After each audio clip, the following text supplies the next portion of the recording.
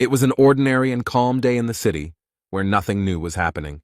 From the supermarket, surprisingly, it was filled with shoppers, and in the background, a television was playing the news. A guy takes a bag of chips from the shelf, but it looks like it's defective, and the news says the sky is covered in dust and smog due to recent sandstorms. A little girl next to him says that he is a thief because he steals food that he hasn't even paid for yet, but he denies it. Suddenly, breaking news is broadcast on television that an earthquake has suddenly occurred in the vicinity, but since it was not very strong, there were no casualties. And then they add that this earthquake is starting to gain strength, so it is advisable to protect yourself. There's still something being said on TV, but no one is watching it anymore because something much more interesting is happening outside. Suddenly the ground shook violently and rose up, as if something unusual had crawled out of it. In this place, as if from under the ground, a very strange and tall tower rises at a dizzying speed. All this is very frightening for people. No one understands what is happening here, especially a frightened little child. The whole store is shaking. People around are asking if everything is okay, if no one was hurt. The guy picks up the child and protects her from falling. He asks if everything is okay with her. The two of them look around and see what is happening outside, and the frightened child asks what happened. Meanwhile, a new unknown building appeared behind the shop window, frightening in its appearance. This strange building appeared not only in one place, it is also found in others, including England. In addition, this tower has disturbed people in Japan, as well as on all continents and countries of the world. There was a lot of debate and talk about it, but few people knew what it was or where it came from, and people called it the Nightmare Tower. Suddenly, people were told that they had been chosen to save the world, and those who pressed the button to accept the challenge were immediately sent to the battlefield. They were greeted by the system. It was all like a game. You could earn things and skills. But everyone quickly realized that this was not a game at all, and that everything was happening for real. Very quickly, this tower made itself known and caused unspeakable horror among all people. It happened one day when people were actively working around her. They had some kind of plan. At first, they didn't notice anything, but one of the workers looked up and drew their attention to the tower. A creature on two legs emerged from it, resembling a human, but it was clearly not a human. The creature has claws and a tail, and frightened people call the police when they see it. A real monster with large, very sharp and strong teeth emerged from the tower. A great catastrophe occurred, and many monsters escaped from this tower and spread throughout the world. And from the loudspeakers on the street came panicked cries that the tower had attacked people. The city's residents are terribly frightened and are trying to save their lives and those of their loved ones. And the authorities deployed the army and heavy equipment to destroy these monsters. However, these formidable monsters are not at all afraid of tanks and bullets, which do not harm them. The city is attacked by many different monsters. Some of them are extremely large and strong, while others have wings and can fly. Because of all these monsters that were constantly coming out of the tower, a third of the planet's population was brutally destroyed.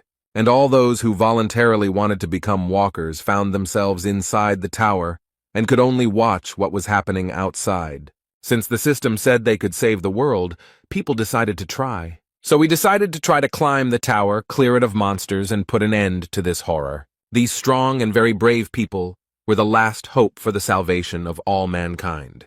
But one day this cursed tower was attacked by people called walkers. They are entrusted with a very important mission. They must prevent the end of the world and the destruction of humanity. However, at some point in their journey they came across a wall. A large stone blocked their path, and there was no further passage. No one was sure that they would be able to break this stone by force, but they tried to do it anyway.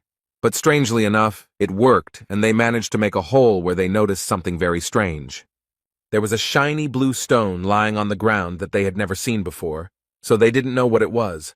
The tower sent a message with information about the Stone of Return. With its help, you can return to the past and save your memories. To activate it, you need to break it. The captain of the Walker, Huang In-chan, was extremely happy to have the opportunity to return to the past. So he said that he would tell about this stone after he used it and broke it with his foot. The bright blue light blinded all the warriors nearby, so they had to cover their eyes. The light became less bright, and everyone looked in surprise at the mountain where a bright point towered.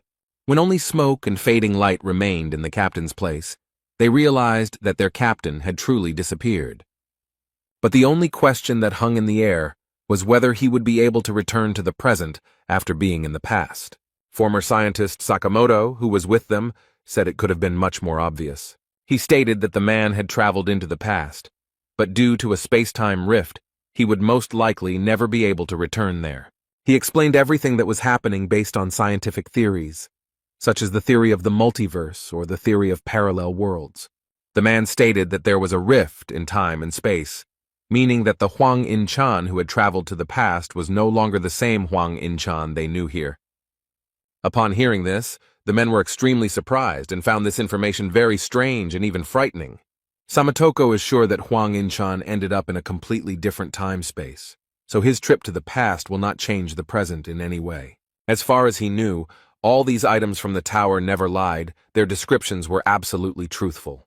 The stone will send them into a time rift, but that's just his theory, and it's entirely possible that using the stone will land them in this very world. But ultimately, the impact of the objects in this tower goes beyond the human mind. And then the clouds thickened in the sky, huge lightning bolts appeared, and one of them struck the tower hard. All the monsters in the tower became active, as if they had been given a sign. A huge number of monsters flew out from all the cracks of this tower. They are ready to attack people again. And before the end of the world comes, the walkers must find a solution, use the Hearthstone, and go back in time. Or they can stay in the tower and try to deal with all these monsters. Then they will most likely die. A huge monster with a terrifying mouth emerged from the wall they had made a hole in. He mercilessly destroyed everyone in his path, and many suffered from this. All those who remain understand with despair that this is the end. They no longer have a choice. Poor people hold these stones in their hands and understand that their life in this world is over. Almost all the walkers decided to use the stone to save themselves from the ugly monster. There are 2 of them left, and one of them asks for forgiveness because they have no hope left. It immediately disappears, but the last warrior is still standing. He has no desire to use this stone. The poor fellow falls to his knees in despair and no longer tries to fight. He has lost all hope. With his hands down and in deep despair, he stands before a mad and ruthless monster. Suddenly, out of nowhere, a very brave man appears, confident that he can handle all this. He delivers a series of quick blows to the monster and releases a green liquid from it and its tentacles. Everything happened very quickly, and the boy cannot believe what happened. This young man looked at the poor thing and smiled sweetly. He always asks if everything is okay with them. The red-haired young man slowly looks around, enjoying what he sees. Behind him stands a whole legion of fighters against these damned monsters. They ask if everyone was saved. The boy looks at his saviors with tears in his eyes, and the man thanks him for standing firm until the end and not running away. It was these people who did not use the Stone of Return who were humanity's hope for salvation. The head of this legion stood proudly among his brothers and urged them to move forward. These are the warriors who bear the responsibility for the fate of human existence. They are called Seize the Day. They are all defeated, their weapons are broken, and the one who remains alive is completely exhausted and wounded. The guy lies there exhausted, finding it difficult to understand at what point everything went wrong as they had planned. Although no one wanted it, many of their brothers died in battle in this tower. These monsters are extremely strong and always different, and it is difficult to immediately understand how to defeat them. The boy steps on the creature and worries about his friend who is planning something dangerous. Jae Hwan attacks the monster from behind while it is distracted by his brother. He gathered all his strength into a fist and swung his weapon to destroy this monster. On the other hand, his friend attacked her and also made every effort to destroy this evil. With their combined efforts, these guys finally managed to destroy this monster. They dealt it a crushing blow. And after they did that, the body of this monster simply turned to dust. Yun Hwan said that fortunately there were no casualties, and that those who were injured would recover quickly after rest. It seems that this tower gave them the ability to heal wounds quickly and painlessly. With such success, they have every chance of reaching the top floor of this ill-fated tower. The guys are smiling happily, and Jae Hwan noticed something interesting from the side, so he got a little distracted. He saw the dragon suppression sword. It was imbued with the energy of the sun and moon. It was forged by the master of the 85th floor in 1,000 days to kill the dragon. The warrior picked it up and admired the beauty and power of the sword. The boy was glad that a stronger weapon had appeared. Jae Hwan looks at the blade with a smile on his face and hopes that they can still reach the top floor. But now, looking back, he realizes that he actually thought that everything was going for the best and in their favor. Now they reached the 98th floor. This is the Purgatory Chamber. Here they met the strongest monster of all they had seen before. Their extremely durable weapons were almost completely destroyed. It looks like the monster simply melted them, and their legion seized the moment was almost completely destroyed. The poor guys couldn't survive this battle. Jae-hwan watches all this in horror and can't believe that it will all end here. At this time, the monster swung its huge limb to destroy another brave hero. He easily throws the poor thing into the wall, which cracks from the powerful blow. The boy screamed loudly in severe pain and appeared to have suffered serious injuries. You can tell from his eyes that he has already lost all hope of moving forward. The poor guy remembers the past, how much he went through with his friends in that damn tower. He understands that there is no chance now, and that continuing the fight is most likely useless. The boy had already lost all enthusiasm in fighting these monsters that had taken the lives of his faithful comrades. But he can't accept that they've already been through so much, and now he's just going to die one step away from victory. Jae-hwan stares at the terrifying monster he has to deal with. But suddenly he notices a brave man very close to the head of a terrible monster. This brave man, this is Yun-hwan. He gathered all his strength to finally destroy this monster. The Seize the Moment Legion warrior is very strong as he manages to pierce the monster's armor. He inflicts a lot of injuries, and does not give this creature the opportunity to destroy even one more person. Yun-hwan calls his friend and asks Jae-hwan to finally pull himself together. The guy tries to hold out as long as possible and inflict great damage on this monster that has taken many lives. He jumps high to deliver another powerful blow. This warrior is trying his best. The young man asks for help because he understands perfectly well that he cannot cope on his own. This terrible creature turned its red, burning gaze on the poor boy. Jae-hwan doesn't move. He still stands in place as if nailed to the wall. He is stunned by what he sees. His friend no longer holds his weapon as tightly as before. This terrible creature pierced a strong warrior of the Seize the Moment Legion. The young man could no longer fight. Jae-hwan screamed his friend's name in horror and despair. He couldn't believe that this actually happened. After this, for unknown reasons, the monster turned in the opposite direction from the guy. It's as if he's running away from something. Something very strange is happening to this terrible creature. The monster broke through the stone wall with its head. It destroyed it with its strength. The young man understands that all this is very strange. These creatures usually do not act like this, so it surprises him. Jae-hwan gritted his teeth and focused all his anger on the monster that took his loyal friend with him. The boy felt that he still had the strength to fight. He had to avenge all his brothers. So the last warrior gets to his feet and picks up his weapon from the ground. He still needs it. The young man doesn't want to let this monster go so easily. He speeds up and quickly approaches it. He doesn't know if he can survive the battle, but he does it for the sake of all those who fell in the fight to save humanity. The Legion warrior uses his power and, like magic ropes, wraps it around the monster. Suddenly he noticed a light on this creature. It seemed that these ropes were causing him irreparable harm. The guy adds strength and makes the liquid flowing inside the creature flow out. Jae-hwan now realizes that the monster escaped because it was already weakened and damaged enough to be easily destroyed. The creature falls to the ground with a loud thud, raising a large amount of dust.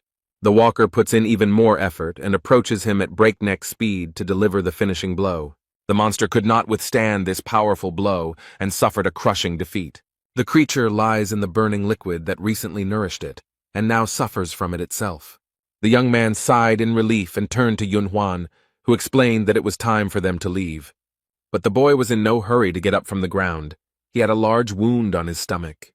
The poor guy didn't have the strength to get up. This monster seriously injured the boy. It caused him irreparable harm. Jae-hwan looked at his faithful friend and realized with horror that with such wounds he would not be able to survive. The boy smiled one last time at his brother, with whom he managed to reach the 98th floor of the tower. But this is where his journey ends. He apologizes to Jae-hwan for not being able to go further with him and help him. During the time spent together, the young people managed to get to know each other well and develop a strong friendship. Kim Yun-hwan's smile never left his face, and it always warmed the hearts of those around him. Even that terrible tower couldn't take that away from him, so the walkers began to call him the Knight of the Smile. But at that moment, perhaps for the first time, a smile appeared on his face. The boy understood his end. Jae-hwan's heart was breaking, but he turned away from his friend and asked him to leave. He doesn't want this brave and strong warrior to leave him, so he goes another way. The young man looks down and walks away from Yun-hwan with a heavy burden on his heart, leaving behind only the memories of his sincere and kind smile. The guy stood up with difficulty. He knew that his friend had noticed everything and clearly understood what needed to be done. This stone was in too bad a condition to be used, and Jae-hwan realized this. The young man can barely move. He climbs the steps with difficulty and thinks about his friend. In fact, Jae-hwan turned out to be much stronger than he previously thought. The guy reached his goal and sat down to gather his courage and do what he had to do. He thought that it was Jae-hwan who gave him the confidence that reaching the summit was indeed possible. Yun-hwan gave this world his last smile. He is sincerely glad that his friend stayed here and will be able to finish his work. Then he pushed off the floor with his foot slightly, and what was supposed to happen happened. He disappeared from this world, and now his smile will not be able to warm the heart as before. Jae-hwan will miss him very much. This guy made this world at least a little kinder and better. He will miss Yun-hwan very much and will try to go all the way to the end for him. And his friend will continue to live in the boy's memories until he himself dies. But now he has no time to grieve for his friend. He needs to move on. He must continue on his way because now the fate of all mankind is his responsibility. The young man opened the door to the next level, and a bright blue light shone from there. It took Jae-hwan's eyes a few minutes to adjust to the bright light and figure out where he was. And the next moment the young man realized that he would now have to fight on a snowy plain. A cold wind immediately blew on him. The boy's clothes were completely unsuitable for such weather. The Seize the Day Legion warrior didn't have to wait long for a new opponent to appear. It all happened so quickly that Jae-hwan barely managed to dodge the icy blows. However, he is not an easy prey, as he managed to get here and overcome various difficulties. Suddenly a very strong and cold wind arose, which almost knocked the young man off his feet.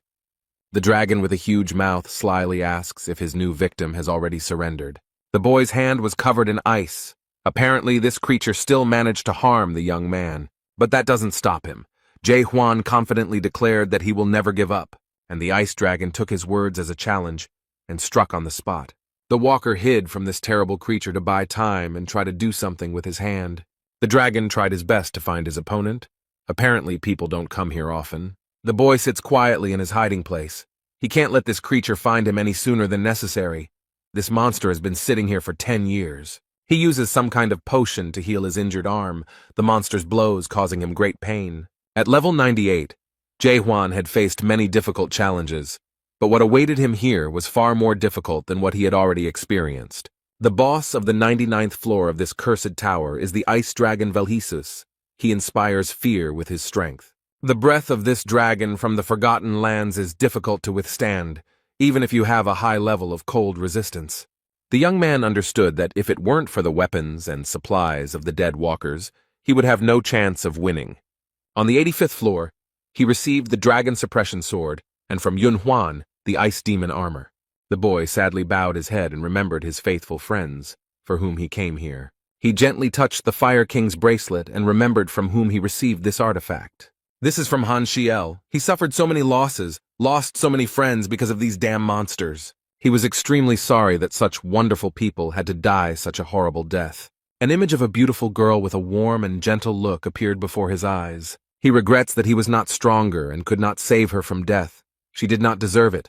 No one deserves it.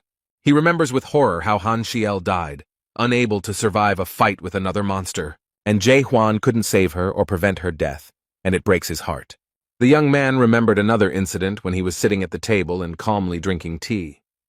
The man asked him if he wanted to try again, and the young man replied without hesitation that he definitely wanted to do so. Then the warrior boldly and confidently declared that he believed that this time he would definitely succeed. The Atopos blacksmith, whose name was Jae, looked at the young man with interest and was glad that Jae-hwan did not give up. Atopos City was the last one to be recaptured after defeating the 50th floor boss, Alnimenes. People did not lose hope. Even when wounded or dead walkers were brought in every day, the priests founded a rescue squad to save wounded soldiers. In this city, blacksmiths worked to ensure that warriors had weapons and armor so that they could fight to save humanity. The guy thought for a moment and decided to note with sadness that Jae now seemed special to him, since he is the last blacksmith of Atopos, but the man asks not to remind him of this. However, he added that Jae-hwan was the only person he worked so hard for, and noted that weapons from the lower floors were no longer being returned. Jae explained that he had little ore left, although there was a lot of it a few months ago. The guy understood that this was to be expected, because there were almost no living people left in the village. He has lost track of time and doesn't even know what year it is. There have been more than 10 tremors since the tower was built. And at some point, people stopped coming to the first floor. It became completely empty. With sadness in his voice, Jae Hwan stated that, in his opinion, humanity had been destroyed after all. The last blacksmith in town looked down sadly and continued his work.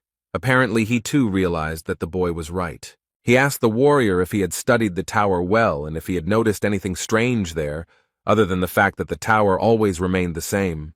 This made the young man think, and he still remembered some rather strange things. He noticed something where the wall had been broken and where the return stones had been found. There he saw a very strange inscription which read, "A tower within a tower, a nightmare within a nightmare." He assumed it might be a message from the people, but he had no idea what it might mean. Koval said that 2 days ago Grandma Kylene disappeared and this information scared him. Time stops in this tower, so if someone disappears from it, there are 2 reasons for this. The first option is that a person used the Stone of Return and found himself in the past. Or there is another, no less terrible option, that the one who disappeared jumped from the tower. Halen from Halen's potion and Jay from Jay's workshop were among the few remaining walkers. The blacksmith tries not to show that he is sad or worried about her. But Jae Hwan understands that underneath this mountain of muscles, this strong man hides a gentle heart. Suddenly the boy asks his blacksmith friend to teach him blacksmithing.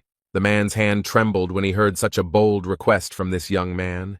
Jae didn't answer, apparently needing more time to think about the request. And Jae Hwan waited patiently for an answer. He sincerely wanted to master this difficult task. A Seize the Day Legion warrior emerges from his hiding place, ready to continue the fight. The dragon reported that since the tower was built, no one had climbed to the 99th floor alone. The ice dragon Velhesis declared that he recognized in this boy an amazing person, but the young man did not want his skill to be recognized by some monster. The boy teased the dragon, saying that it would even hurt him if he died, since he knew his abilities, but the dragon explained that this was impossible. The young man doesn't believe the words of this overgrown lizard, so he grabs his sword and is ready to prove him wrong. Jae Hwan asked the dragon with interest why he was so confident. He is smart and observant enough to notice flaws in his opponent's defense. So he declared that even the armor that the dragon was so proud of had already cracked. The arrogance of this young man greatly irritated the overgrown ice lizard. So he aggressively declared that it was time to put an end to this senseless chatter and was ready to strike. And the next moment there was a very strong blow. The dragon used the power of his breath. This did not pass without a trace for the boy. Crimson drops appeared on the white snow. The poor guy was in a lot of pain from his breath. It seemed like their fight ended at the very beginning. The dragon chuckled and asked if this worthless man had really decided to fight to the end. Jae Hwan remembers his loyal friends who died in this fight for humanity. The dragon hypnotized the boy. He believed that even if he stood firm to the end, he would only receive loneliness. The ice figures, who look like his faithful friends, seem to encase him in ice.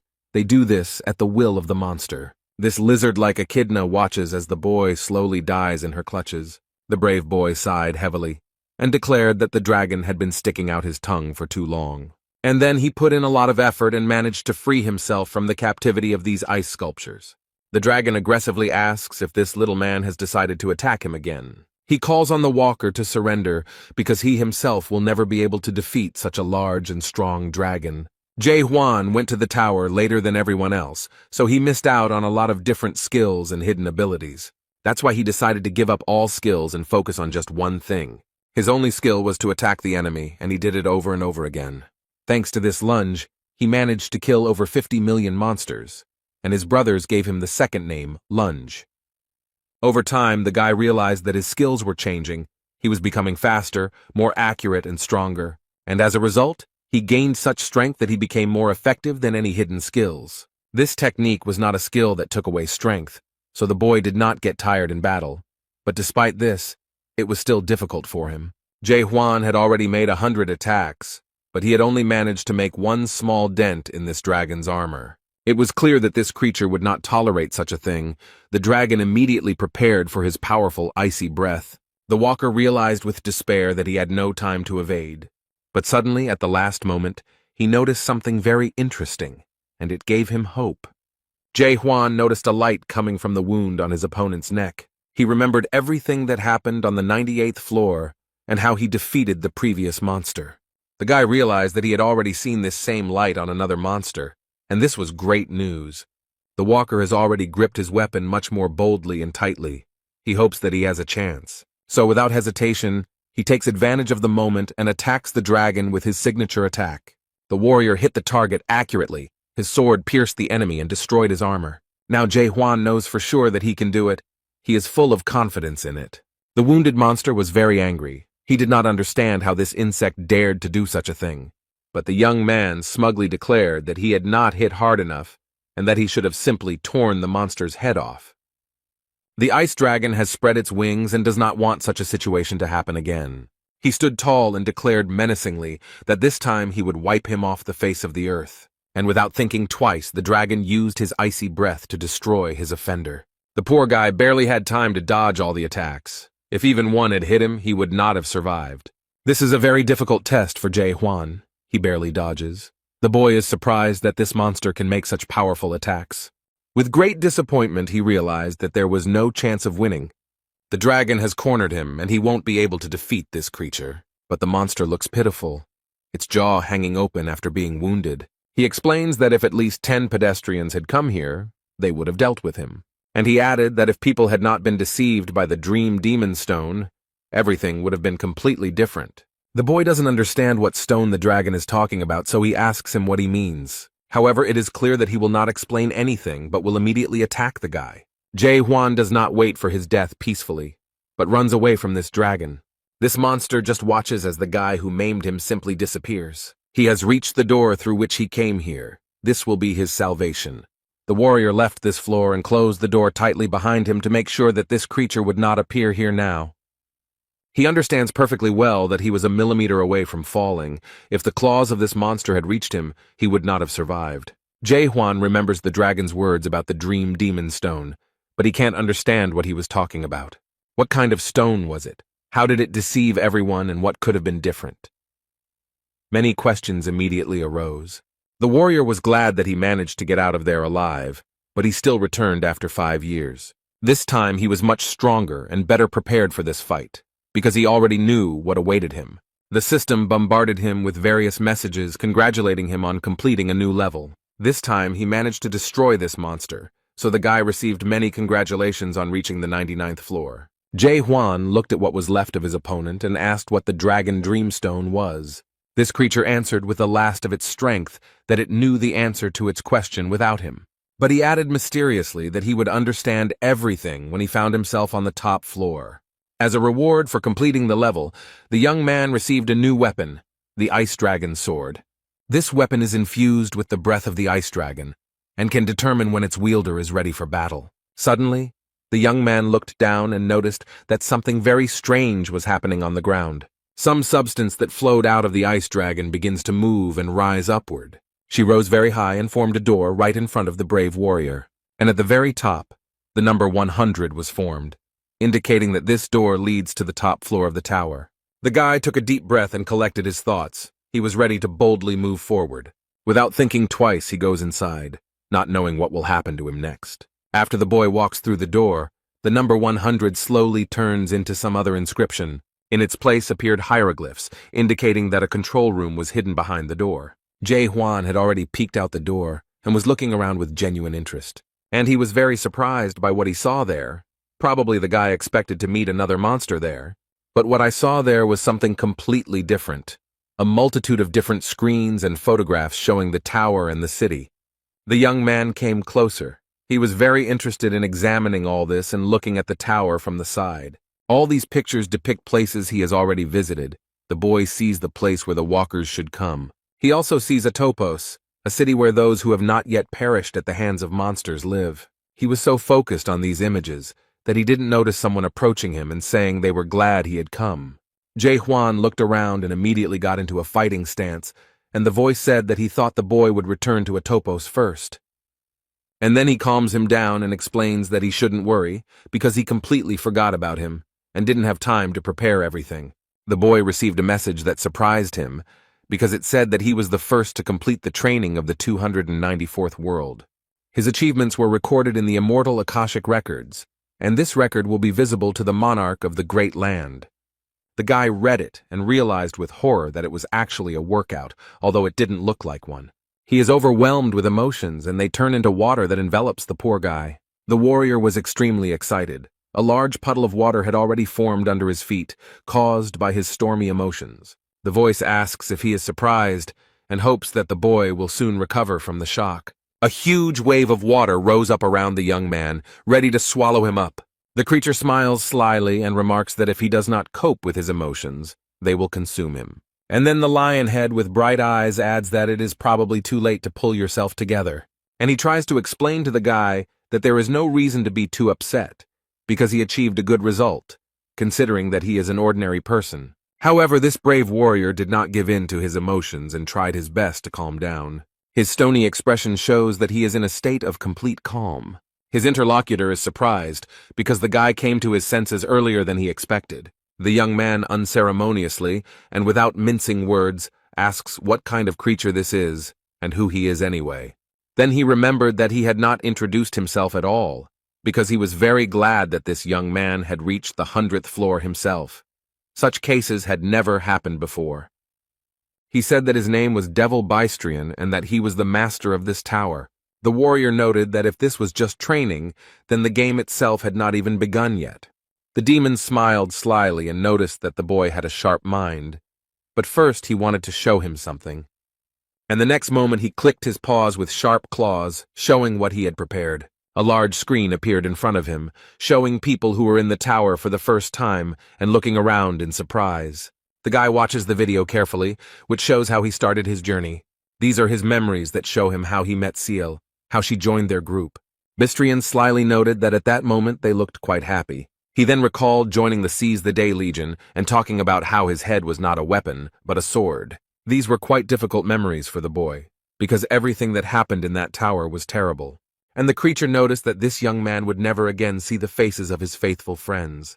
The video shows their difficult battle with monsters, in which many people died. Then, at that moment, no one expected that everything would turn out exactly like this, and that this would happen. Among all those who died in this battle was Seal, for whom the boy fought very hard. He was overwhelmed with emotions. He didn't want her to die. These were very difficult memories for him. And after that, he was shown a video of the death of his faithful friend, and the demon noted that it was a very touching story. He asks the young man how he feels and whether he has tears of anger or disappointment, and suddenly adds that she can give him a second chance, but the guy looks angry, not hopeful. The creature smiles ominously and explains that the boy will have the opportunity to play the game again. He tries to console the guy and adds that this is a great opportunity for him. Like a cunning snake, he convinces the boy that he will be able to relive everything, knowing what awaits him, and adds that in the world of people, this is only possible on the pages of books. Instead, Jae Hwan wonders in horror if this is the end because he expected all this horror to end someday. He doesn't understand. Wasn't he supposed to save the world after taking over the tower? Or was he really being deceived this whole time?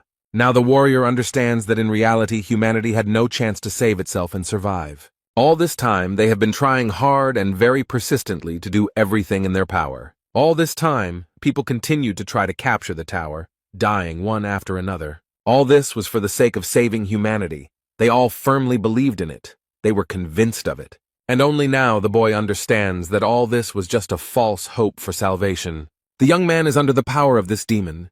He does not think long before answering his offer. The guy very confidently and loudly answered that he would never return to the past. This answer from this, as it seemed to him, pitifully worthy man somewhat surprised the owner of the tower. But suddenly he began to bare his sharp teeth and mock this young man with a grin, and this laughter turned into a loud and crazy laughter that filled the entire room. In fact, he was very amused by the boy's idea that he could go back in time. So he decided to explain one very important thing to this brave warrior. The demon stated that no object or artifact could send him back in time, and there was nothing powerful enough to turn back time. But Huang doesn't understand how this can be true since he himself saw the stone of return. And immediately after these words he understands what the ice dragon meant. The dragon's words echoed in his head, saying that people had been deceived by the dream demon stone. The guy remembers this stone and the description that the system gave him, and with horror he realizes that it was a lie. The creature explained that it was not actually a return stone, but the dream demon stone. He is not able to return a person to the past. he simply locks him in demonic dreams. Bystrian explained that he could not even imagine that people would want to go back to the past and fix it so much. The demon then added with great sarcasm that only humans are subject to such obsession. Huan, with great sadness and memories of the people who used this stone, noted that this is true. When they had managed to resolve all these issues, the demon announced that the real game could now begin. But she explains that this is not a return to the past, but a start of this game from the very beginning. The boy was asked if he wanted to start the game, and to the demon's great surprise, he refused to play. Huan didn't think twice because he knew full well that this was just a clever manipulation. The brave warrior explained that thanks to the master of the Tower of Horrors, he understood a lot. A new report has emerged that the Tower of Terror, also known as the Tower of Regret, is created by a dream demon and is placing walkers in artificially created dreams. The young man explained that he had already been in the dream demon's dream and would not return there again. And that is why the boy grabbed the weapon and boldly declared that he would kill the owner of this tower. He did not believe in the cunning and insidious plan of this monster. The warrior was going to kill him and leave. The creature took a deep breath and explained that there was nowhere else to go. This was the end of the tower, although the boy stated that he didn't trust anyone anymore. The demon asks if he is really that bothered by the existence of fake items and achievements. But the boy does not listen to what this creature is trying to tell him, and immediately strikes. This creature is left without a head, but this does not stop it from continuing to speak. The demon, thanks to his powers, tries to turn his head and asks what the warrior wants. He can give him skills or artifacts, whatever he wants. In the end, the young man had come a long way and deserved a reward, but Huang replied that he did not need anything. Bystrian slyly asks if he wants to return to his previous normal life. The demon explains that he was a prisoner in the Tower of Horror's dream, and therefore no monsters exist in reality. Huang doesn't understand how these monsters can't exist. The creature snapped its fingers and the boy saw ordinary life before he came here. People are chatting peacefully, preparing to go to the cinema and discussing films. The guy doesn't understand what's happening. How could this happen? Was he really that fooled? Suddenly there was a strong jolt and Huan was suddenly moved to another place. He found himself in public transport, similar to a train. The guy was amazed by everything that was happening here. In reality, no one died, the earth did not turn into a desert, and most of humanity did not disappear. The demon noted that it must be great news for him that his friends and relatives were not killed. Bystrian snapped his fingers again to move again, and wanted to show him the most important thing. He saw many hospital beds where patients still lay, unconsciously connected to various machines. The young man moved closer to the hospital bed to get a better look at what was happening. He saw himself on the bed, connected to the machine. The guy was very impressed by this. The demon explained that decades had passed in the Tower of Terror, but not even a month had passed in the human world. The creature noted that the boy would never be able to defeat him because he could barely lie down during training, and he added that there was a huge gap between people and dragons that he would never be able to overcome. Huan boldly stated that it was a great relief to him to learn that the creature was a dragon. He announced his sword and said that he had fought dragons before, so he wouldn't have any problems. The demon was very angry. He did not like such impudence on the part of this pathetic creature. A brave warrior entered into a fight with a very powerful creature, and who knows how it might end. The heavy wooden door opened, letting a little sunlight into the dark room. Huan comes in completely exhausted and with severe wounds. He calls Jay and tells him that he's back. But the room where Koval was most often looks as if no one has been there for a very long time. However, the main character needs weapons to fight all these evil demons. So, using the knowledge his friend shared, he tries to make himself a good sword. 72 days passed. The warrior fought the dragon every day, but no matter how hard he tried, he could not leave even a scratch on it. But on the other hand, Huang didn't die either. For reasons unknown to him, the dragon didn't kill him. The control room shows a video of a guy working in a forge and thinking that no matter how long it takes, he will achieve his goal. The dragon watches this young man with great interest. He is very surprised and even amused by him. He believes that he should keep it for himself because it is a good product that can be sold successfully. This dragon had been cultivating for a long time, and this was the first time he had encountered such a situation. A farmer is a being who must ensure that the product is delivered to the mainland through secondary processing, that is, by sifting out the worst, the product becomes better. And it is during the training that the best products are selected. which are then turned into real games. But suddenly one product appeared that refused to move to the next stage. Anyone in the Tower of Terror can be killed without any consequences. Their souls are still alive in the real world, so it can be assumed that no one has died. But there will be a lot of problems if he accidentally damages the soul of his product. The Reapers, who are closely monitoring all of this, will never forgive him for such a mistake. Therefore, the dragon believes that he needs to sell it as soon as possible. It's time to move on to the next level, because he still has to pay off the debt for buying the tower. He is such a special product that even gods who have no connection to the demon world contacted him about this guy. Suddenly, at this moment, when the demon was calmly pondering these things, Huang appeared and attacked again. The creature easily repelled his attacks and stated that this guy was driving him crazy. He asks ironically if this war is not enough to continue this useless struggle. The demon remarked that he had better start the real game and spend his power usefully. The next moment he repeated his signature finger gesture and was ready to show off his tricks. Literally a second later, he disappeared from the boy's field of vision, and he does not understand how this happened and where the dragon went. Suddenly a mirror appeared in front of him, in which he saw his reflection, and behind him, a dragon. The guy doesn't stop fighting. He swings his sword and is ready to strike again, even if it is useless. The poor guy is trying his best. He is definitely not the kind of warrior who gives up easily.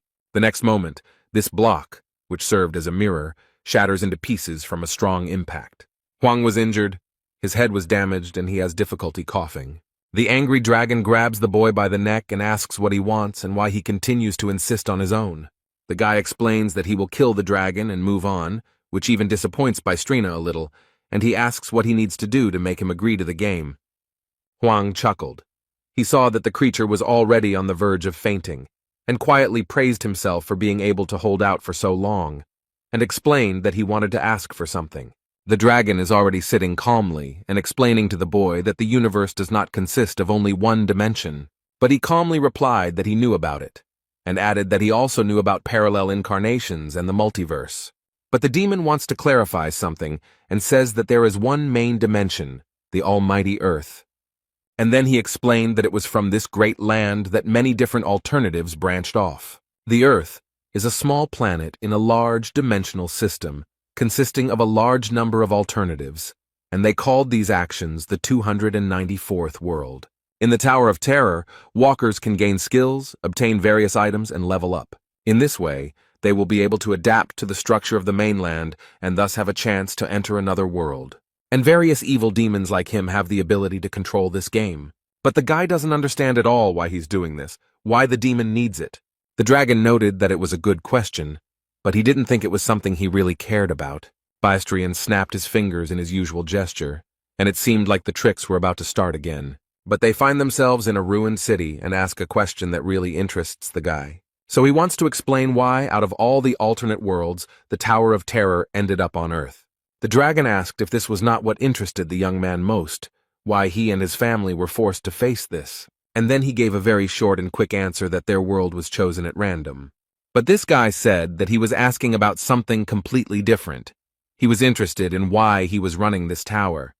The demon was very surprised, and the young man continued to ask what benefit this tower would bring him. His interlocutor thought for a moment and explained that it was something like his passion or even hobby. And then I realized that this guy didn't seem to really believe his own words and didn't understand that demons also have hobbies. He then explained that among them, there are those who simply enjoy watching outstanding walkers, and there is also a place called Paradise where monsters and demons live alongside humans. And to make his point completely convincing, he showed the bishop's message, which said that the boy should not be killed. And then he smiles slyly and asks if he believes him now. Huang didn't answer, he just watched because he thought it was all complete nonsense. The walker found himself on the 99th floor, where he had already defeated the ice dragon and received a message that he had reached the maximum level of 100 and all his stats were at maximum. The guy was in terrible condition. He was badly injured, so he drank a potion to recover. He looks at this message with terrible despair and realizes that he now has no purpose. But he still can't tame this monster, the master of the Tower of Horrors, although he really wants to do it. The warrior lay down on the cold ground in despair, wondering what to do next and how to understand what is real and what is not. Jae-hwan ponders whether humanity can truly be destroyed and how he will know. Perhaps everything in this world is destroyed, but some alternative version continues to live peacefully. And at that moment, the boy felt something very strange. He had never experienced anything like it before. This alarmed him, and Hwang thought that something very strange had happened inside. And then his attention was drawn to some very strange yellow light, which was definitely not there before. Bright yellow substances began to appear in the air, and the main character even thought that perhaps it was a hallucination. Jae-hwan hesitated a little, but still tried to touch the strange things in the air. As he examined the substance, he squeezed it in his fist and it seemed to crumble into small particles. These small particles were first shaped into Zycra cubes and then immediately crushed. The guy believes that these particles are the components of the world, and it doesn't matter what shape they have. Then he remembered the bishop's inscription that the demon had shown him, and he began to gradually understand what was happening.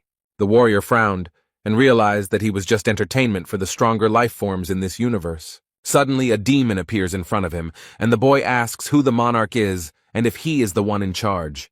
And he tried to explain briefly and clearly that monarchs are observers of a large country. Those who manage to complete the game are sent to the mainland and receive the support of the monarch.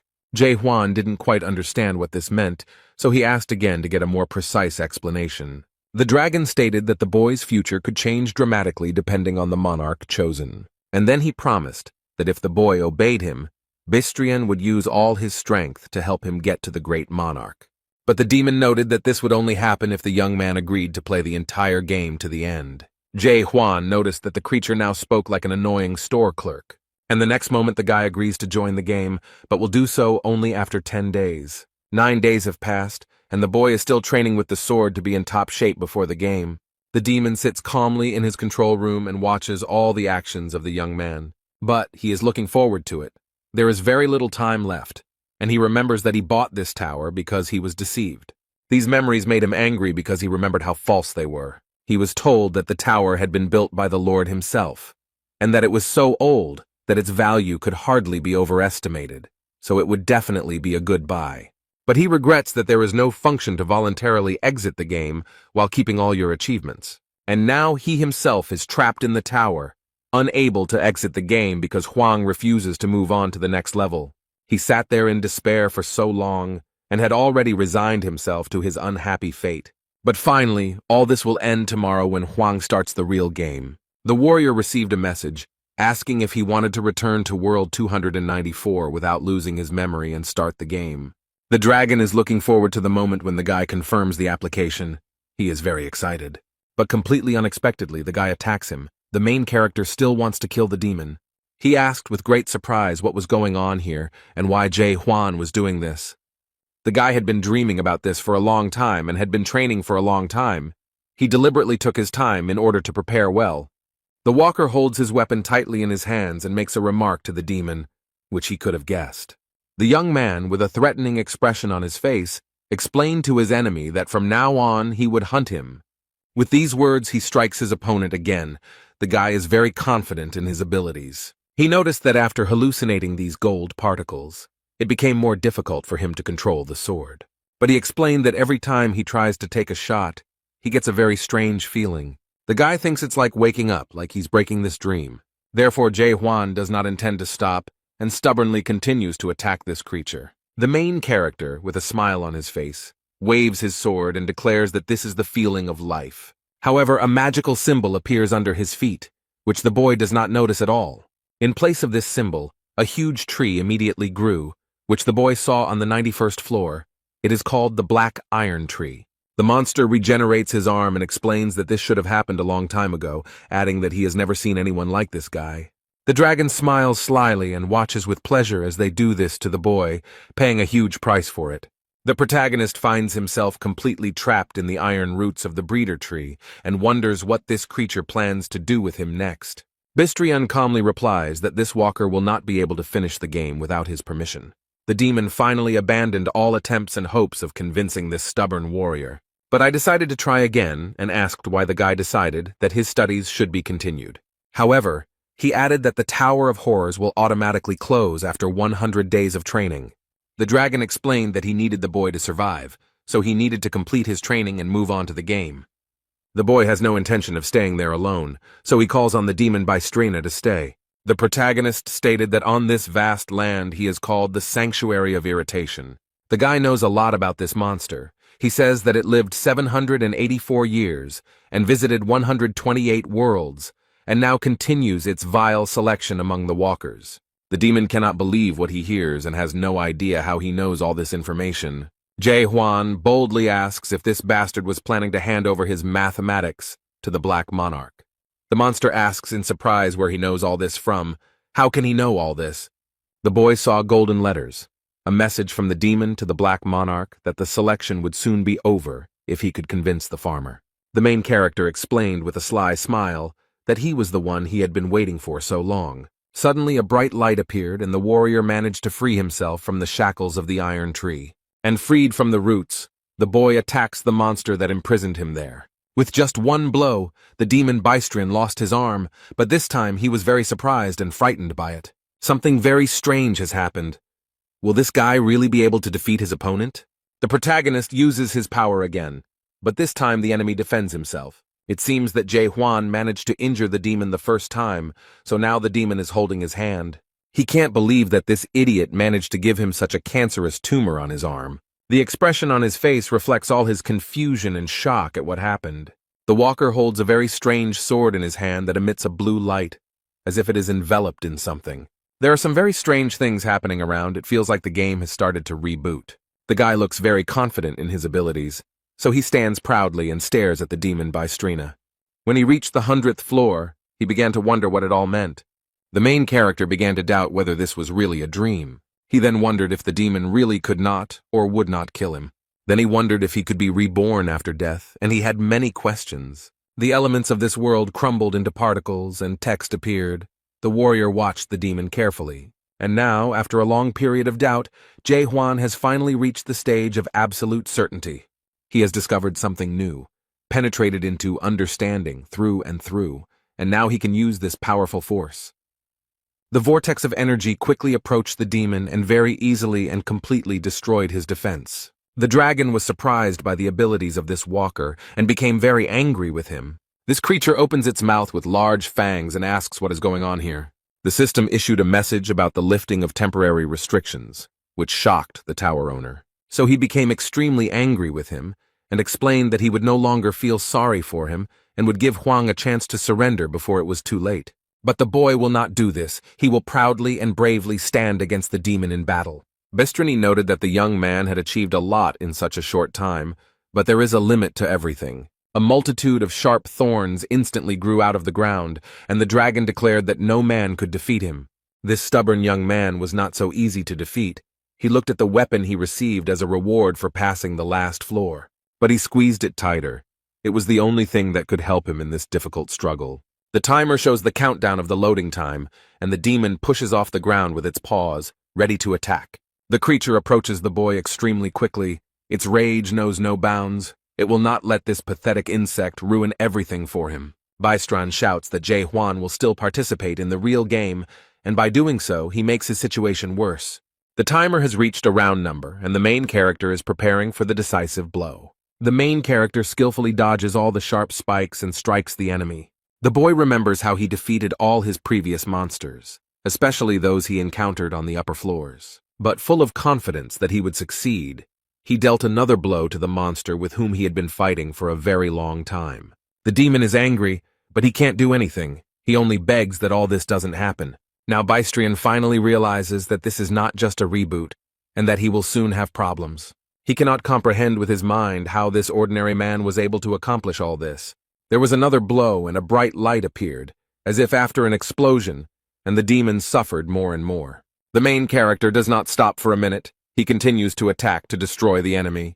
The dragon screams wildly from pity and severe pain, opening its wide mouth full of fangs. Jae-hwan stands proudly and holds his weapon at the ready, but first he wants to clear up a few things. The guy wants this unearthly being to know that people are not just a commodity to be sold. But he added that they were not so useless that they could be digitized in some game at the behest of some demon. People were not things that could be given a price tag. Bystrina turned into a small creature. Hwang poked him with his sword and explained that he would no longer obey his plan. The main character raised his head and knows perfectly well what he wants to do next. He has already thought everything through. So he says that he will completely destroy this place and move on. He will rise higher and higher. Jae-hwan confidently declared that he would destroy this terrible world, and there was not a hint of doubt in his voice. The guy is confident that he can destroy the world created by these scoundrels. Suddenly the ceiling began to crack. Fragments rained down onto the ground, and the roof of the tower collapsed. Demon Bystron ducked to avoid being hit by shrapnel and asked the boy to stop. He pitifully begs not to do this and repeats again that there is absolutely nothing higher. However, the summer hero knows very well that in reality it is much more interesting there. But then he confidently added that he was sent here for a reason, and these words shocked the demon. The guy remembers that on many floors he came across strange inscriptions on the walls, and they interested him. He read about the Tree of Illusion on the walls, and wondered if the Tower of Horrors was actually created by the demon sitting at the top of this tree. The young man was sure that there were also inquiries about the dream demon Mulark, so he continued his search. Hwang asks if they are now at the root of the illusion tree. If that is true, then it also has a trunk. The demon fearfully asks what the warrior is planning, and he explains that he intends to break through the ceiling here. And the next moment he raises his weapon, and a huge stream of energy rushes upward. The system indicated that an unknown error occurred during loading, and then showed that training was complete. Now the guy is in a completely different place, but the poor guy looks very tired. But despite this, Jae-hwan is happy that he finally found exactly what he was looking for. He wanted to be here. This place is not as quiet and calm as it seemed at first glance. It seems that scary monsters live there. The creatures with large mouths sensed the presence of strangers in their territory and were ready to attack. These giant wolves surrounded the main character, but he is not at all scared. He is alone, and there are more than 10 of them, and these creatures do not plan to leave him alive, so they immediately attack. The wolf quickly approaches the boy, his eyes blazing with fury and his huge fangs terrifying. Jae-hwan is not afraid of any of these creatures. He makes a light lunge at it and immediately inflicts serious injury on it. He then looks back and sees another evil monster approaching him. This creature is extremely close to him, but this fact does not frighten the warrior at all. He can cope with it. The creature looks very bloodthirsty and evil, as if this creature was specially created to destroy everyone around it. The protagonist holds his weapon tightly and is ready to defeat this creature. He does not seem to consider it very strong. But against this huge wolf, he uses a medium lunge that literally cuts the monster in two. On the monster's head is a large horn, which is enveloped in a magical yellow glow, looking magical. The boy became curious and decided to take the thing for himself. Hwang easily pulled it out of the creature's flesh. He put the horns of these creatures in the backpack on his back and noted that the monsters here were not very strong. Jae-hwan heard the noise and looked around to see what was going on. Suddenly, some strange creatures appeared and shouted aggressively, "How dare this man do this?" One of them points his finger at the backpack and shouts something, but it is difficult to understand what he wants. The warrior looked at them all carefully, but could not make out what this creature was saying. And then he realized that they were pointing to the horns behind him, so the young man offered to make a deal. He would give up all these things, and in exchange he would want information about what this place was. But the monsters didn't seem to even listen to him, and it was unknown if they understood him at all. They went on the offensive. One of these green monsters immediately dealt a strong blow, apparently thinking that this would be enough for victory. The young man got angry and said that now he would have to kill these scoundrels with bulging eyes. He is ready and willing to proceed with his promise. He does not mince words. Jae-hwan didn't have to spend much time and effort to neutralize them all, since all of his stats were at their maximum levels. Now he is trying to get at least some information from this monster. The young man needs to know what this place is. The guy grabbed 2 antennae sticking out of the head of this incomprehensible creature, and it screams in horror that this is a game. The walker is still trying to get at least some valuable information out of him, but all in vain. The creature uttered a few words incoherently, which were understandable. They said, "Human, kill, now." And the next moment he bit his tongue, and it looked very strange and incomprehensible. The boy tore off the antenna and the creature died. At first they seemed weak to him, but now he thought they were not so simple. Hwang looked at what was left in his hands with surprise and interest, trying to understand what function these things performed. But he decided not to think long and left the antennas on the ground, and went to explore the area. To get a little more information, The protagonist decided to look at other creatures. He saw a small bag and received an information message from the system that it was a small backpack for storing things with a volume of 2 cubic meters. After leaving the tower, the system stopped working, and he thought he would gain access to the other dimensional system. But this did not happen. But fortunately, he at least has access to information, and after examining the bag, he noticed many interesting stones there. The boy examined the stone and was informed that it was a spirit stone, and that it gave him the ability to increase energy. He collected them back into his bag, thinking they might have some value and wondering if anyone made them here. Having completed his search, the guy wondered what to do next and where to go, but he still didn't find out anything about this place. Suddenly, the sword he received as a reward for defeating the ice dragon made itself known. The guy sat down and looked at this thing in surprise, not understanding what was happening to it. And the next moment, the dragon's mouth appeared, as if a ghost was trying to get out of there, or it was a hallucination. It all ended as suddenly as it began. Nothing else happened, and everything just disappeared. The main character props his head up with his hand and tries to understand what just happened. After sitting like that for a minute, he was able to examine everything more closely, and noticing the crumpled paper, he suggested that it might be a map. The guy opened it and saw there a tree of illusions, as well as some other castles, possibly a settlement, and a strange inscription, Chaos. He remembered that the idiot in the tower hadn't told him about this place, so he would have to try to find out for himself. At first, this forest seemed like a very quiet and peaceful place, but these palm trees and greenery create a deceptive impression. A little further away from Jae-hwan, wolf-like monsters angrily open their mouths, ready to attack.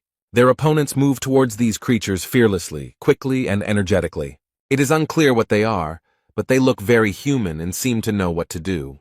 The girl with red hair looks at the spores with confidence, but her eyes are unusually bright. She threw the blade, probably intending to hit one of the monsters, but something went wrong. Because she stepped on some guy's foot and apologizes, explains that it happened by accident, and promises to change her hunting location. He smiled at her, and when she turned around, it was clear that the man was angry, and thinking about how badly she must be handling the weapon that had accidentally hit him in the knee. The other boys looked in horror at what awaited them ahead and screamed in fear. A terribly angry bighorn, also known as a bighorn, is quickly approaching them. This terribly evil creature with huge fangs and an open mouth runs towards the girl, who does not seem to be scared at all. All this happens near a high cliff, and the people below are trying to prepare for a difficult fight.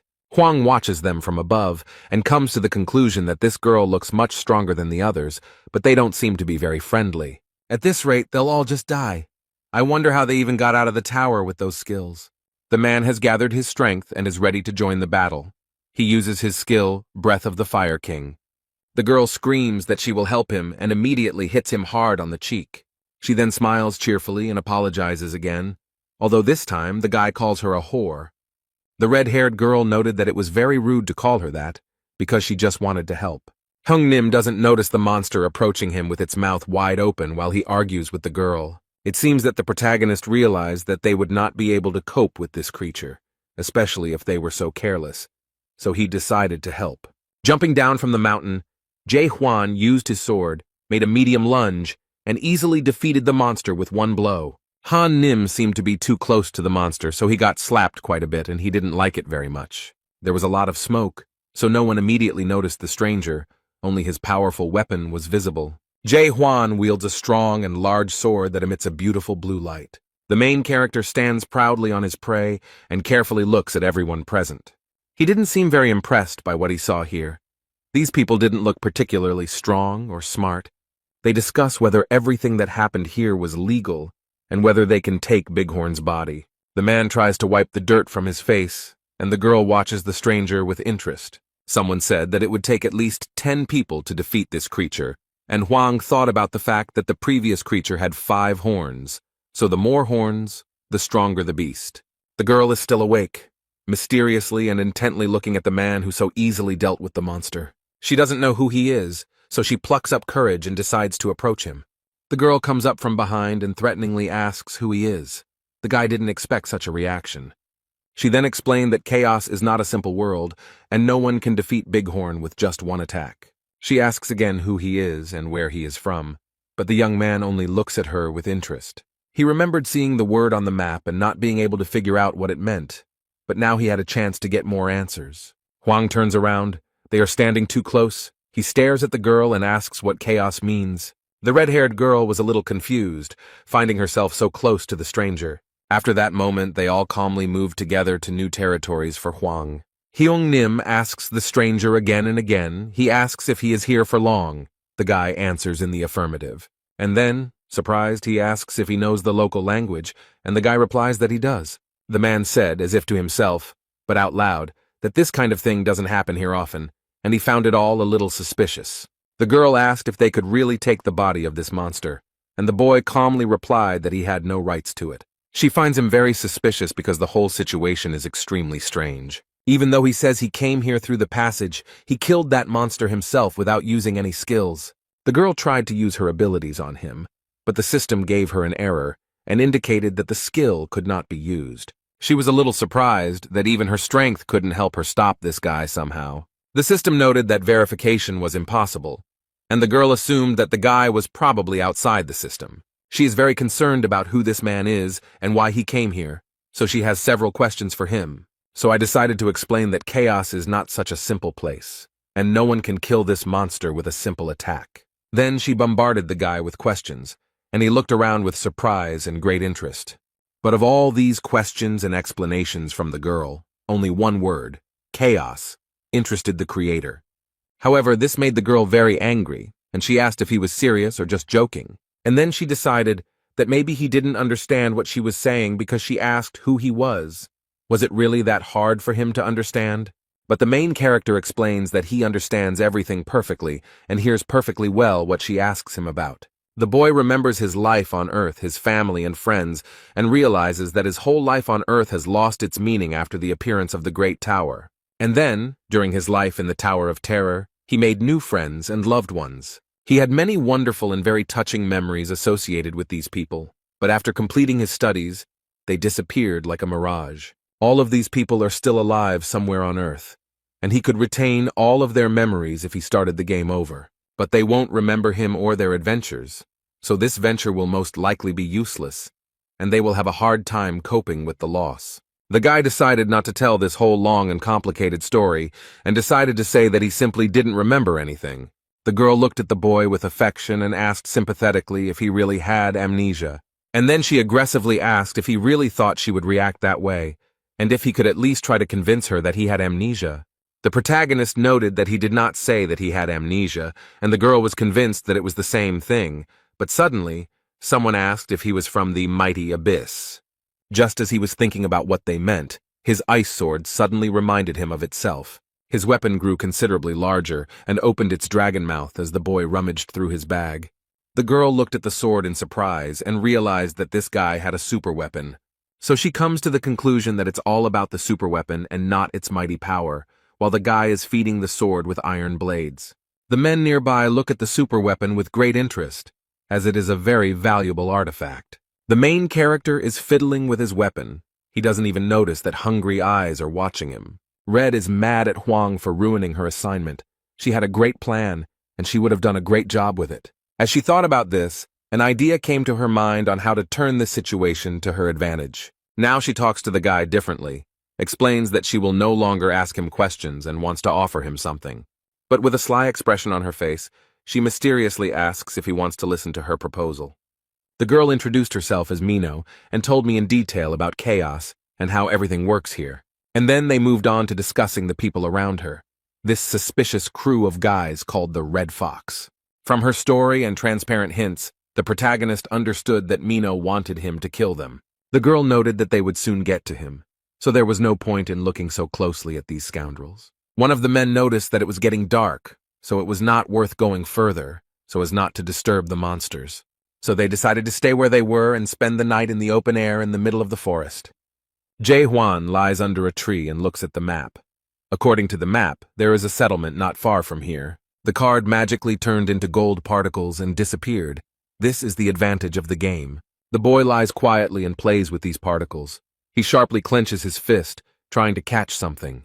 Through the system, the men saw that their guest was in the second stage of awakening, called knowledge, and his energy level was very low. They calculated that his energy level was much lower than their leaders, so they realized that he had defeated the monster only thanks to his weapon.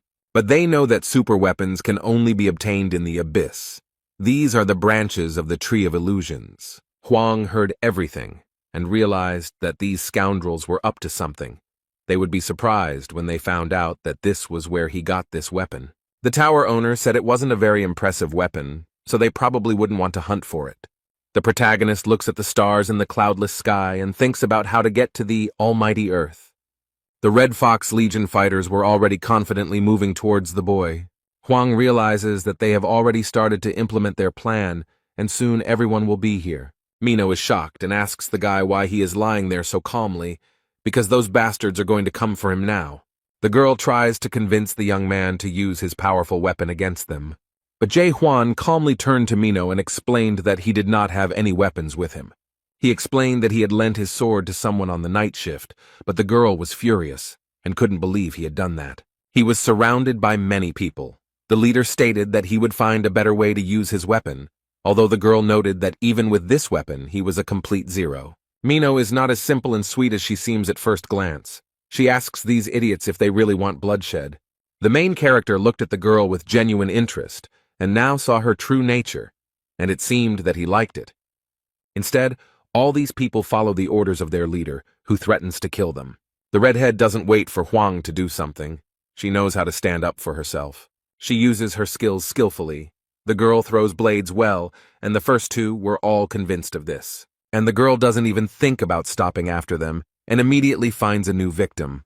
Mino is actually a very skilled and intelligent girl. She holds her weapon tightly and is ready to use it again. The dagger flies towards one of these villains with insane speed and force.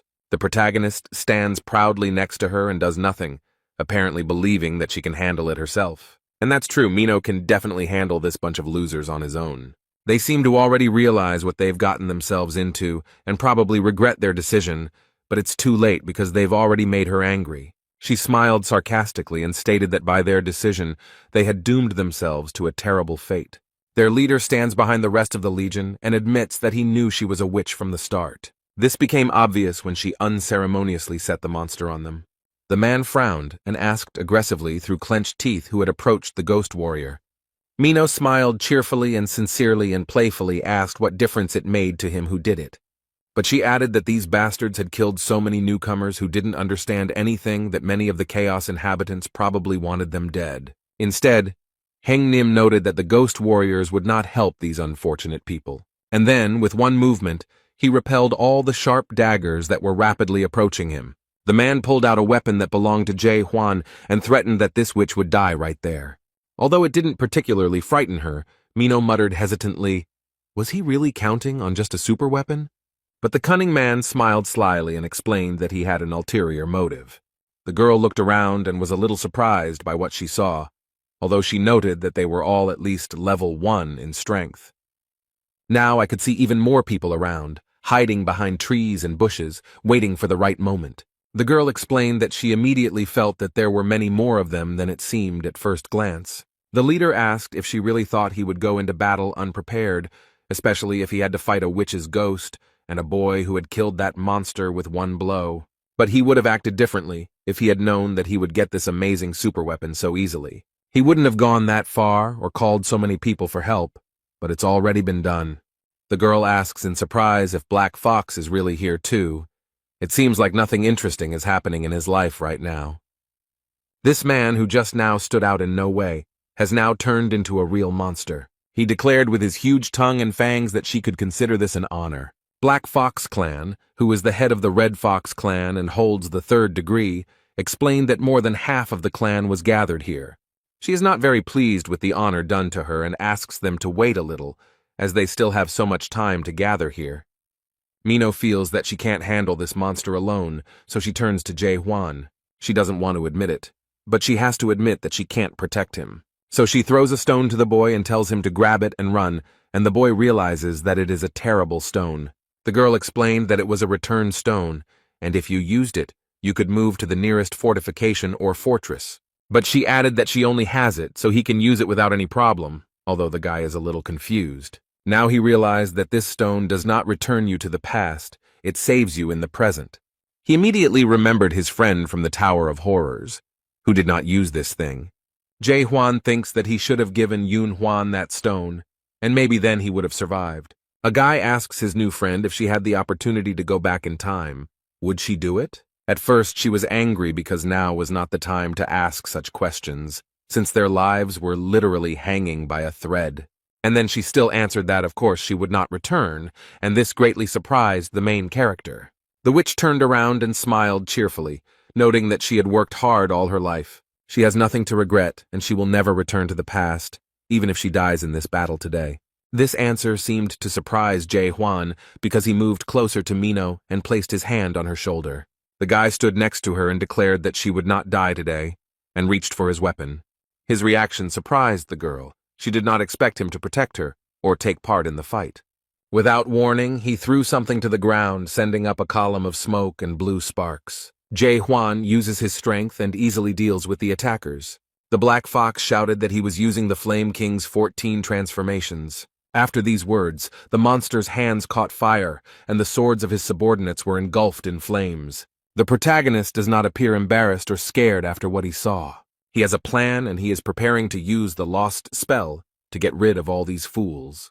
The guy copes with all this evil without any problems. No one even has time to understand what happened. The protagonist came face to face with the strongest of them. He tried to wound him with a sword, but the monster held him back with his hand. But this did not stop him for long, as Hwang proved stronger and pierced his clawed hand.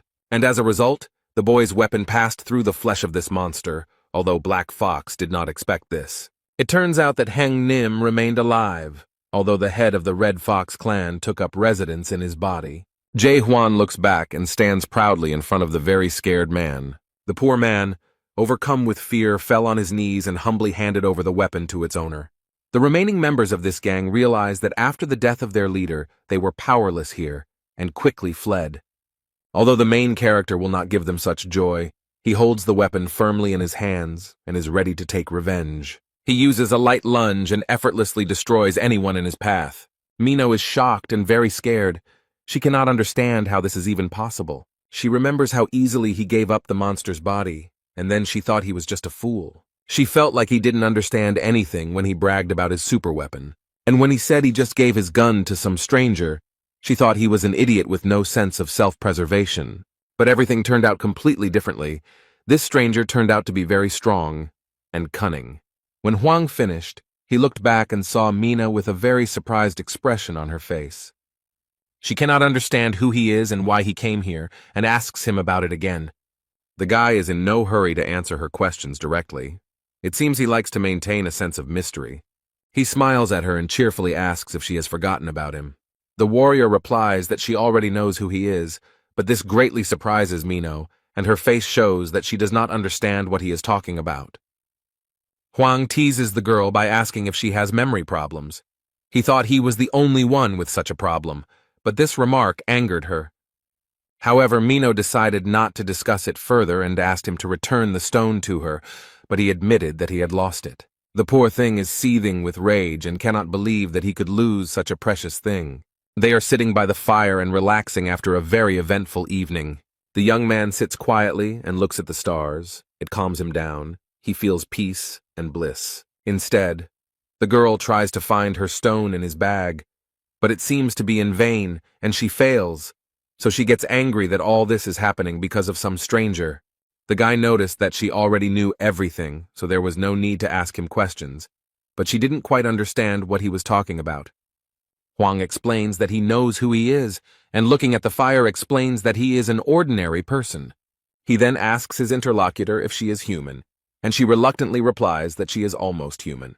Then the boy thought of something, clenched his fist tightly and replied that it was good. This seemed a little strange to her, so the girl wondered what he was thinking about now. And then, realizing that the guy wouldn't say anything else, she turned away and thought about something of her own. She wondered if it really was necessary to be just a human to become so strong and skilled. The girl asks if he has really forgotten everything that happened to him on Almighty Earth, and Hwang confirms that he does not remember anything. Then she bowed her head sadly and remarked that he was very lucky that he had forgotten everything. Most people here would envy him. And she added that it was obvious how they all ended up there and why. but the guy didn't understand why it should be obvious. But he asks with interest how she ended up here, and the girl stops when she hears this. She gave him a sly look and noticed that he would immediately regret his question as soon as he knew the answer. They achieved their goal. The girl took him to a very beautiful place, which turned out to be the Gorgon's palace.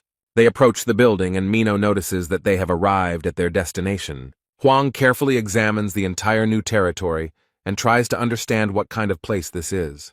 The circular space with columns reminded him of the first floor of the Tower of Terror, where newcomers came. The square was completely empty and there was not a soul around, but suddenly a red light came on. And then something very strange happened, which really scared the main character. He didn't expect it. He saw many people suffering, crying from pity or writhing in pain. These were the last seconds of their lives. Mino noticed that there were 1,000 times more of them this time and added, "Does he now understand how she got here?" But frowning, she added in a threatening voice that he should never ask her that question again. The poor people in the round square are still screaming and writhing in pain, and the girl, lowering her head, noticed that they were in chaos in the kingdom of the dead. If you die on the almighty earth, you will go to chaos. But if you die here, that's the end. The soul will turn into nutrients for the illusion tree. At this moment, men in white boots appear and rush to do their job. Their uniforms are white with gold trim, and the captain orders them to line up and escort. They rush to meet people who have just arrived. Their job is to welcome them. The captain wrapped one of the new arrivals in a warm blanket and noted that he looked very weak, which was probably the cause of his death. The captain's name is James, and he was called to point out the two waiting on board. He asks why the girl came through the north entrance, to which she replies that since they are acquainted, she would be glad if he let her in earlier. The captain apologizes, but things have changed, and now everyone who enters the fortress must have their documents checked. Mino looks back and asks if Huang has an older brother card, but the boy shakes his head, indicating that he doesn't have one. The girl understood everything, and looked at her new acquaintance with suspicion. She turned to James and tried to explain in a flattering manner that she had forgotten her ID. Then she handed him a bighorn horn and asked if this one would suit him. It worked. The captain picked up the phone and basically stated that he checked the paperwork and everything was fine. The man asks Huang to show him his documents, but he explains that he has no identification and asks what he should do. Mino looked at her friend and said that if he asked her for help, she would resolve this situation. Instead, James reiterated that entry into the fort without identification was strictly prohibited. Huang briefly replied that he understood them, and the girl looked at him in horror and asked what he was going to do. She thought he would kill all the guards to get inside. The girl knows that he is not quite normal, and seems to have some mental problems, but she doubts that he will ever get to this point. But this picture of him killing everyone appears very clearly before her eyes, like a terrible dream, so she thinks he's still capable of doing stupid things like that, and that scares her a lot. Mino tries to prevent this from happening, so he suddenly stands in front of the guy and tries to somehow convince James. Suddenly a voice comes from the fortress. Someone asks what is going on here. This really scares the man in uniform. The girl also realizes with horror that they are stuck and will now have serious problems. All the boys immediately lined up in a straight line and greeted the man in unison. He seems to be a respected and very serious figure in Gorgon's fortress if he is treated like that. Approaching them is the most famous checkpoint captain in Chaos, North Entrance Captain Carlton the Stubborn. He approaches James and asks him sharply what is going on, and James meekly tells him. The captain rubs his beard and thinks about what to do if this man wants to enter without permission. And then he categorically states that it is impossible. Huang asks why, but the man does not understand why he is asking this. His eyes lit up blue and he read Section 4 of Article 37, which states that if there are problems with identity verification, they have the right to refuse entry to the guest. He used the skill Law of Fortress, and everyone knelt and bowed their heads before the captain. Mino doesn't really like that he used that skill. It seems like those knots are giving her a headache. However, during the lesson, the protagonist holds the sword firmly in his hand, and this skill does not affect him in any way. Huang noticed that the girl was not feeling well, so with one movement of his weapon he easily cut the knots on her head and arms. The boy shouted sharply for him to stop teasing. The captain of the North Entrance, Carlton the Stubborn, could not believe what had happened. Jae Hwan stands proudly and stubbornly declares that he doesn't care about their laws at all. And then, without waiting for their reaction, he asks what should be in this certificate. The captain doesn't understand how he managed to untie the knots, but replies that the ID card must indicate the name, status, organization, skills, class, and spirit level. The protagonist replied that in that case he did not need an ID card, since he did not want to confirm his identity. Carlton tries to use the skill Law of Fortress against him again, but it doesn't work. Since this had no effect, the captain declared that he was forced to arrest him on the basis of paragraph 6 of the second article of the serfdom law. But he used another skill against the guest, which is called Silver Shackles. Jae-hwan is chained in silver, but he doesn't look scared. The guy dealt with them surprisingly easily. The chains broke and fell apart. The captain's subordinates are shocked that this guy managed to free himself from the shackles of their respected captain so easily. The man, no less surprised, asks how he managed to do it so easily, because it is impossible to get rid of these chains on your own. Hwang points his finger at Minho and asks if he can do the same as her. This really scared the poor thing, and you can see the fear in her eyes about what might happen to her as a result. She understands perfectly well that in this situation the horn was a bribe, and the chief captain will not like it. But besides her, there is James, who received the bribe, and 2 men who witnessed it. They were also seriously frightened, and cold sweat ran down their foreheads from fear. The girl tried to stop him, but Hwang had already thrown something at the captain at the north entrance. He caught the object in his hand easily and casually, and seemed a little surprised that the boy had done so. The man looks at something in his hand with interest and attention, and Hwang gestures for him to take it and throw it. James is incredibly angry, he shouts how this bastard dared to bribe the captain.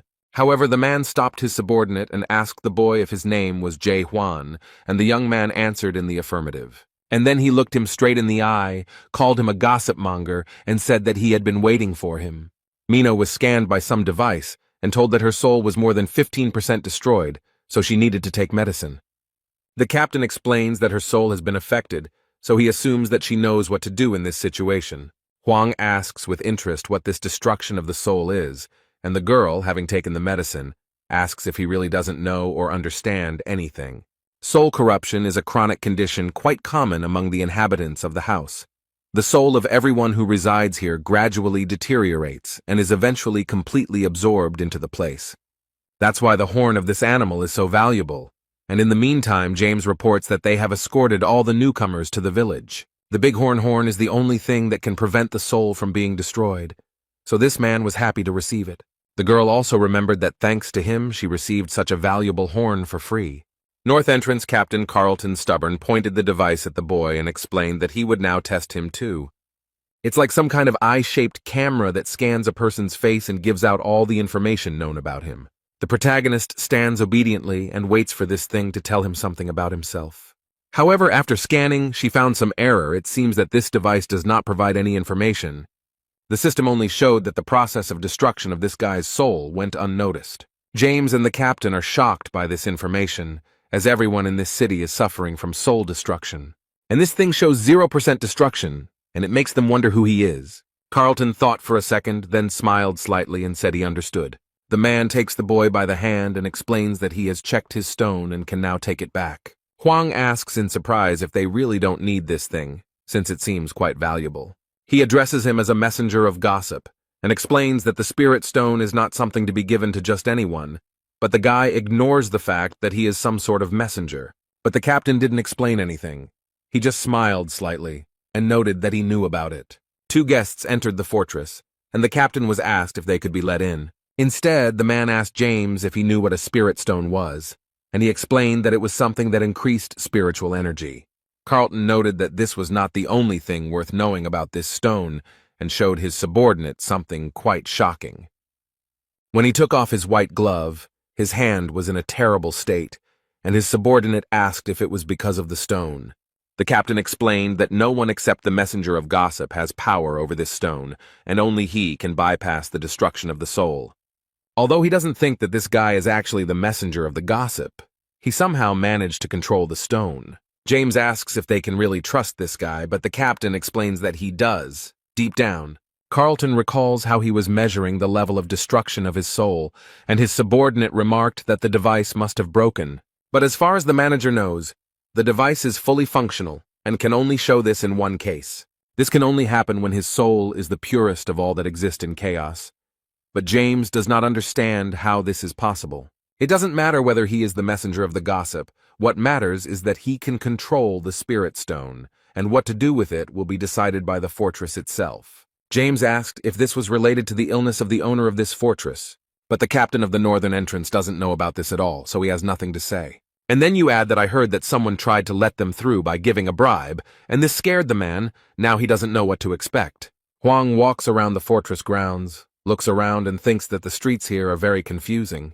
He's also concerned about why this girl is following him and who is in charge here. The captain punished her for not showing her ID and for offering a bribe to a security guard. However, Jae Hwan asked to let her go, so the man complied with this request and let her go, wishing her a good day. The guy doesn't know anything about this city, so he decided to just ask out loud if anyone here knew a good blacksmith.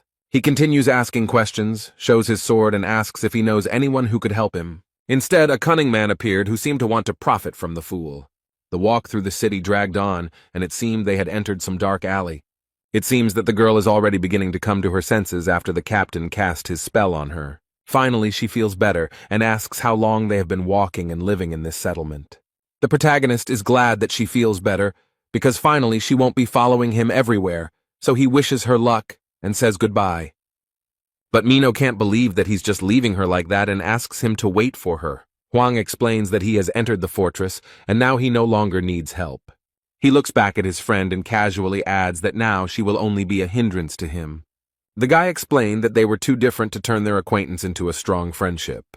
So he suggests that she go her own way, and this is where their paths diverge. The girl froze in surprise. She could not find words because she was very surprised by his decision. It seems like she doesn't want to part with Huang at all, so she's in no hurry to leave him. Suddenly, a sharp and very loud scream of a girl was heard in the tunnel. She asked the boy to stop. Mino tries to convince the guy that he doesn't know where to go, and that without her, he will definitely have a lot of problems.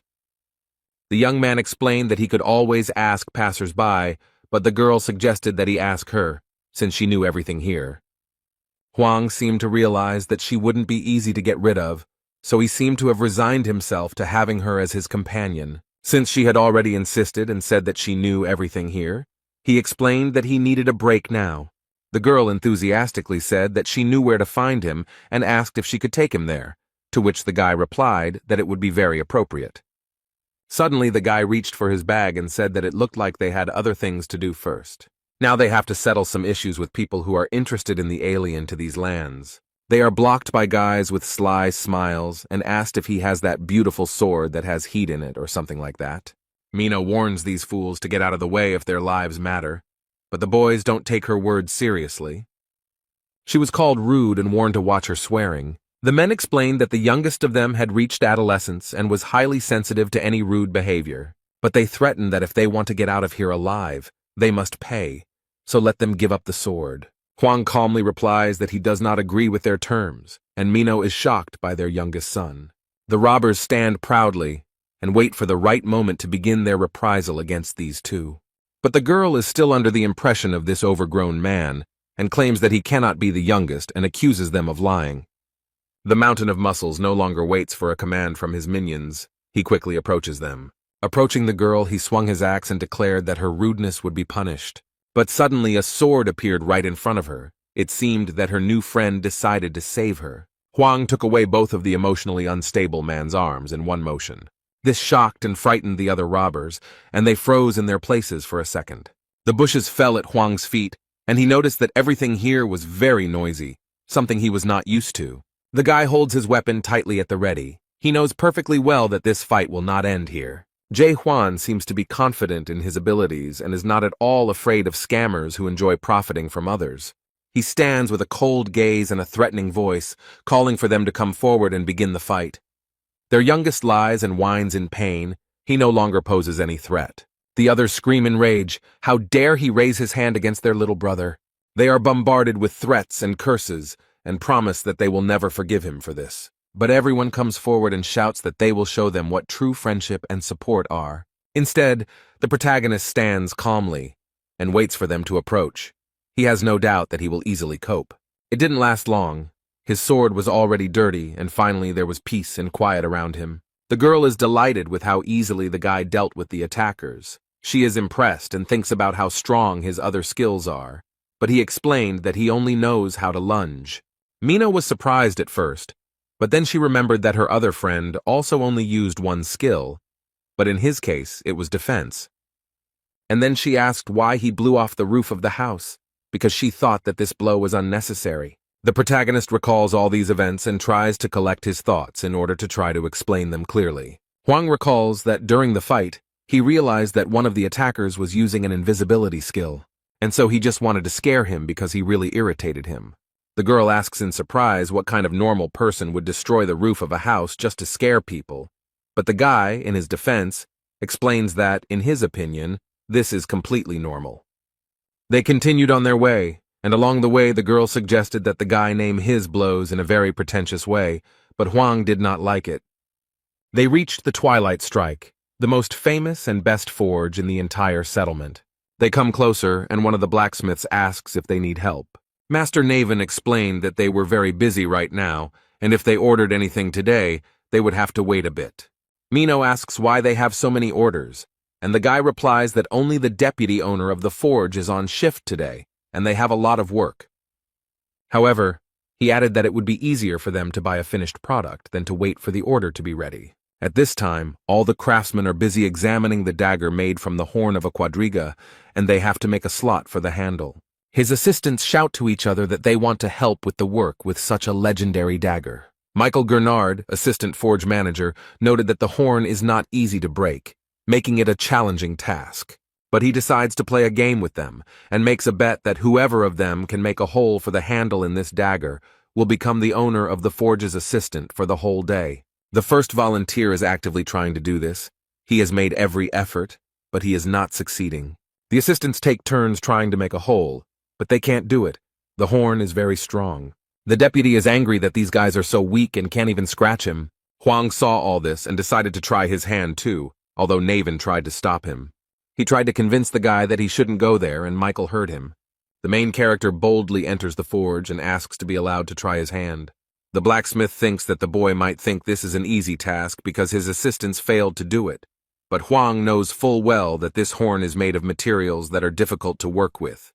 He added that it was not that they were losers, but that he was extremely experienced and had his finger on the pulse. What happened next left the deputy blacksmith completely stunned, and he was so shocked that he couldn't even move. The man can't figure out how this guy did it and what tricks he has. Jae Hwan didn't use any tools, but simply made a hole in the corner with his finger.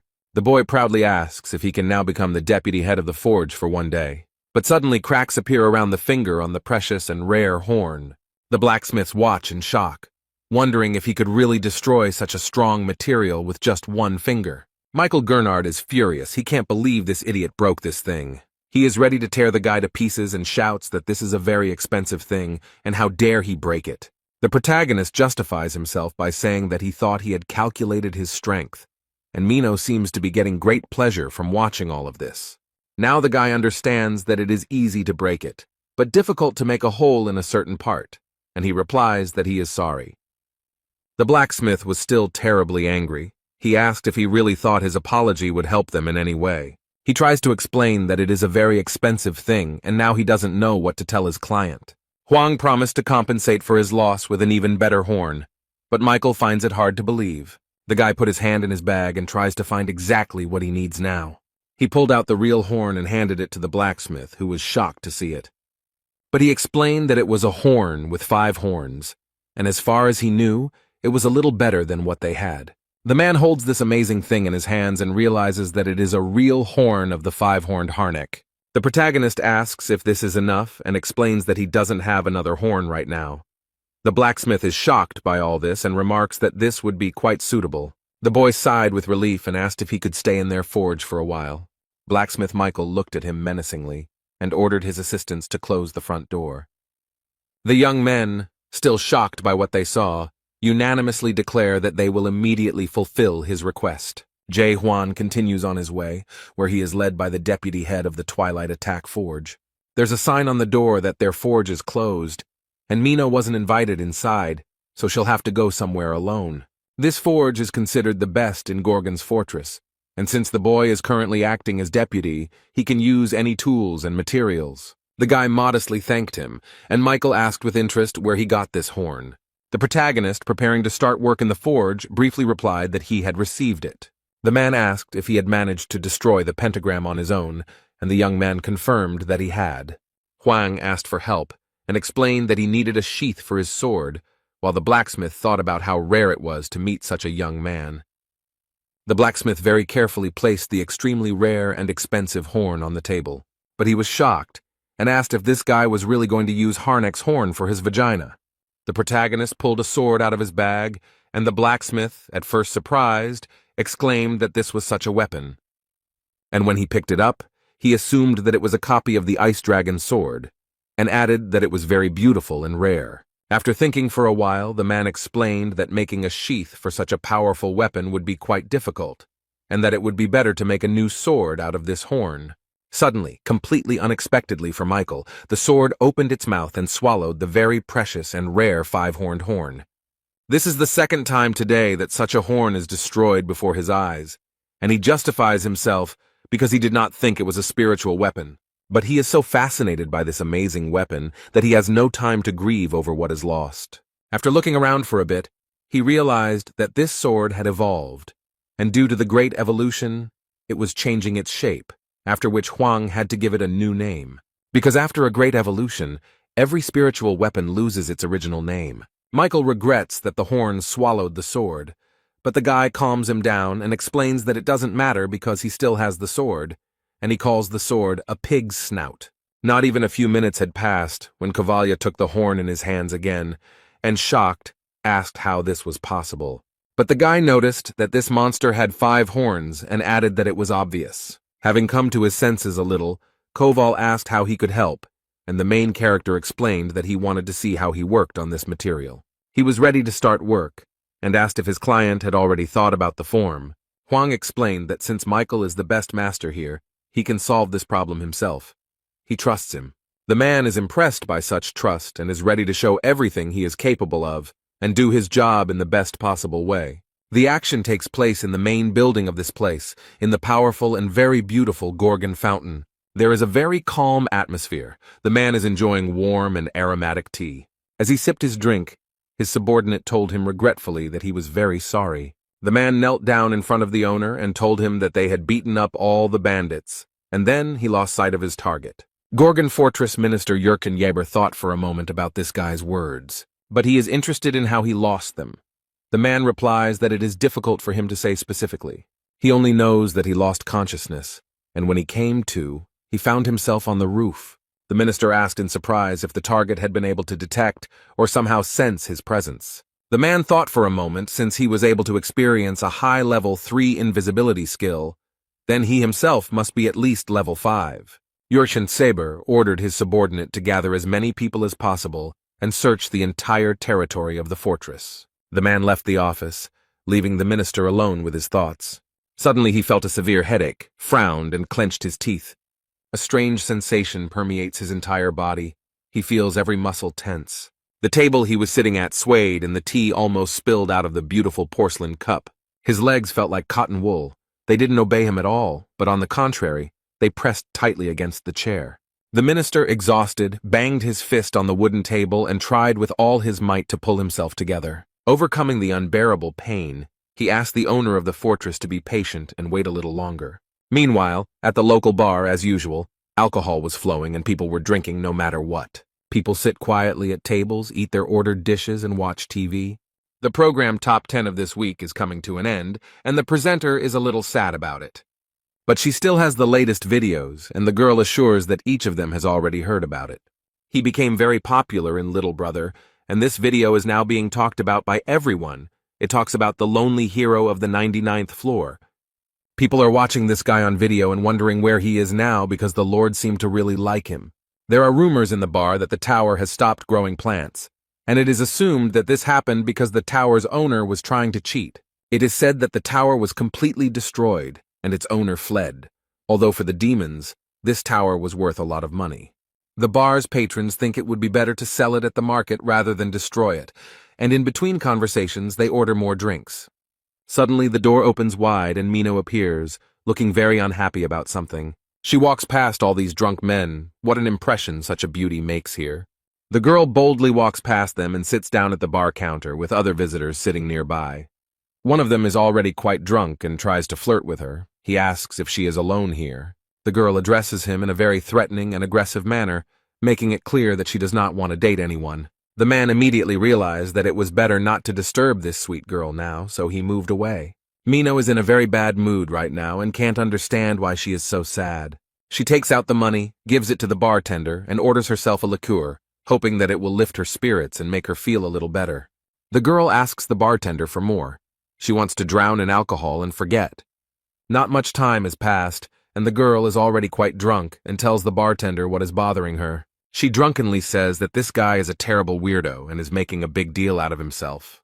The owner of this tavern, Claire, exhales heavily and notices that the girl hasn't even had time to get drunk yet, and she's already talking nonsense. The woman explained that there were many good men around and asked why she was so attached to him.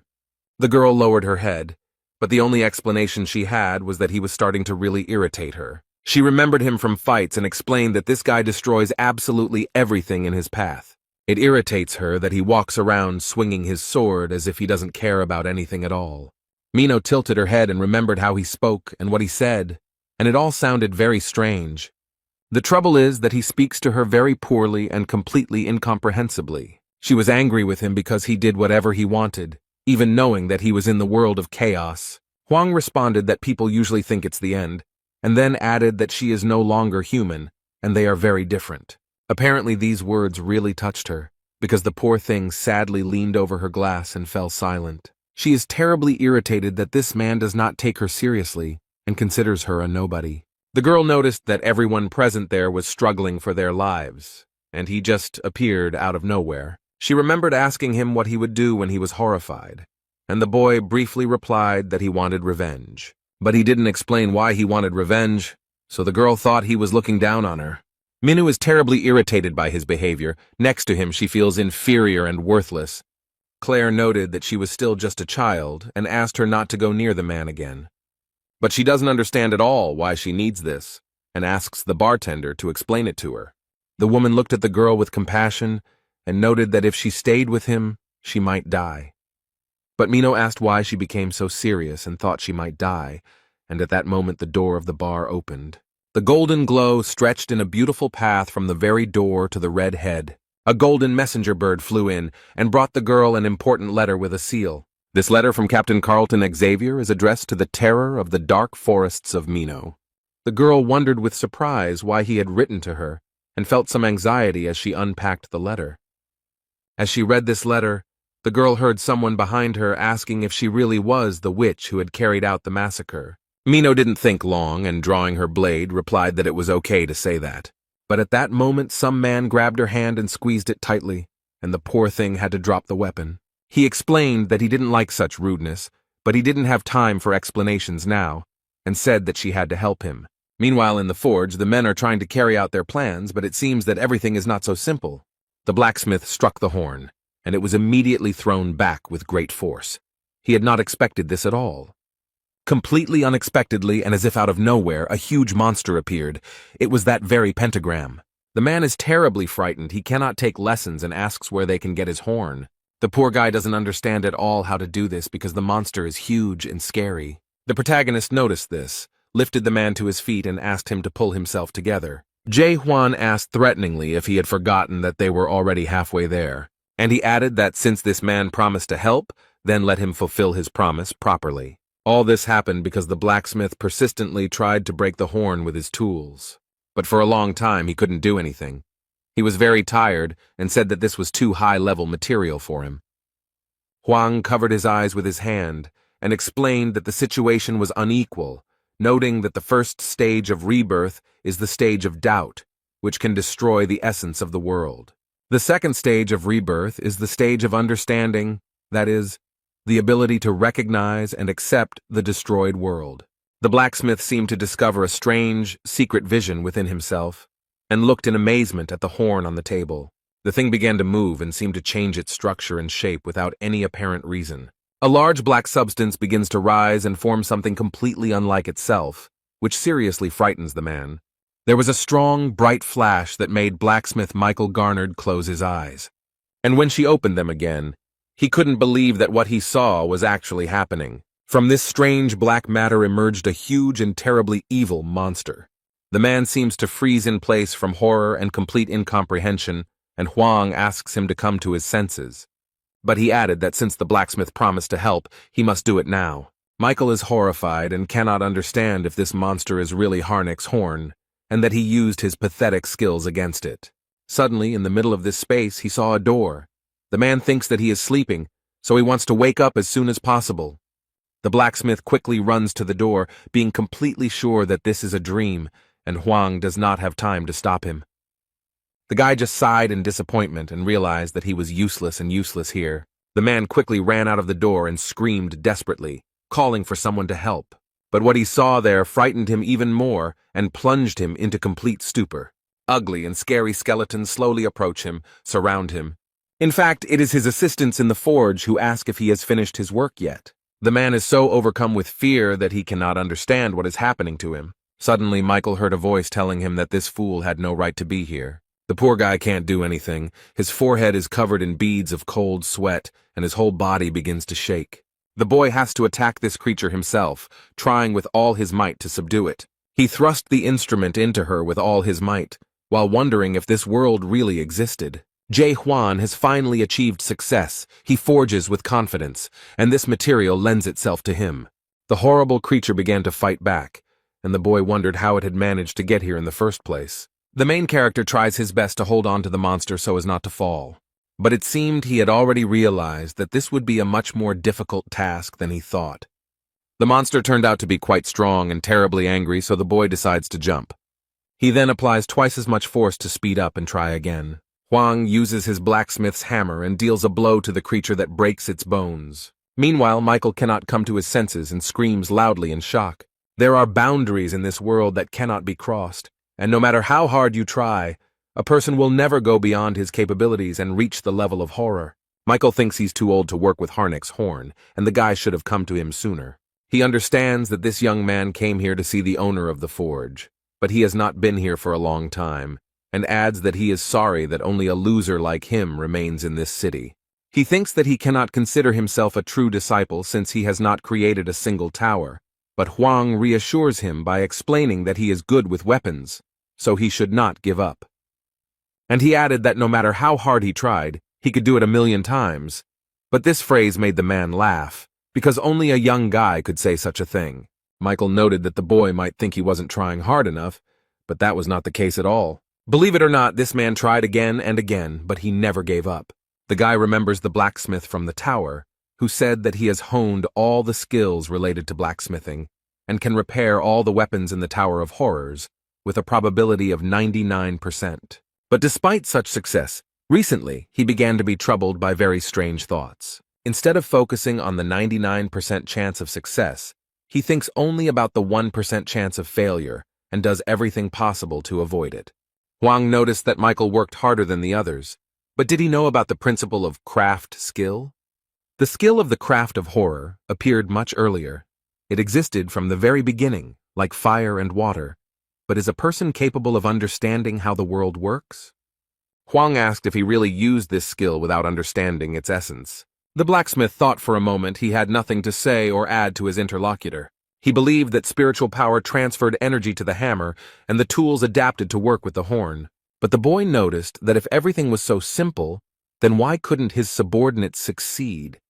The blacksmith suggested that it was because they hadn't yet fully mastered the craft. Michael suddenly thought that since the principle of this skill was so simple, there was no point in mastering it.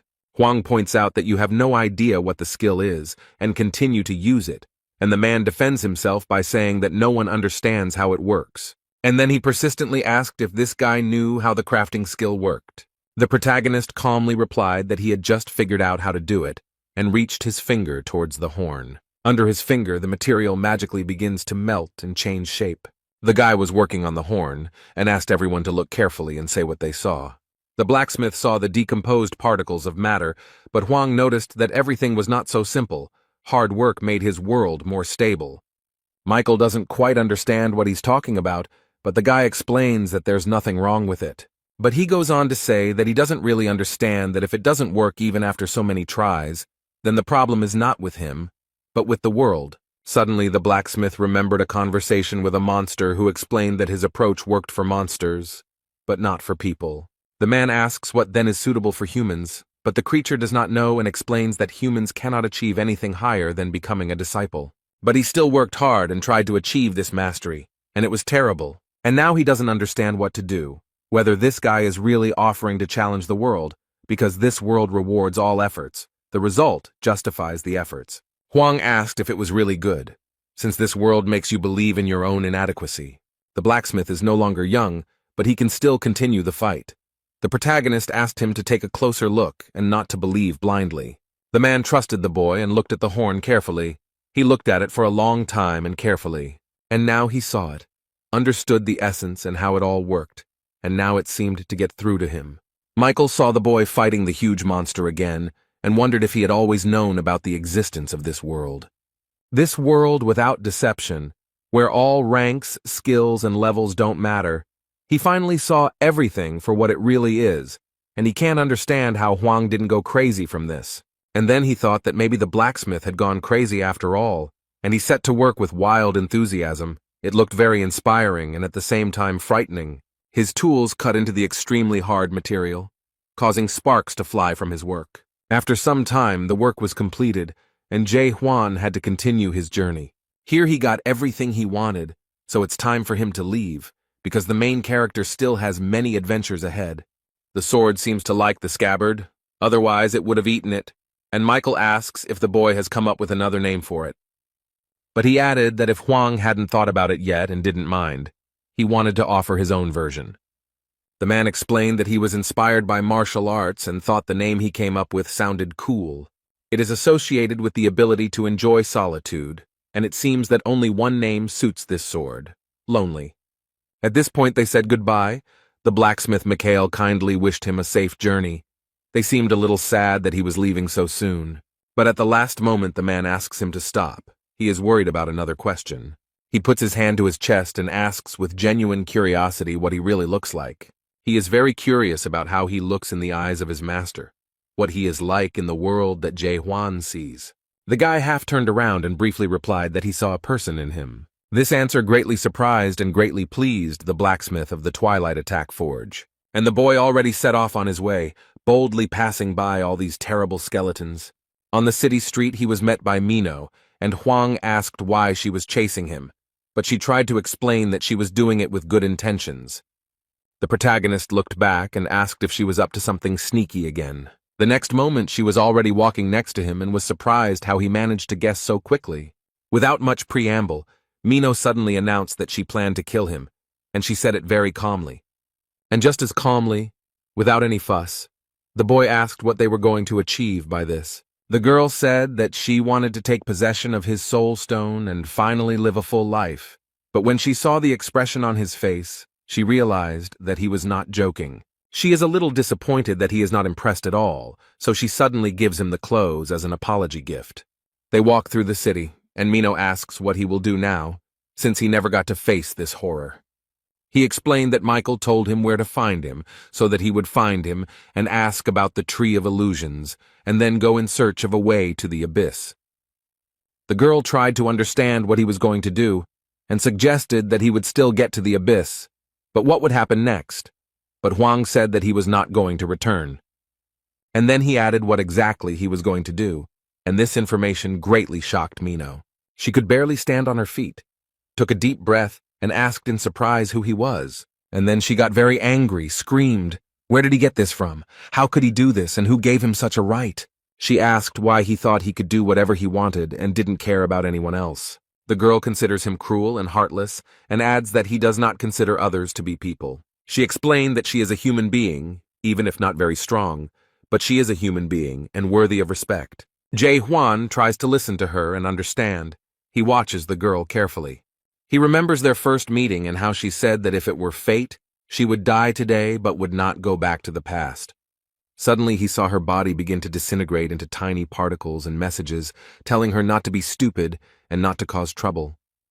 And the next message said that she should lure him, and if she did not keep her promise, the old woman would die.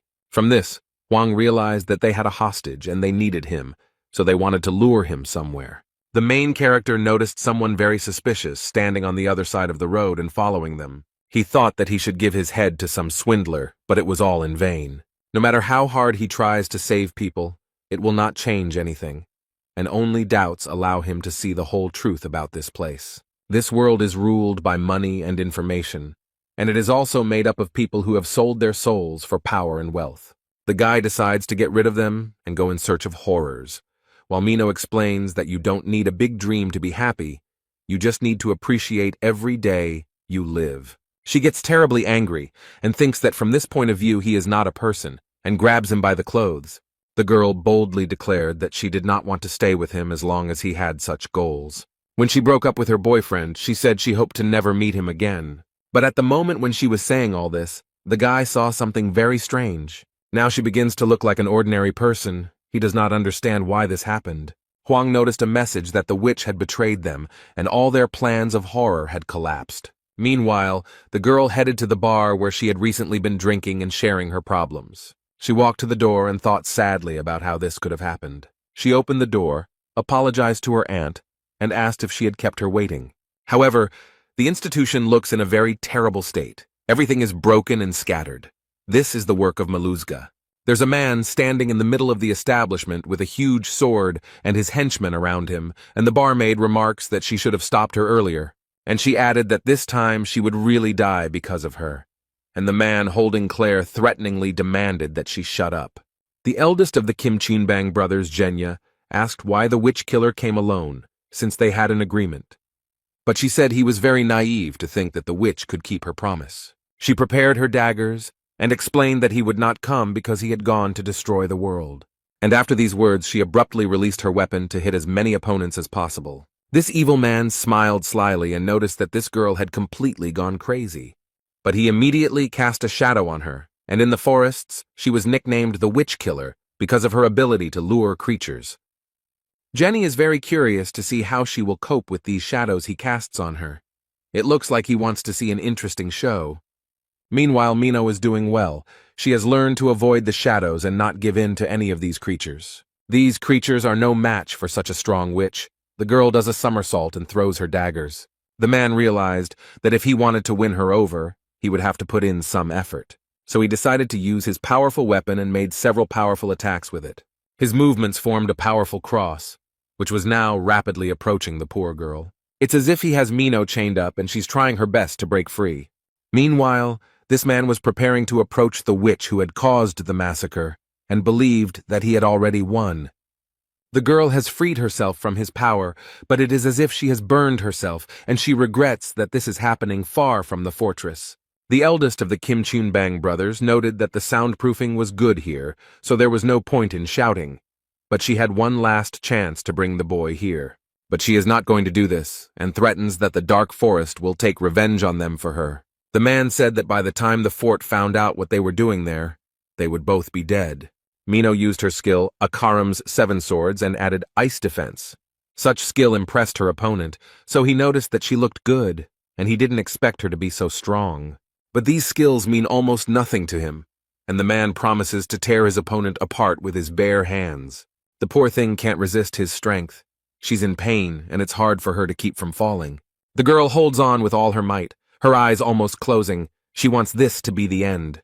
And the last thought that came to her mind was the question of whether she would go back in time if she had the opportunity. And only now did she realize that she wanted to return so as not to leave Huang again. She stood before her assailant, who was ready to take her life, and wondered if she would witness the decline of this world. As soon as the man raised his weapon, his sword was reflected in the blue light of the ice sword. Jenny's followers are surprised by what happened and did not expect anyone to stop them from doing their dirty work. But a guy walks into the bar with confident steps. Now they won't be able to do what they want so easily. Mino is very happy that he came, but ironically says that she doesn't like it when people interrupt her so abruptly and asks why he came, sacrificing his plans. At first she thought he had come to save her, but the boy immediately threw a bundle of clothes into her hands and explained that they were too small for him. The men are glad to see him here because he has made their task easier and has come to their aid himself. The main character looked at them, and the only thing that interested him was whether they knew where this horror was. And then he decided to put the question differently. He demands that these bandits bring this horror to him. One of them said he heard that he had broken the rules of the fortress, and it seemed to be true. Mino warned them and noted that he was on level 4, so he shouldn't be underestimated. The gang leader went on the attack and was ready to show this simpleton what real strength is. Jae-hwan is ready to take the hit and convince this smug fool that he is wrong. The protagonist used his super weapon and aimed it at his opponents. Jenny somehow managed to dodge the protagonist's signature attack. Hwang raised his eyebrows and was very surprised that the man managed to avoid the blow. The opponents are surprised. They thought he was just an ordinary newbie, and now they assume that he can become the champion of the abyss. The guy remembered that the only one who managed to avoid his blow was the pentagram, so he and this person were on the same level. But he doesn't care because in the end the monster gave up, and Hwang will still fight. The protagonist looks confident and completely calm, while Mino is very scared. The girl is very worried about her Aunt Claire, who is still being held hostage and threatened. The gang leader realized that his rival was stronger than he expected and decided to scare them by telling them that their hostage would die. The woman screams for them to attack without delay, but at that moment one of the bandits gives her a hard slap and tells her to shut her mouth. The girl tries to calm the woman down and explains that she needs to be patient a little longer and she will be saved right away. She turns to her friend and hopefully asks if he will help save her. But he doesn't understand why she's asking him about this, because the guy came here only to see this horror. The main character is confident that he will destroy everyone in his path, regardless of who is nearby. Mino tries to stop him and begs him to save the woman because Claire is also human. Jae-hwan looked at his girlfriend and clearly saw her as a person, no matter where she was. He slowly turns his gaze to those standing in front of him and sees something completely different. There are only skeletons in front of him, but Claire yells at him to stop thinking and attack. Suddenly he begins to see this woman as a real, normal person. It looks like he'll have to save her now, even though he didn't plan on it at all. He then decides to raise his sword and direct all its power upwards towards the roof of this building. A huge jet of energy burst through the roof and shot high into the air, attracting everyone's attention. This was noticed in the fortress as well, and they looked around in surprise and did not understand what was happening here. The captain of the north entrance also noticed it and seemed very interested in what it was. So he immediately orders his subordinates to head to where this light is coming from. It turns out that there was some strange magical dome above the house, created by the smoke of the villains. They realized that they were now in trouble because Hwang had broken the barrier of silence. Immediately after this, people in uniform appeared and were ordered to cordon off the area. The captain and his subordinates suddenly burst into the almost destroyed bar and arrived here very quickly. The captain looked around. He immediately realized that Jae-hwan should be here and asked threateningly what was going on. The main character reported that this man was brazenly violating the laws of the fortress. The guy did not go into details, but he has an assumption that he violated paragraph 4 of Article 276 of the Criminal Code. But he added that this man probably wanted to unite with horror and destroy this world. But Mino is shocked because this was Hwang's plan. The captain arrests them under paragraph 4 of Article 174 and paragraph 6 of Article 124 of the Criminal Code. The bandits are not very happy that they want to be arrested, so their leader gives the order to flee. However, the man is not going to let them go so easily and uses his silver chains skill. He immediately grabbed himself with 2 bandits who really wanted to break free, but couldn't. The man is not going to stop there, because he still has to catch the leader of the gang. So he takes out his gun and warns them that their best option would be to surrender. However, Zhenya seems to be confident in her abilities and is not going to surrender to the law so easily. He drew his weapon and was ready to fight the captain, just so that he would not be put in prison. A battle between 2 rather strong opponents takes place under a huge hole in the roof. Neither of them is going to give in to the other. Neither of them is ready to lose. The gang leader waves his weapon wildly and shouts furiously, demanding that it burn with a blue flame. However, the captain is not afraid of empty threats. He uses his silver chain skill. The man wielded it skillfully as he instantly and effortlessly tied his opponent's hands. But he threw him to the ground with all his strength, so that the man would not be tempted to continue the fight. Zhenya realized with despair that he had no choice. He was already completely defeated. The captain pinned him to the ground. The man sighed heavily and admitted that he was now giving up. The warrior leader is glad that the man surrendered and notes that it was a rather wise decision on his part. But suddenly, completely unexpectedly, one of the villains threw a lighter at Carlton. She falls into the middle of the room and begins to do exactly what she was thrown there for. Black and acrid smoke filled the entire building, making it difficult to breathe and understand what was happening. The man watches the house from afar, the smoke from which has already cleared a little. He did not think that he would have to take such measures. One of the bandits seemed to have inhaled the smoke.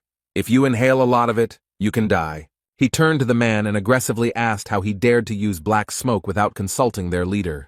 The leader of the Forbidden Paradise clan, the wanted warrior Hexal Ran, did not comment on this, as he was more impressed by the witch's skill and remembered that they had promised to bring her to him.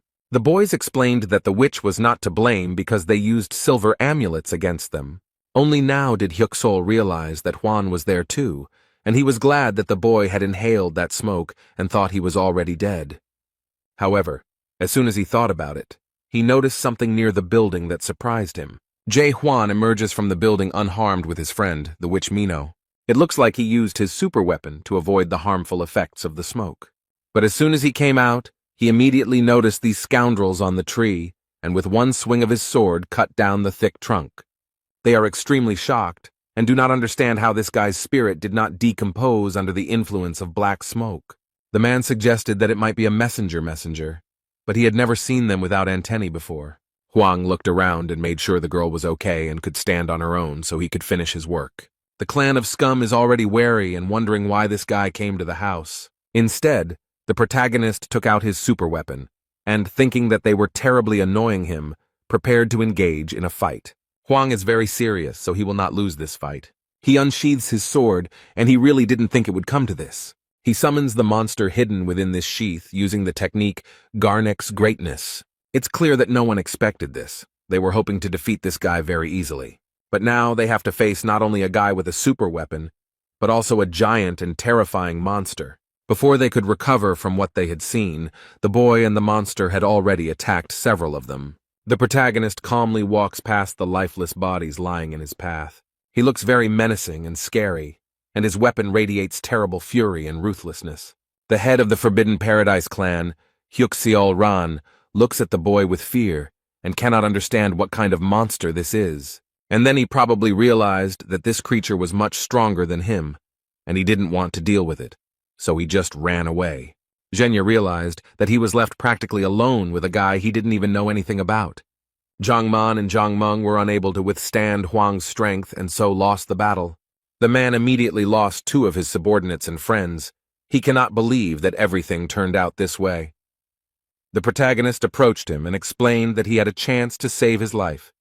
He just needs information about where they are hiding this horror, and then he will let him go. The man knows that if he tells everything now, his life will lose all meaning, because if he finds out about the betrayal, he won't just let it go. Jae Hwan became very curious about who Zhenya was referring to, and who would take revenge on him for this.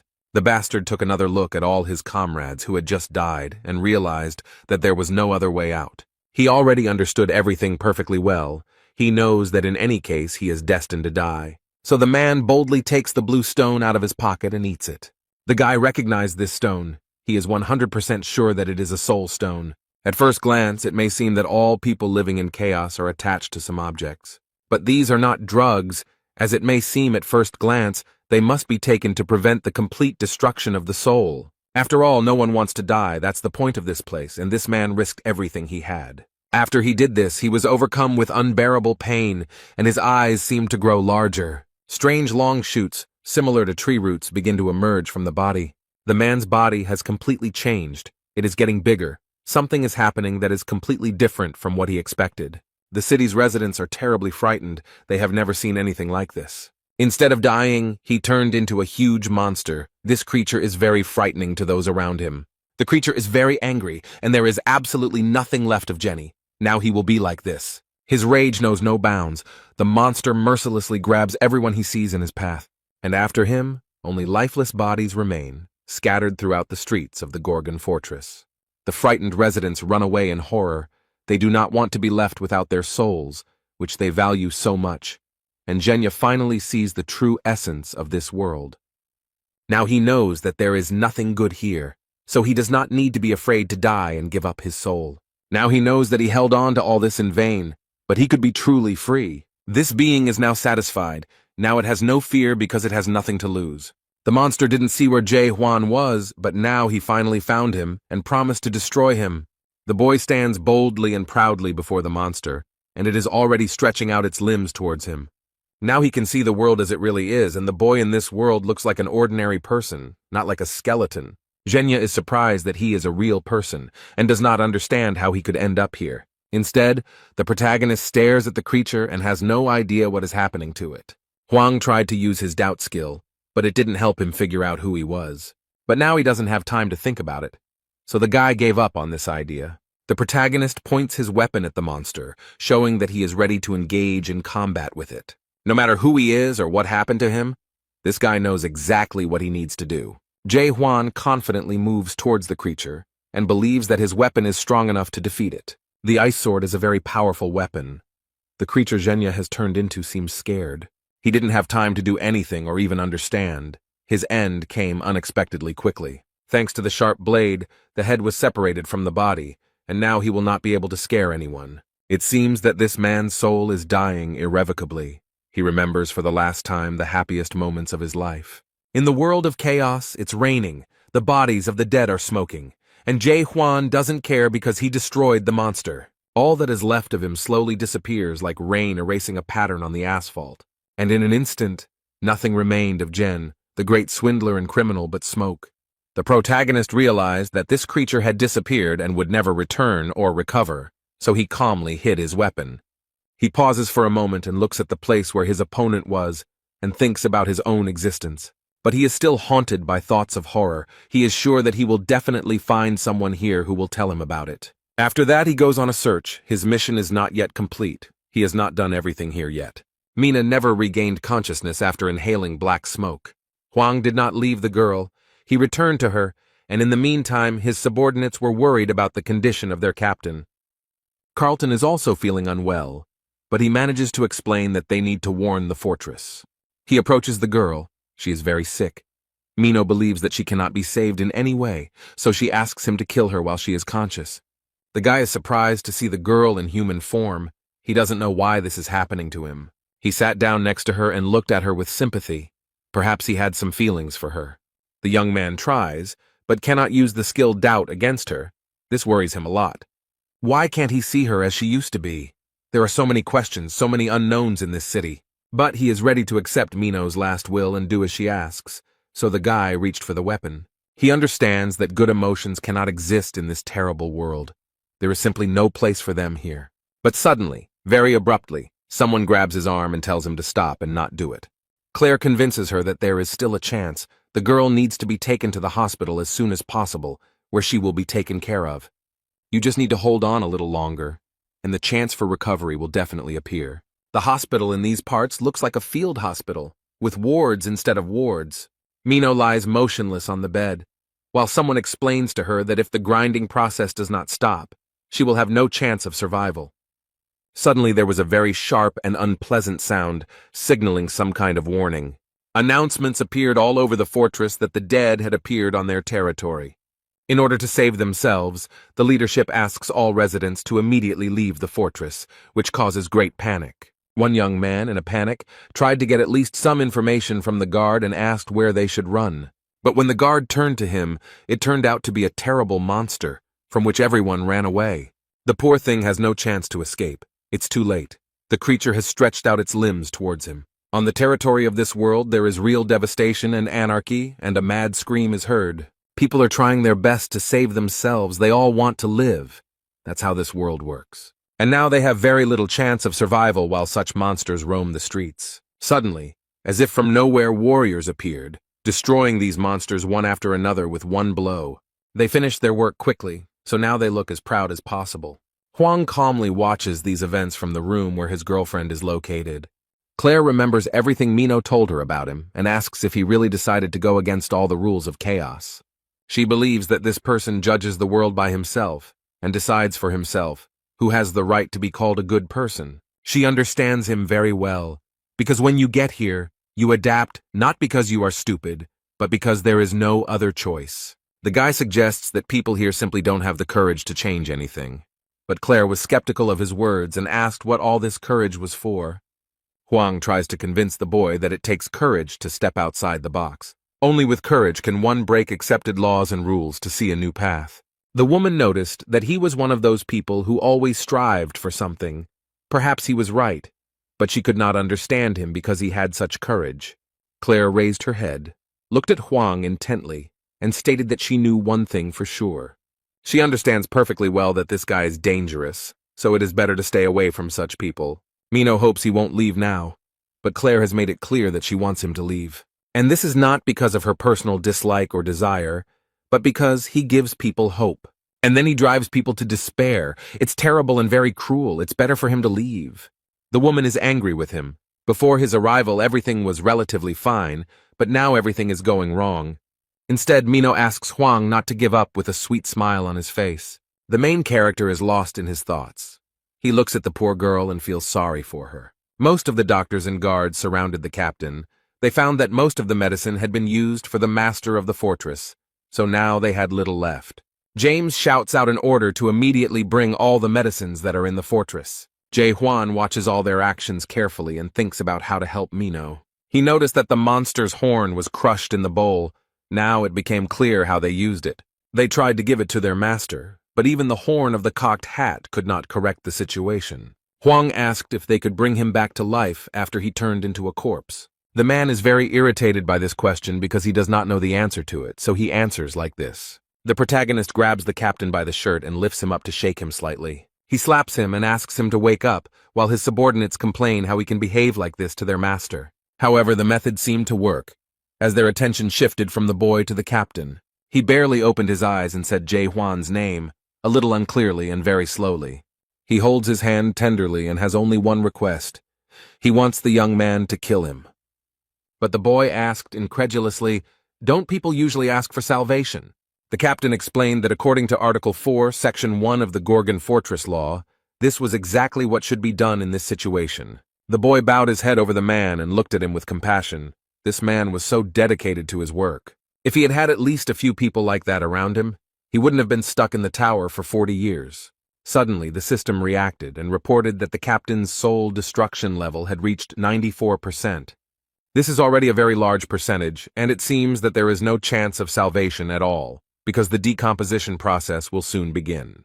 There is some noise in the street, and all the guards are ordered to step aside and make way for him. The same man who, a few minutes ago, destroyed the dead monster that was wandering the city streets, enters the tent. James realizes with fear that this is the captain of the demonic extermination squad, Jahir, who has the 5th degree. He drew his sharp sword and declared that he must do his job in accordance with Article 4, Section 1 of the Gorgon Fortress Law.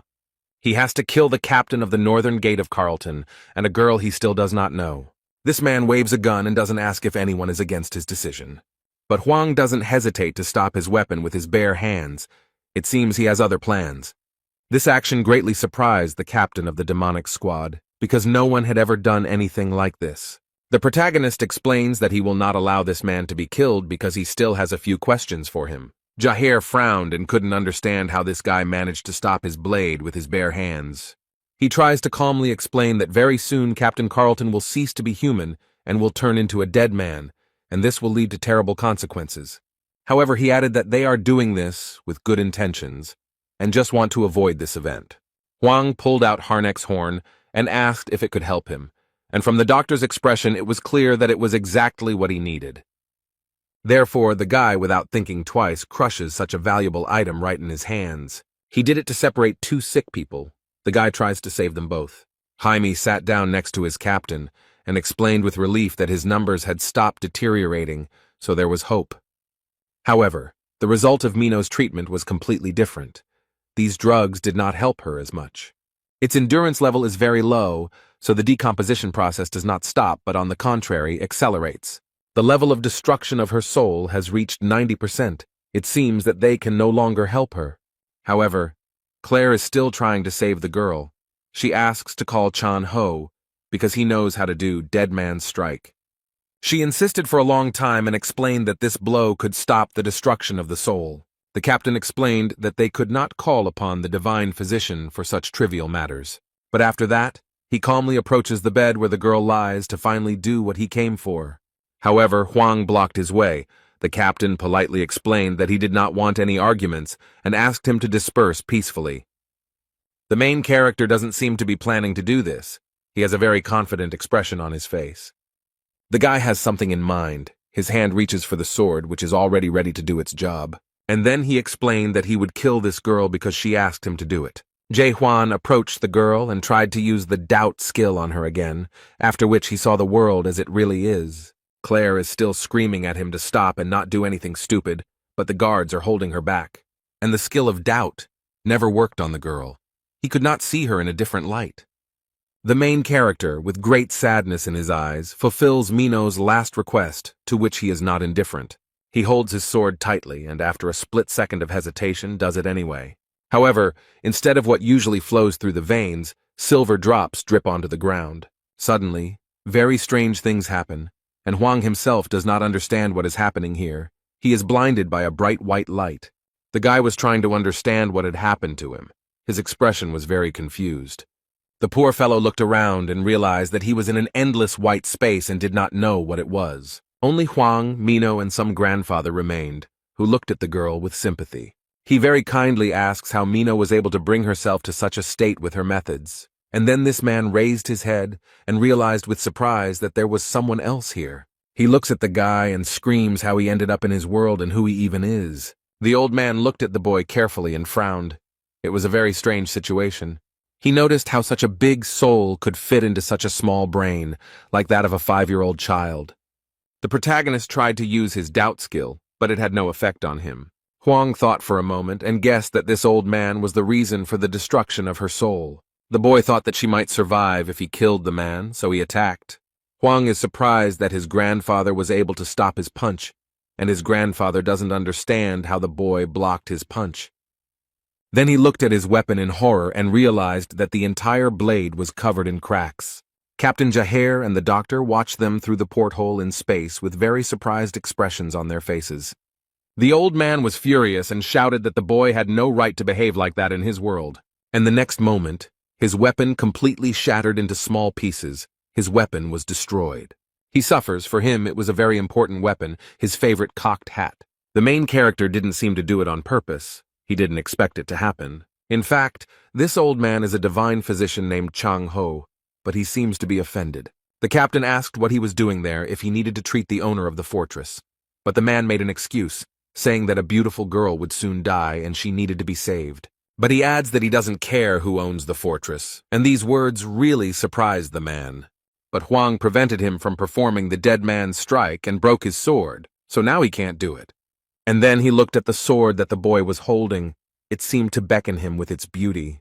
The old woman squealed with joy when she saw this unique and very rare weapon. He already reaches for the weapon and asks where the guy got it from, but Hwang stops him. But he asks if this old man can save the girl if you lend him your sword.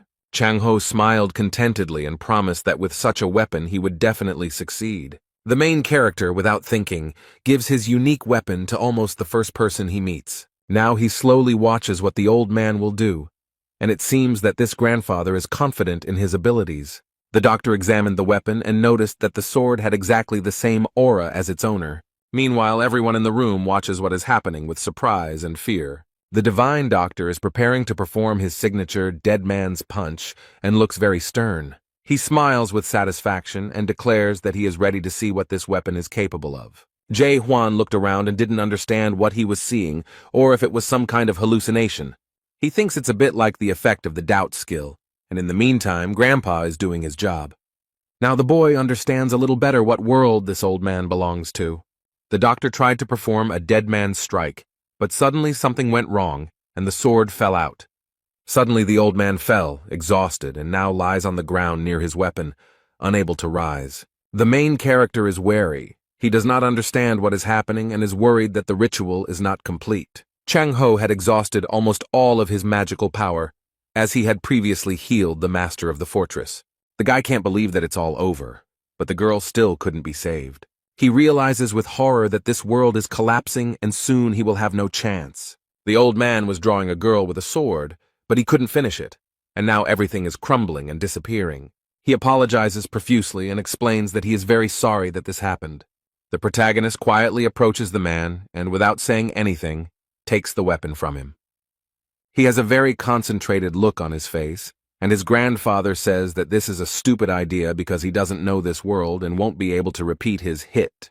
Jae-hwan gave the man an angry look and explained that he didn't know how to punch. The guy holds the gun with both hands and wants to do it, although he won't be able to do it exactly the same way as the doctor. Chan-ho, horrified, asks him to stop because the dead man's kick is not that easy to perform. They think he is being stupid and wrong to think he can do this. But Hwang puts an end to all their conversations with just one word. He aggressively asks them to shut up. Now he begins to do what the old divine doctor did not have the strength to do. And it's unclear how he does it, but his sword emits something similar to ink. And the boy uses the sword for the first time to save a person, not to kill. The old man looks at the boy with wide eyes and cannot believe that he can do this.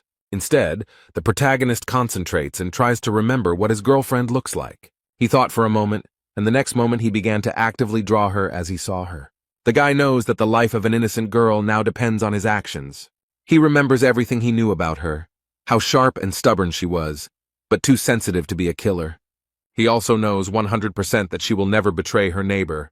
This is a very noble trait. Hwang actively tries to impersonate a girl and looks like he's doing it while dancing. The guy looked closely at the portrait and realized that he had forgotten one important detail. He added the final touch by remembering how they met and how she protected him, so he added that she was very trusting. The main character completed work on the portrait and managed to make it very accurate and beautiful. Words of gratitude could be heard from the patient's bed. Mino thanked her for remembering something good about her. The young man looked at the bed with hope and realized that his friend was finally feeling better. They began to look much better, and now the girl smiles sincerely at her savior. The destruction of the soul is on the decline, and the process of decay has stopped. The captain does not understand how this is possible. The guy is surprised that he was able to look at the girl during the examination and ask how she feels. The old man noticed that the young man no longer looked so limited and asked who he was.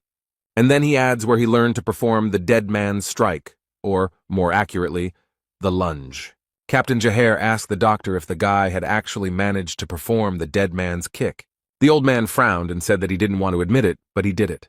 Dead man's kick is not a skill, so no one can replicate it. So the doctor concludes that Hwang is the same as him. Chang-ho means that this boy who strangely appeared in their world is an awakened one. These are creatures that have gone beyond the system. There are few of them. They refused to adapt to the system and gained incredible power. These people possess a power that far exceeds chaos, and there are only a few awakened people in all the great lands. The captain has some plans, but the doctor says it is too early to draw any conclusions and it is better to wait. But he continued and blew, because there was another person who could deliver a dead man's blow. There was a chance to save the master of the fortress. But he turns to the divine physician, declaring that there is nothing more important than the master of the fortress. Someone tries to enter the cell and explains to the guards that he received permission from the fortress. Several people enter wearing long cloaks, and with their faces covered. This is a squad of shadows. They are responsible for internal security and are led by a 5th-rank captain. Although they do not understand what these people have forgotten, because the Shadow Squad has nothing to do with the dead. The captain approached Jae-hwan, knelt down before him and expressed his respects to the envoy. But they politely ask him to go with them to the fortress, and only then do they notice the divine doctor and the destruction squad. They are surprised and ask if this is true, and if he is really the messenger of the messenger, but Hwang also doesn't seem to quite understand what they are talking about. But I still came with them to the fortress, and many issues will be resolved there. The office is quiet and calm, the sun's rays pleasantly illuminate the room, and it's time to drink some warm tea. Jae-hwan and all the important people who were with him in the hall were also invited there. The man offers to introduce himself before getting down to business, so that he can understand who is in front of him. This is Jürgen Cheever. He handles the internal affairs of Gorgon Fortress, and the man said this with a very wide smile. The man remarks that this is exactly how the divine physician described him, and then asks him directly if he is the messenger of the messenger. Hwang replies that he is not a messenger. The shadow captain is surprised by this, but Jürgen guessed. The elder explained that the soul stone is capable of not only increasing spiritual energy, but also establishing affiliation with the clan of messengers. He added that if he didn't belong to that clan, then where did he get that stone and why didn't his soul break when he held it? But Hwang briefly replied that he found it. He was asked what happened to the owner of the stone, and he replied that he died. But the captain asked who dared to kill one of the 5 squads of the Great Land. The main character does not hide anything and calmly admits that he did it, but this really irritates the man. Jurgen asks him to calm down and explains that the guy probably had a good reason for doing what he did. Hwang said that they attacked him first and wanted to steal the horns he had gotten himself, so he simply gave up. This man knows that messengers of messengers can be very greedy when it comes to materials. And then he asks Jae-hwan to tell him in detail how he ended up in chaos with them. The main character honestly told everything as it happened, and Jurgen Cheever wants to sum up everything that was said. So this young man claims that he ended up in chaos by accident and accidentally received the Soul Stone.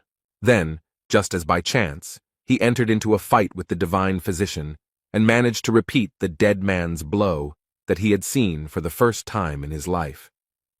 The young man listened to all this and did not make a single comment or excuse because everything was really so. Chang-ho looked at the leader with wild amazement and could not understand why he believed his words. The man tries to explain that in order to win someone's trust, you need to learn to trust yourself. He then turns to the boy and asks if he can ask him one more question. He asks if Hwang is human, which greatly surprises and even scares the protagonist a little. Then he raised his head and looked into Jurgen's eyes, but it was clear that the boy was worried. He did not enter the game but left the world and destroyed the tower, and therefore his soul has no form. There is a high probability that the Tree of Illusions mistook him for dead and sent him to chaos, but his body is still somewhere on Earth. However, it remains a mystery to the boy how this man realized that he was alive. He explains that no one in chaos would call their death an accidental fall into chaos. He then asked if he wanted to reveal his identity because he was afraid of threats, but Hwang did not give a clear answer. The man thought for a bit and decided to confess and apologize for something. He said that for the last 4 days his people had been closely watching him and reporting everything to him. But this is nothing new to Jae-hwan. He knows all about it and easily exposed that guy on the roof. He explained that the young man was much stronger than they thought, so it was very difficult to keep track of him. Despite everything, they managed to obtain some information and open the data files. It reads, Danger level 55, power level not determined, damage caused is approximately 380 million horns. He managed to do all this here in just a few days, and Jurgen Cheever is extremely unhappy about it. This greatly surprised the divine physician. It was impossible to determine whether he was a hero or a villain. They shout into the room that he is simply crazy, and Jurgen calmly replies that they can call him different things. But he explains that it is precisely people like this young man that he calls the main hero, who will have to overcome a large number of obstacles. Such heroes have special values, so they are usually famous. But Jae-hwan is not very famous. It seems like someone is trying to hide him from the public. And it seems that this creature is hostile. If it weren't for him, then Hwan wouldn't have had problems with the documents. So he is the main character, pursued by an incredible force that cannot be controlled. That's why he accidentally ended up in chaos, and all this made him think. He is not 100% sure, but it is safe to assume that the monarch is behind all this. One of the 12 monarchs of the Great Lands, a young man ponders how powerful this creature could be. The man in the chair explained that he would not ask who he was or demand compensation for damages, and promised that he would be protected. Is the Gorgon fortress so strong that it can withstand the onslaught of 12 monarchs of the Great Lands? Jurgen Cheever asks if the boy is being pursued by monarchs, and explains that there is a possibility that he is one of them. This turned out to be good news, since monarchs have no right to interfere in the affairs of chaos.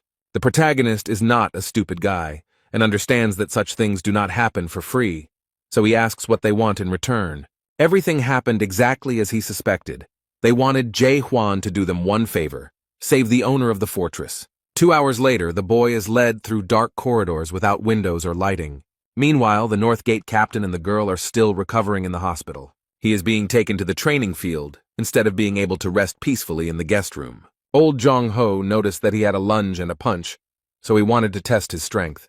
And then he adds that this guy also cleaned the master's tower, and these words really surprise the guy. He asks what this old man knows, but he calmly replies that he knows a lot. They walked along long corridors, went down the stairs, and found themselves in front of a large and strong door. They enter the room and the man explains that if Jae-hwan wins, he will answer any questions. And then he adds threateningly that it is impossible to defeat him. But such words only fuel the boy's desire to fight. Some time had passed since their fight, and some things in the training room had gotten a little damaged. The protagonist looks down in surprise to see where the shorty is hiding. From the hole in the ground comes the voice of the divine medic Jung Ho, who barely survived Huang's blow. But he is very persistent. The old man has not yet managed to climb out of the hole, and he is already demanding revenge. The guy looks around the almost completely destroyed room and explains that the old man has already lost. But he justifies himself by saying that he didn't have time to use his most powerful move, and he didn't use it earlier because he was afraid that Huang would die from it. The guy remembered that his opponent had already said this, and then he was asked how old he was. Huang thought for a moment, and then said that he was about 60 years old, but oddly enough, he did not know the exact number. And the old man boasts that he has 1,000 of them, and 60 seem like a pitiful little thing compared to his 1,000. The protagonist wondered if this man had really only been doing this for 1,000 years. He replied that it was true, and the young man remarked that it did not seem true, but rather that he had been doing this for about 10 years. This certainly hurt his opponent's immense pride, so he became very angry. That's why he immediately and very abruptly climbed out of the hole into which Jae Hwan had shamelessly pushed him. It turns out that he still has the strength to fight and call the boy a fool. He is ready to give him the strongest blow, and the old man wonders what this guy will say about it. The old man had lived in the afterlife for so long, but he had never been defeated like this. He doesn't want to give up because he can't believe that anyone can be stronger. Jae Hwan has no choice but to enter the battle and try to defeat Jung Ho again. Their struggle continued, and who knows how much time they spent in the training hall. But they continue to fight with stubbornness and stupid obstinacy, and it seems that it will never stop. His opponent used all his strength, so it was a little difficult for the young man to resist him. The boy was thrown back by the impact and barely managed to keep himself from falling with a dull thud. The medic is on the other side of the room and seems to enjoy competing with Huang. Instead, the protagonist thinks he was thrown too far by a normal blow. The old man finds his technique very interesting, so he asks what the boy calls it. He replied that it was a normal punch, but Jung Ho thought it was a terrible punch, then added that with a name like that, no one would think it could be any kind of threat. While this is not all that Huang can do, he promises that he will now show something much stronger. Everything around him has changed. The boy is preparing to show his true power, which will sweep away everyone in its path. The old man seemed a little scared when he saw this. He definitely didn't expect to see such a simple-minded scoundrel. The young man had hidden his true strength for so long that the old man seemed to have underestimated him. Instead, Jae Hwan remembered all the previous battles he had fought in, and all the years he had spent in the tower. Therefore, now he has no equal in battle, because hundreds of different monsters have been destroyed with these hands. The main character no longer holds back and uses the skill King of Chaos, an extremely powerful blow. Just the thought of the Chaos King terrifies the divine medic, so whether he can repel this attack, it may be different from the king's strikes, but it will definitely not be less powerful. By directing a stream of power upward, the boy caused great damage to the Gorgon's castle, and after that, Jae Hwan warns his opponent that he will be approaching him. But in response, he immediately heard frightened screams and pleas to stop and not come closer. He doesn't want to experience this blow himself because he is not sure if he can survive, so he admits defeat. Meanwhile, in the vast lands of Region 5, the Steel region, interesting conversations are taking place. The man is told that the Monarch of Incredible Darkness is currently linked to Chaos. The Steel Monarch, nicknamed Unbreakable Steel Huo Yu, asks why he is doing this. But he remembered that all the monks of the Great Lands had signed a treaty that stated that they would not interfere in the affairs of the house. The guy is scared because he knows very well that no one likes bad news. He notices that everything is much more complicated and asks him to look at the screen. Huo Yu explained that the video, titled Hero of the 99th Floor, recently went viral and wondered if it could be fake. His subordinate knows that the Monarch of Total Darkness was going to participate in the development of this product. The Steel Monarch asked where he was now, and the subordinate tried to explain this difficult situation, that he refused to join the game and broke through the roof of the tower. And he says that he escaped to the house. But Ho Yu does not understand how this is possible, because on the 100th floor there is a spellcaster following them. The guy doesn't want to say it, but he has to explain that this man killed the cultivator. It's hard to believe, But the monarch of pitch darkness is sure of it, but still doesn't understand what connection the monarch of Region 9 has with chaos. The subordinate explains that they had been thinking about this too and had only recently learned some very interesting information. It turns out that the monarch of total darkness has long since broken the agreement and is doing business with the house. Some branches of chaos have long maintained close ties with this monarch. The man frowns and stares out the window, wondering what this monarch of pitch darkness is up to. And then he orders a notice to be sent that he is going to chaos, and his subordinate asks in horror if he really wants to interfere in their affairs. He justifies himself by saying that he is simply observing what is happening from the sidelines, and adds that they should send 10 of their best gold-ranked warriors. The boy quickly ran to carry out the order and was glad that this time the monarch did not yell at him. The steel monarch thought about Jong-ho and remarked that he would have lived a long life if he had a gentler character. He thinks that nothing will disturb him there, but in fact the situation there now is a little different. The old man hugged the sword and said that he would not allow him to do this, and also noted that elders should be respected. And then he sternly asked how this was even possible, since he had been honing his punch for 40 years, and how this guy managed to achieve this. Huang thought about it, and explained that he had probably performed this kick 10 billion times, but the old man thought that was impossible, because he would have to go without food or sleep and perform 8 kicks per second. The protagonist explains that he can deliver 100 blows per second, and asks why this man thinks that a blow can only be delivered with a sword. He sat down next to the old man and concentrated on his body, and then something strange began to happen. The divine physician looked at him with wide eyes and realized that it was the same alien energy he had felt when he first saw him. The boy was already surrounded by a radiant halo, and the old man understood that this was not energy or even fighting spirit. He comes closer and realizes that it is actually his anger and his frantic desire to change this world. Chan-ho touched the glowing needles and they seemed to illuminate him. Now the medic understands that these are all blows. This man looks at the young man in shock and can't believe what he sees. This guy has become a hit himself. With wide eyes and a trembling voice, he notices that Huang is surpassing this world every minute. The protagonist calmly remembered that he was telling the truth about having performed this blow about 10 billion times. The guy shows his opponent a document and asks if the old man remembers him. This is the contract they signed before the fight, in which they agreed that the loser would have to grant the winner one wish. He starts to read the contract, but Jung-ho stops him and is ready to listen to his wishes. And he asked if the guy wanted to make a slave out of him, but the main character explained that he didn't need that. He has a very simple request. He wants an honest answer to just one question. Although the man finds this a little strange, he agrees but suggests taking a walk first. The young man asked who owned the tower because he knew it was made by horrors, so he was curious about how it worked. Towers are rated from F to S, but there are some horrors that don't care about that. A master is someone who has already built an S-rank tower while still an apprentice and has become an exemplary master. But if a tower is built by a master, it does not mean that it belongs to him. Only the special tower can be considered the master's tower, which has nothing to do with cultivation, but Huang asks what these towers are for. His interlocutor does not know this, because no one can understand what the masters are thinking, but one thing is known for sure. Among those who cleared the tower, sometimes awakened people appear. The protagonist asked if this was the tower that Jung-ho was from, and he replied that he was from the 4th Melville Tower. This tower is also called the White Whale, because on the first floor, where newcomers arrive, a white whale suddenly appears. He turns everything into sheer horror and begins to hunt for frightened and defenseless people. Now this may seem like something frivolous and trivial, but at the time it was a real disaster.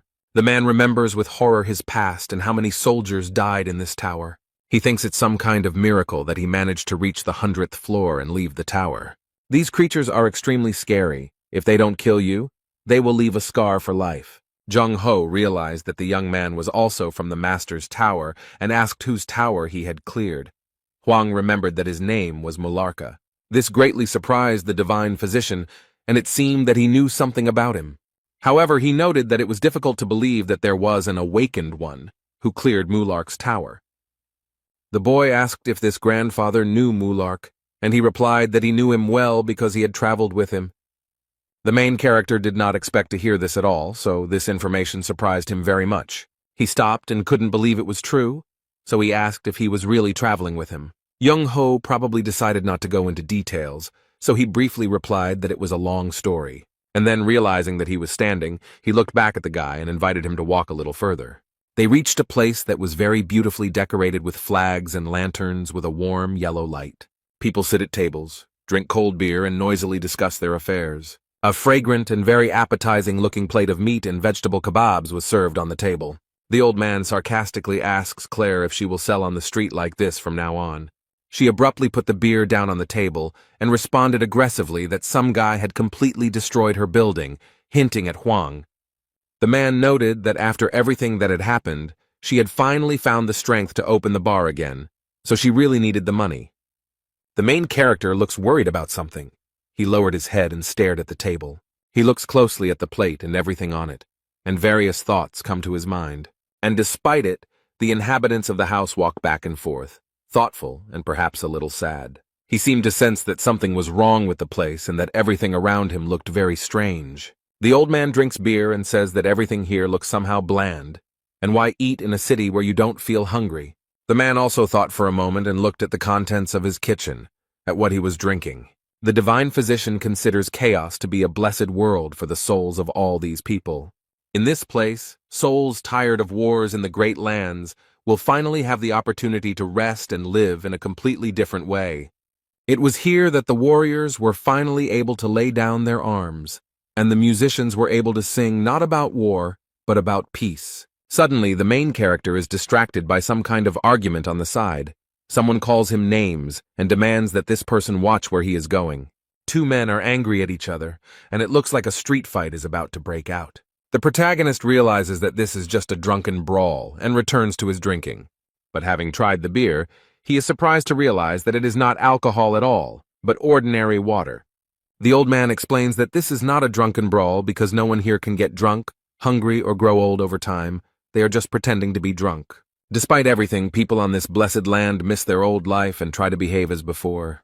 You can't eat or drink here, but you still have a body and a heart beating in it. However, there were people who went against all the rules, a team of madmen who dreamed of the impossible.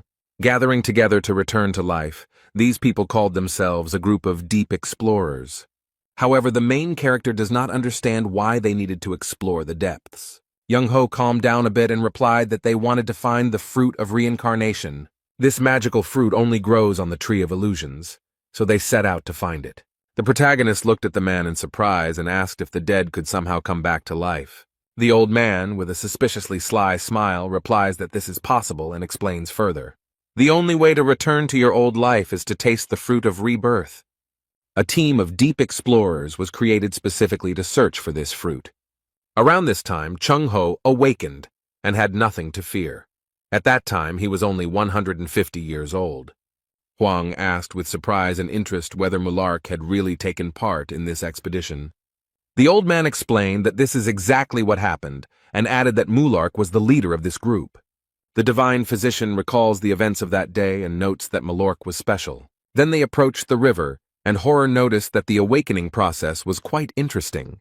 But he added that since Jong-ho had not fully manifested, the awakening process was not complete. He remarked that it must have been difficult, since the man had gone his own way, although the old man tried to deny it. Mularka continued to irritate him with his questions and suggestions that the man must be feeling unwell after cultivating the land. And because of this, he threw his sword and almost hit the body of the horror that created the towers. But he asked why the horrors go deep, since that is precisely why towers are built, which are afraid of enclosed spaces. With his purple hands, he pulls out the sword stuck in the tree and explains that he has nothing to say because his apologies won't fix anything. He justifies it by saying that it is simply his job, which he will have to do for the rest of his life, but despite this, he deeply regrets creating the tower. It was at this moment that Mularka confessed to Young-ho that he had plans to find the Tree of Illusion. It's hard to believe, but he wants to explore the depths, only because he created the tower. He slowly walked up to the old man and sincerely admitted that he wanted to stop cultivating. This is the main reason why he wants to take part in this expedition and why he needs this tree.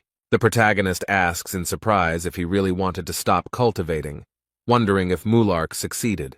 The doctor explained that he had not reached the end of the expedition and was only at the entrance to the depths. but it seemed to him that Mularka had reached the tree of illusions.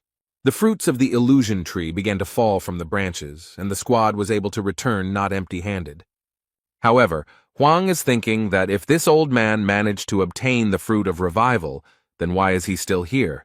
And at that moment, Claire comes over and tells the man not to lie. She looked at him with disapproval and noted that he knew that this expedition had failed.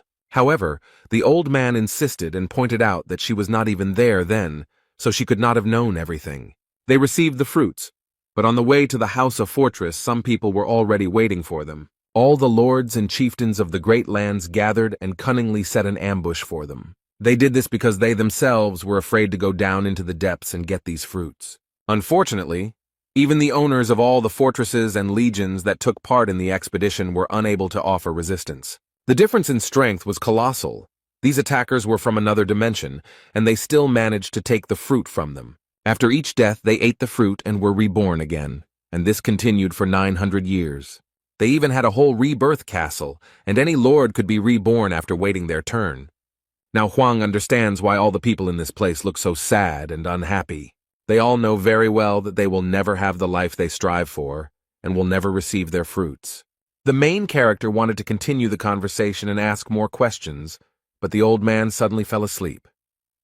Claire explained that there was no use waking him up, as he was already drunk, and that he must be tired after all his 1,000 years of life. The woman explained that after this expedition, no one saw Mulark again. He said his last words and disappeared. Suddenly, someone from the outside responded that his last words were, "I lost and I won." James said this, and he also thanked the guy for his help, because if it weren't for him, the captain would have died yesterday. And then he added that if the boy ever wanted to come to the house again, he should come to the south door. Jae Hwan won't need to show his ID since James already knows him. And then he decided to make a joke and asked the guy to keep it a secret from the captain and continue doing his business. The main character didn't answer, but suddenly he heard some noise nearby and looked around. The man runs very fast and calls for the divine doctor and the boy who is with him. He runs up to the table where a young man is calmly talking to Claire and asking her about various things. Their conversation was unceremoniously interrupted by the captain of the fighter squad, who seemed to be frightened by something. Jaher can't get his thoughts together, so the only thing he says is that they're in trouble now. The full moon is shining brightly outside, but it is barely visible because of the thick, dark clouds. It seems that these are not clouds, but energy that comes from the owner of the fortress, the main character, and rushes towards him. Huang thought that the owner of the Gorgon fortress seemed to be dead. The spiritual pressure is 10 times stronger than what he had heard from the dead before, and is felt most strongly in the fortress, or rather, under it. The boy remembers the words that Jürgen Cheever told him and promised to forget all the evil he had done. But in exchange for one favor, they must save their master of the Gorgon fortress. He asks the captain if the tower commander is getting out of control, and the captain replies that the guy got it right. He suddenly got angry, which usually happens no more than once a week. The captain warns the boy so that there will be no misunderstanding, that their master is a good man, at least he was one before his decomposition, but he added that he was one of those who went into the depths for the fruits of the tree of illusions. He suggested that Huang could also perform the dead man's strike, since he had already done so, as the divine physician would not be able to do so. The boy explains that he was just repeating the movements, but the old man could teach him. They reached the fortress very quickly, but felt tremors. The men are surprised that there is an earthquake now. It could mean something bad. Everything around is moving dangerously, and the fortress itself is barely holding on. It seems like it will soon collapse. The captain of the destruction squad is worried about his master. He wants to save him with all his might. The captain of the Tower of Destruction and the captain of the Tower of Despair suddenly appeared in front of them and greeted the boys cheerfully. Jahir insisted that they retreat immediately because they had urgent matters to attend to, and they knew it very well. But the men say that no matter what problems arise, they have orders and will not back down. The man frowned sternly and asked if they were really going to go against the rules of heaven. But this phrase seemed very funny to one of the new arrivals and uninvited guests. And then they very confidently explained that their paradise was a forbidden paradise. The next moment where they stood, there was no one left. They were very fast. The warriors, without any warning, immediately went on the attack and found themselves on the man. He reacted quickly and pushed Huang and Young Ho away sharply so as not to hurt them. And a second later, an explosion was heard at this place. The floor collapsed, and pieces of stone flew in all directions. Despite the fact that the blow was extremely strong, the captain of the fighter squadron put up resistance. He was attacked by two super-strong opponents at once, but so far he is coping well with them. Jae Hwan appreciated his abilities and mentally praised him for doing such a good job. Instead, the man struggles and thinks about how he didn't expect that the fortress would have its own people from the Forbidden Paradise. The captain noticed that these guys had changed a lot during this time, but one shouldn't think that he too stood still. But he asks them to think carefully about their actions, because if they retreat now, the master of the tower will grant them forgiveness. But these people are not seduced by such a vain hope. They do not seem to take the owner of the fortress seriously. The tower captain asks contemptuously if he is talking about this coil that is underground. This man cannot control his powers, and has long since completely lost the ability to distinguish between good and evil. This man makes a great claim that they were not serving the heaven they had served before, and that much had changed. But he asks the squad captain if he really remains loyal, despite what is happening around him. But man is confident in what he believes in, and his faith is unshakable. He knows that the master will return. One of them said that this is why they do not waste time on unnecessary conversations and attack the man again. He didn't even notice the attack, which is why he was hit in the face with a huge hammer. There was another loud bang. The captain fell to the ground and stones and dust rose high into the air. They smile sarcastically and say that if he had been a little smarter, he wouldn't have had to fight. With these conversations and their actions, they only irritate the captain more, but so far they have not caused him any harm. He knows that they are on the 4th level and won't be able to defeat him even if it's 2 against 1. But he doesn't understand how they can be so fast and strong. It doesn't look like reinforcements at all. It looks more like decomposition. He suspects that something is wrong here and it could be very dangerous. That's why he turns to Jae Hwan and asks him to escape from here as soon as possible. But it seems that the main character has completely different plans. He hands over the divine doctor to other hands. Now the captain of the extermination squad will take care of him, and he is a little surprised by the actions of this guy. It seems that the protagonist realized that his friend was having a hard time dealing with these scoundrels, so they decided to take matters into their own hands. They repeat their question and wonder if this guy can really do a deadlift, and the young man replies that he can. They know this guy is not like them, so it's hard to tell if he's telling the truth or lying, but for some reason they feel like he's nowhere near their level, so he won't be able to land a proper punch. However, while this man was thinking, the main character did not waste time and was ready to attack. He quickly got behind his opponents and asked them what they thought of the blow, whether it was strong enough. They completely underestimated their opponent, so now they have no chance of avoiding the blow. The captain of the Tower of Destruction had already received his portion of conviction that his opponent was strong after all. He fell to the ground with a crash, along with his big hammer, which this time did not help him at all. The other tower captain looked at this with horror, and could not believe that this had happened. He didn't have to wait long for the protagonist to get into a fight with him and feel the same as his friend. Huang noticed that the man was too self-confident and confident to defend himself. But immediately after that, he delivers a powerful blow which his opponent did not even have the opportunity to dodge. He managed to stay on his feet and not fall. It seems he is stronger than the man with the hammer. He grabs his weapon and tries to point it at the boy, but Huang very deftly dodges it. Instead of hitting the enemy, his weapon hits the soulless stone. But he does not give up and does not stop trying to take the life of the main character, although he does not succeed. The boy dodges his large spear and now feels a much stronger energy. He looks at the man and tries to understand what this energy is, and realizes that it does not look like revenge. His opponent's mask was broken, and he asked if Huang really hoped to save the tower's owner. And at that moment the boy understood what kind of energy it was, the energy of fear. He wondered why they, with such weak abilities, came here to fight. He explains that he cannot save their master because the job belongs to the old man. The young man stops his opponent's spear with a light movement of his foot and wants to finally finish the fight with him.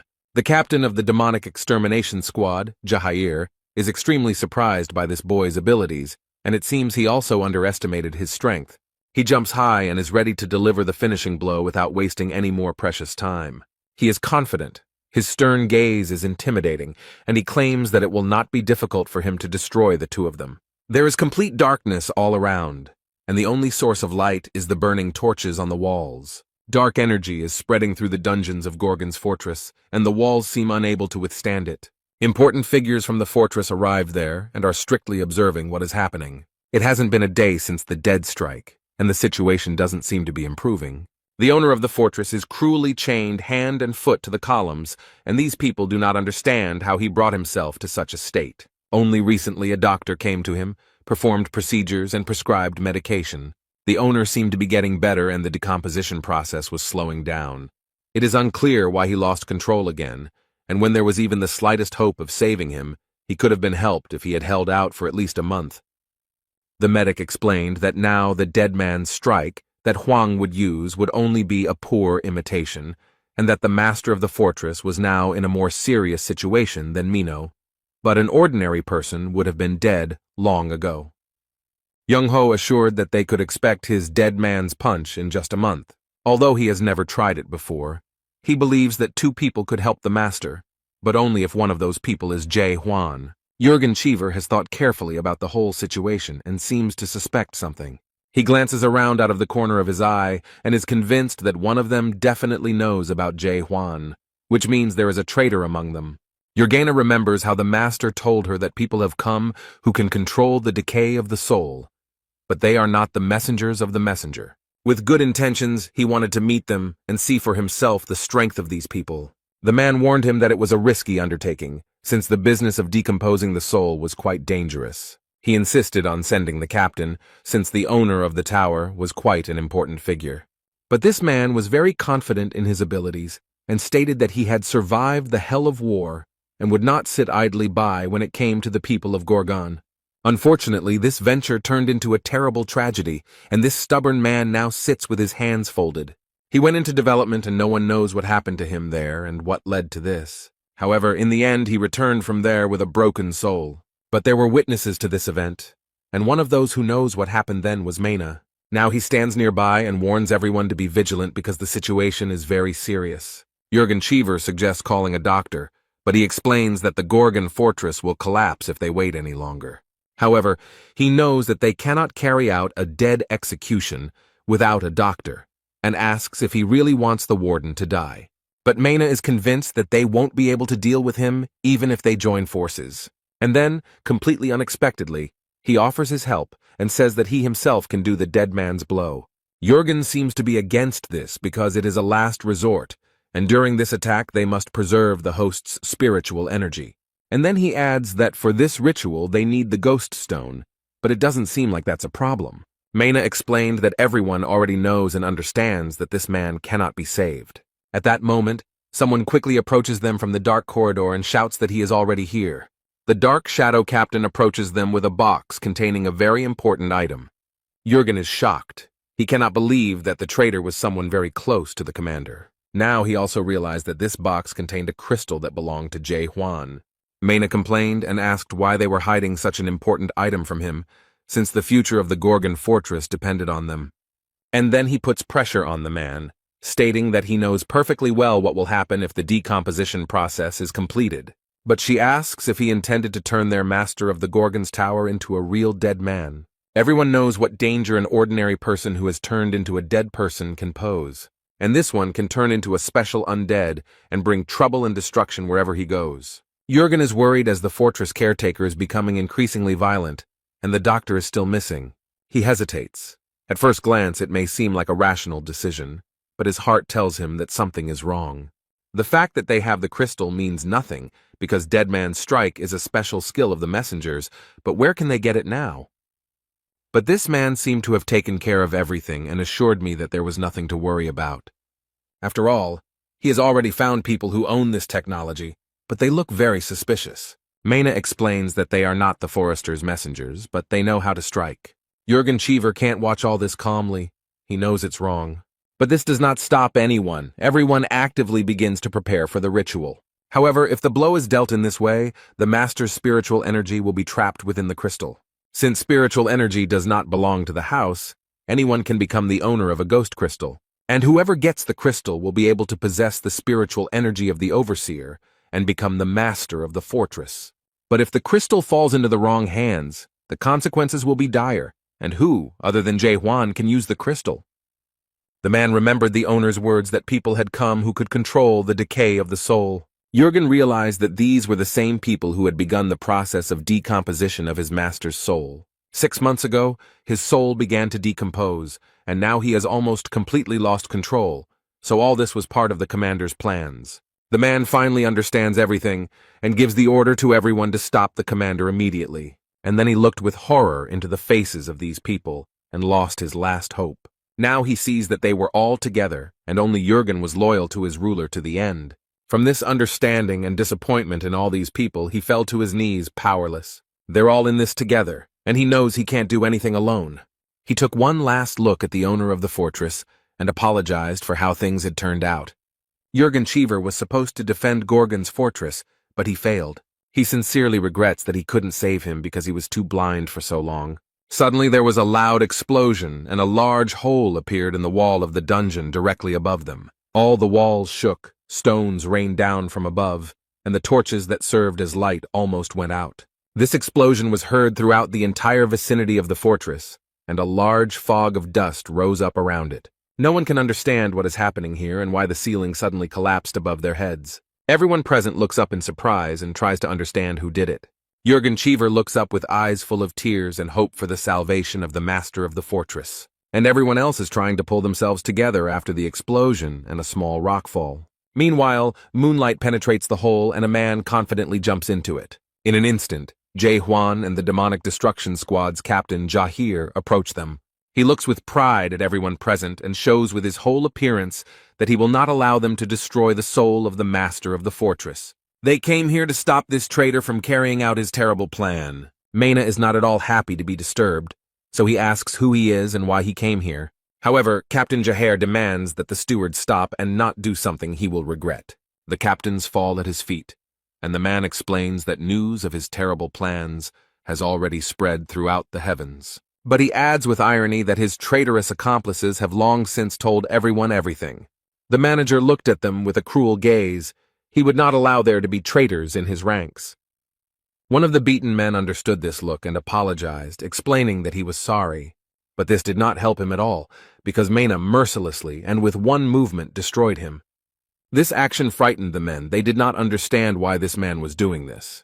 He smiles sarcastically and says that they probably chose to die for spreading the truth, and he simply fulfilled their goodwill. But this excuse irritates the captain even more, and he insistently asks the man to finally pull himself together and stop talking nonsense.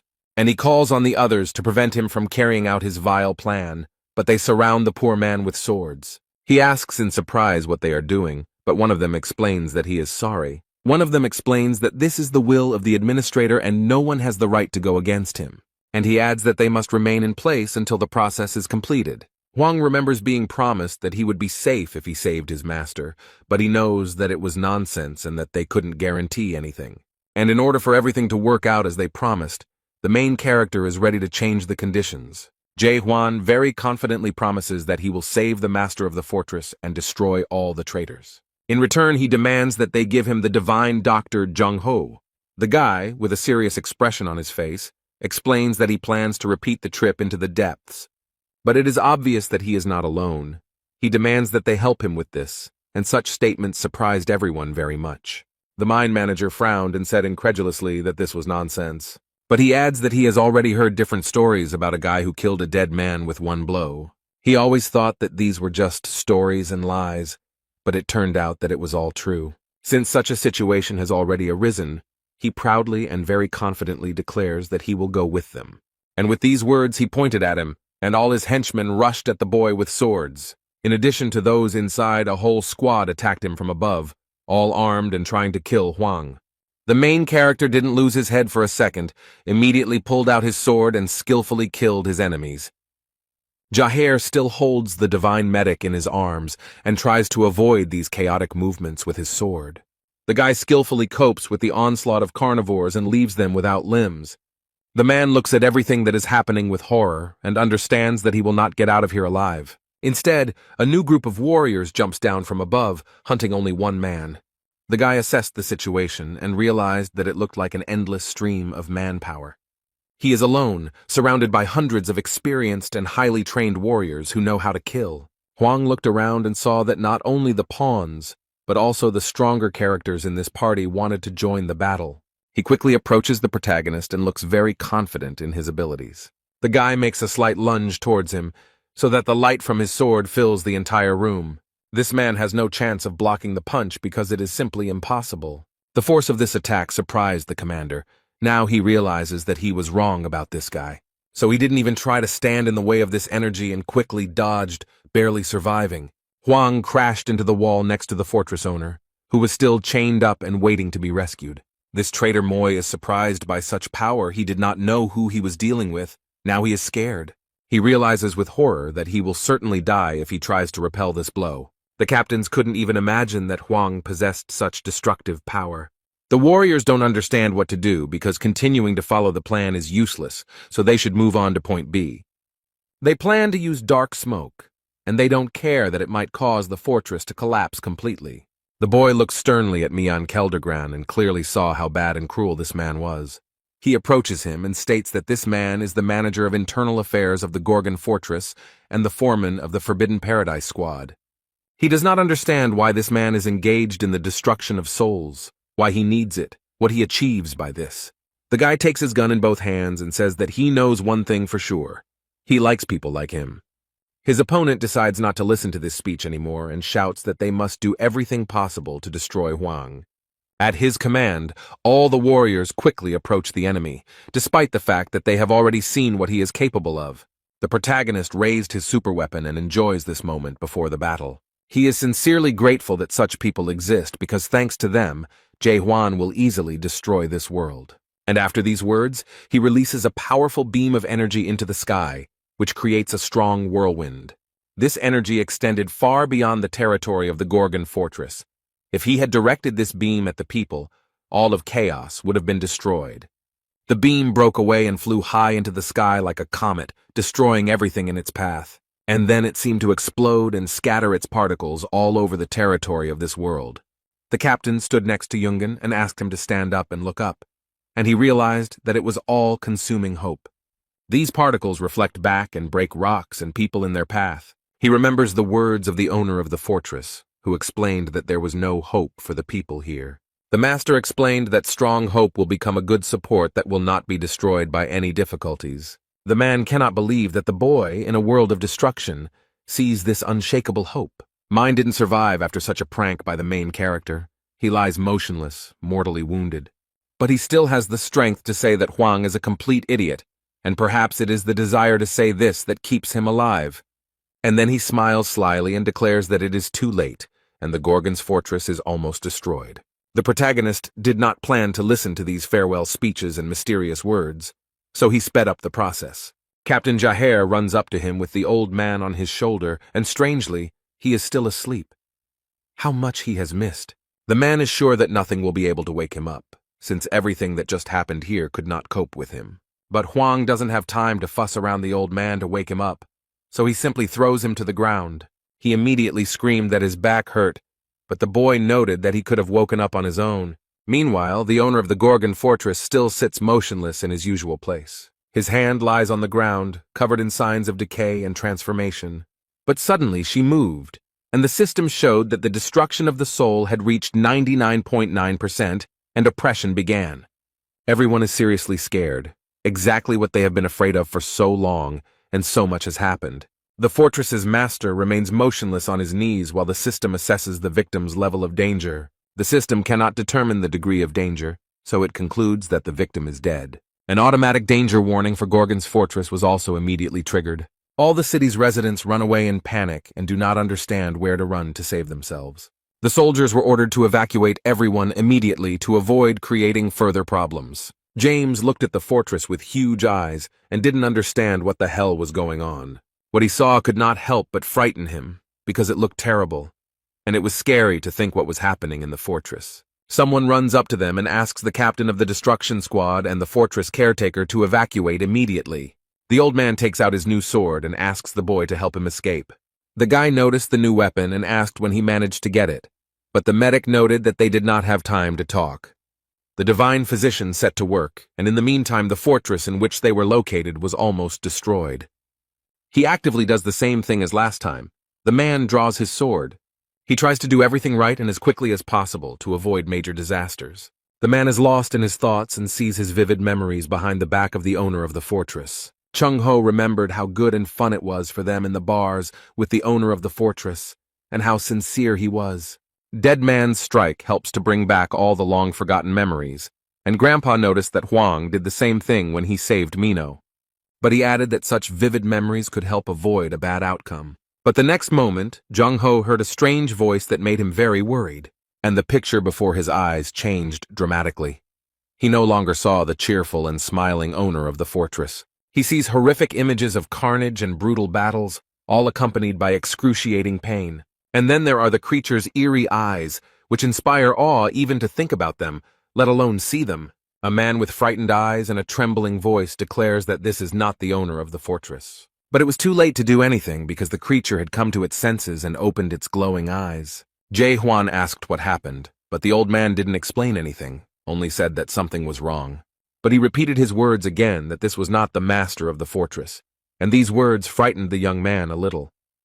The divine physician screams in horror that it is someone completely different, but the shackles are already broken, and this creature finally comes out unhindered, no longer hiding in someone else's body. Apparently, it has become huge because men have to raise their heads high to see anything. Now, instead of the owner of the fortress, there is a huge and terrible monster, and who knows what it can do. And so he opens his terrible eyes and sows unspeakable horror in all who see him. This huge creature is happy to finally get out of its cramped and small body. Jung-ho didn't expect this. He is very surprised and scared. It seems like he knows what kind of creature it is. His body is raised high above the ground, hovering in the air like weightless dandelion fluff. This creature carefully studies those around it and examines their internal state. And then he spoke and said that he could not even think that he could come into this world with the help of the body. However, he added that the owner of the body was already dead, so he probably didn't care what happened to the body. And now, when I look at the divine Dr. Jung-ho again, he says that he sees a familiar face. He bared his huge teeth in a grin as she remembered that he knew that face. The creature turns to him as if half awakened and asks why he is still in chaos. And he adds mockingly, "Didn't he find what he came to Glebina for 9 years ago? He is the master of the Fortress of the Dead, located in the center of chaos, and only he can open the gates to the depth." The protagonist tries to use his doubt skill but can't figure it out. This creature looks very much like a dead person, but it is something completely different. Huang cannot understand who it is. The master of the dead fortress waved his hand and pretentiously asked why this man was still here. But then large black rays burst out of it, absorbing everything in their path.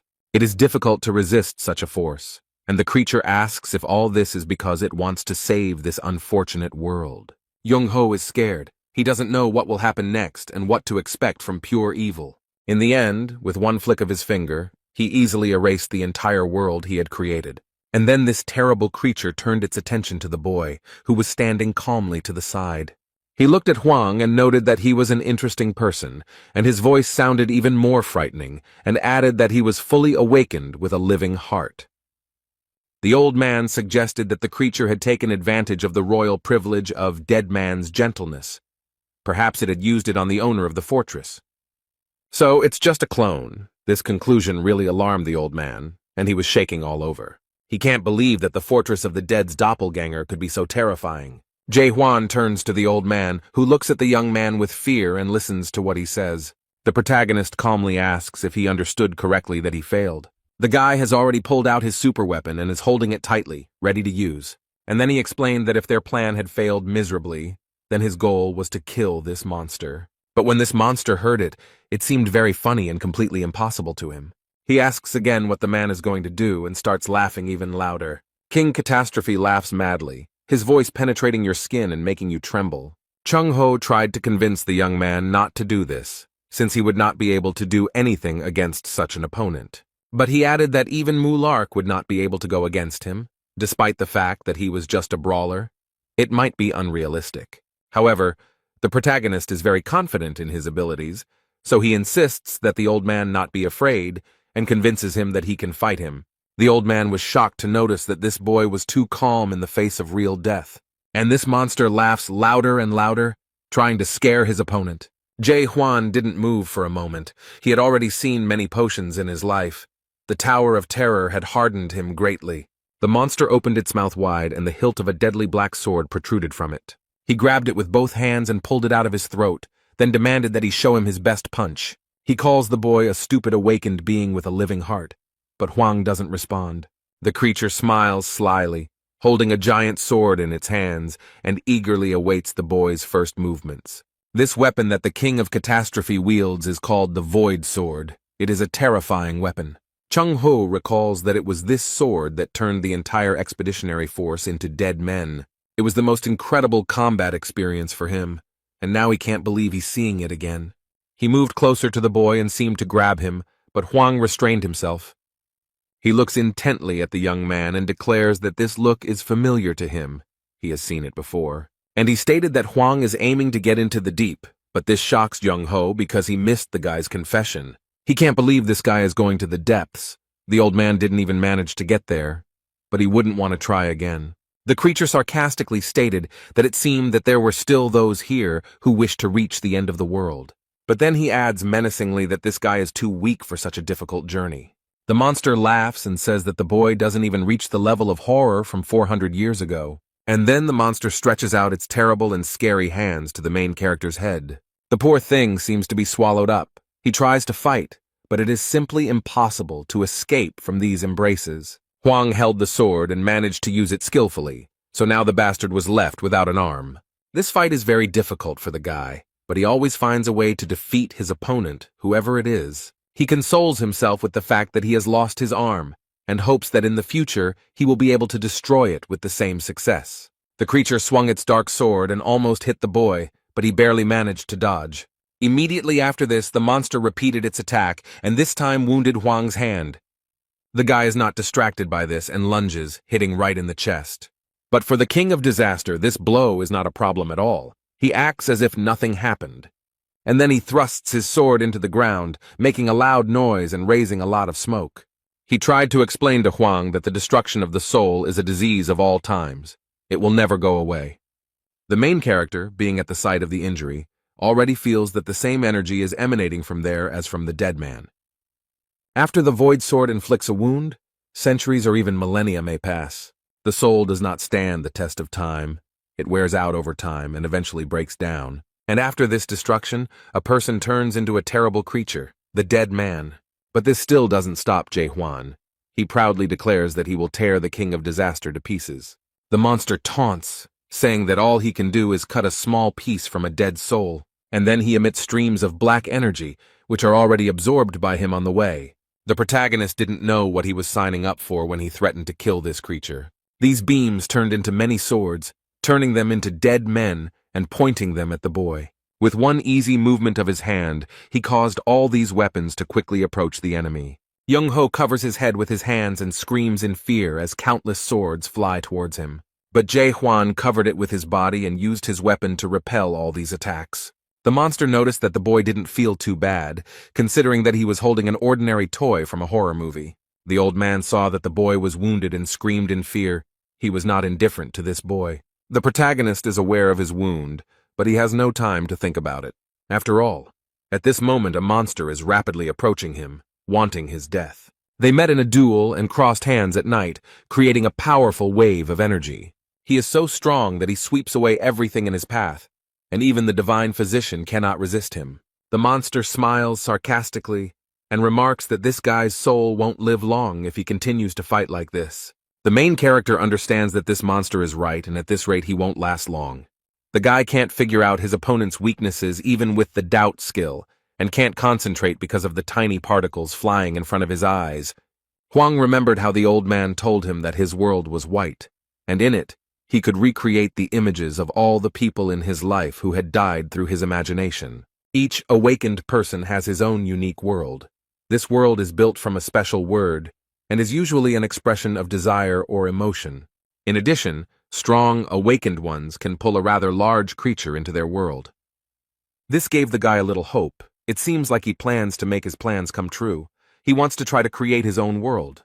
And this hope gave him strength, thanks to which the main character managed to repel the blow of the terrible monster. Jae Hwan has distanced himself from his opponent and is preparing to put his plan into action. He focuses and plans how it should look, and I have to give him an advantage in the fight.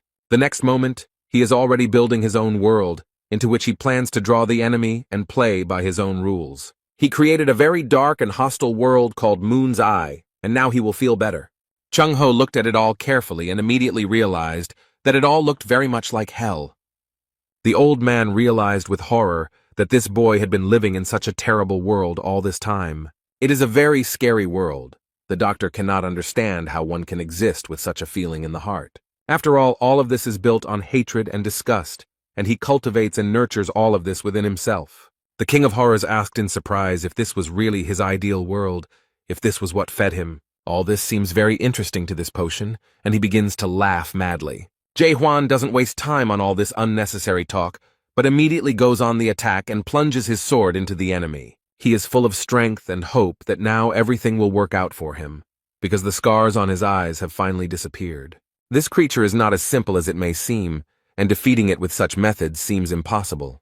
The monster's limbs rise up around the boy, but he doesn't retreat. These things wrap around his arms and block any movement, leaving him powerless. And then they wrap it around his neck.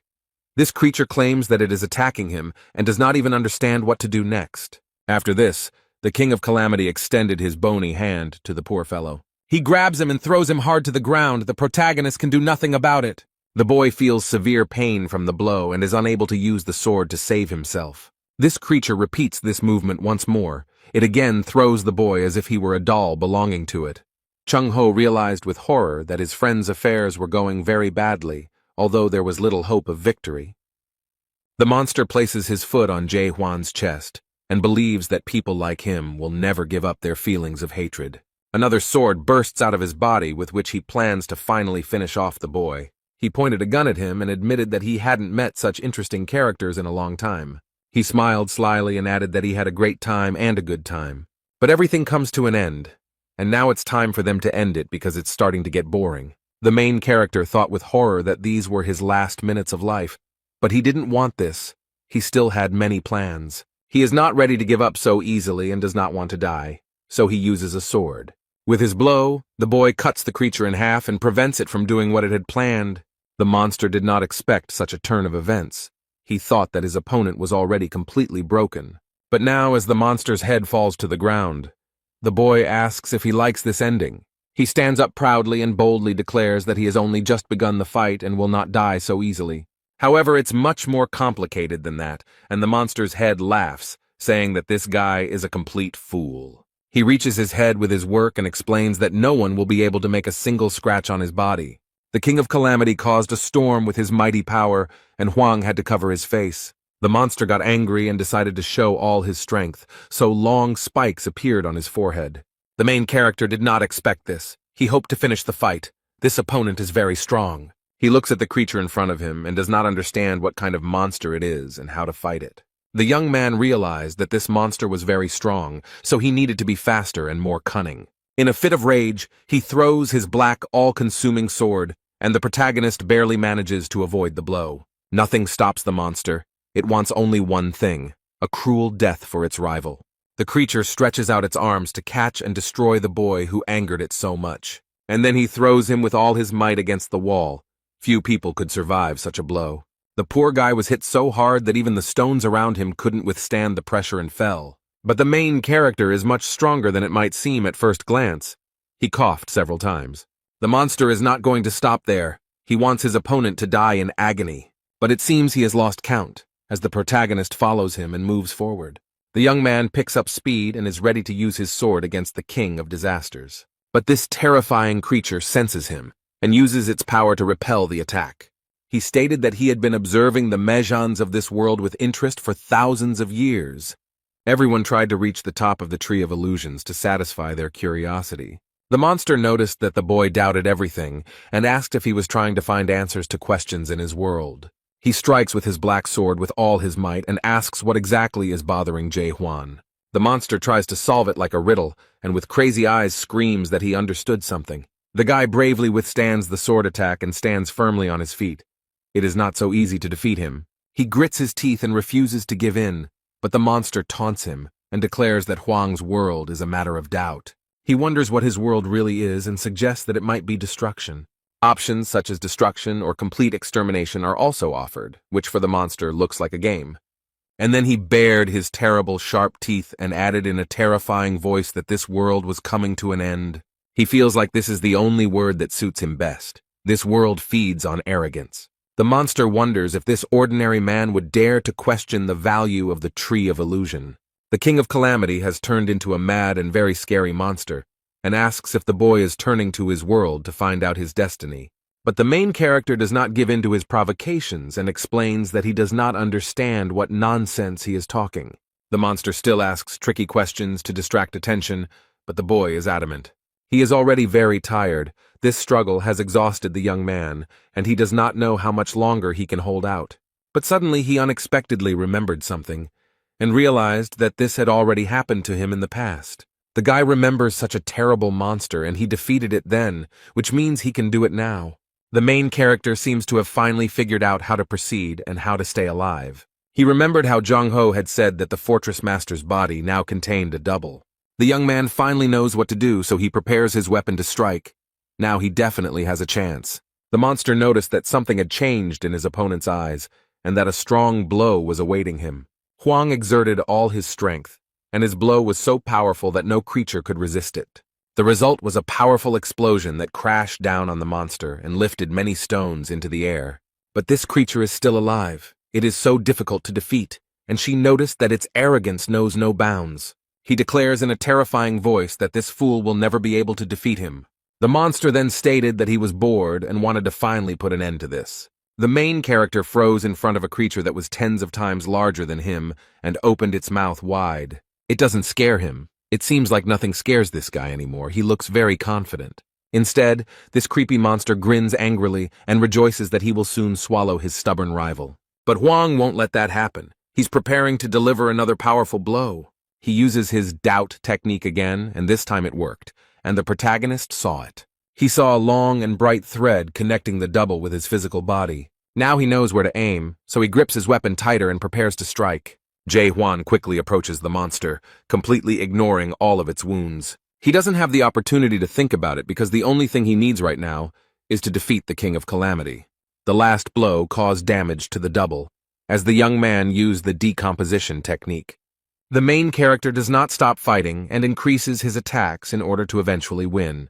The monster stated that the boy lived for the end and added that he would wait for him in the depths. This was his defeat. This was the last straw. The monster disappeared and Jae-hwan remained alive. Hwang, completely exhausted, leaned against the stone. It was even difficult for him to hold his head up. All this struggle had a big impact on his physical condition. His body was ready at 101%. But now he has had the opportunity to analyze the fight, and he realizes that he needs to become stronger. He understands that his lunge is not enough, despite the fact that it is a very powerful weapon. Strong Strike does a good job of crowd control. However, when it comes to one extremely strong opponent, this is not enough. The attack radius is too small to deal enough damage to win the fight. This time he used the lunge to distract the monster and buy time, but now he knows he needs to master the skills to fight especially strong opponents. The poor old man is lying on the ground. He has lost consciousness and is slightly crushed by stones. As soon as it was all over, the captain and commandant of the fortress came running to his aid. The main character suddenly hears someone talking to him and becomes confused. His weapon lies at his side, and next to him on a wet blanket lies the owner of the fortress. Despite what had just happened to his body, this man somehow survived. He has difficulty speaking, but he explains that even though he became dead, he was still watching over him. He is sincerely grateful to this young man for his efforts in fighting the King of Calamity. And then, without any warning, he suddenly grabs the protagonist by the tired hand. The guy is a little wary. It seems he doesn't like this kind of contact. It scares him a little. Instead, the owner of the fortress suggests that perhaps it is time for a change in Gorgon's fortress. He asks Hwang to accept him, and then a bright yellow light spreads across his hand. The owner of the fortress sighed with relief and noticed that the young man reminded him of someone. After what this man did, the boy was left with warm memories. But the owner's last words were a request to take care of his living heart. Now others arrive at the scene of the battle, asking if everything is okay and if anyone needs help. Jurgen and James looked back and couldn't believe their eyes. What they saw was shocking. Jae-hwan approaches them with a sign on his hand given to him by the master of the fortress visible. All those present, without hesitation, immediately fell to their knees to pay their respects to him. Jürgen Cheever looked at the young man with tears in his eyes. He realized that the overseer had died, handing over his power. He submits to the will of his master, and if he wanted it, no one would object. Jürgen dropped to one knee and greeted the new overseer and master of Gorgon's Keep. And now the main character understood what this seal on his hand meant, and it shocked him. 2 days have passed. The fortress is gradually being restored. Active construction work is underway. Huang is sitting at the table, and Jürgen approaches him and addresses him as the owner. But the guy objects and explains that he does not intend to be an observer. The man shows him a document where the boy's promise is written down. He promised to save the observer and kill the traitors, and Jürgen promised to help him get to the depth. The guy is angry because the owner of the fortress died. Now he must take his place. Jürgen noted that the boy could not break his promise since he was now their new leader. But this is not what he planned. He cannot waste time in the fortress because he wants to get into the depths. He hopefully asks if he can pass the position on to someone else, but Jürgen assures him that this is impossible, as the new person only takes over the position after the owner's death. The fortress does not recognize a new observer, and this sign is a symbol of the Gorgon fortress, which is why it was chosen. Since they had resolved the issue, today the man brought him a mountain of documents to study. There are also some extra helpful notes since he is new here, so he needs to familiarize himself with everything. While sorting through the papers, he noticed a strange law that punished a person for insulting an observer. And if this happened 3 times, then he would be punished by the complete destruction of his soul. Jürgen went to put the books away, but before that he allowed them to use any items on the table, and the boy looked into the drawer. He was a little surprised when he opened it and saw what was inside. He was very interested in a crumpled piece of paper that stood out from the rest of the documents in the drawer. On the edge of the sheet was a noticeable inscription in red ink, 17th Warden. Suddenly, this paper ball starts to unfold without any help. And he starts talking. This paper greeted Huang, and it really surprised the guy.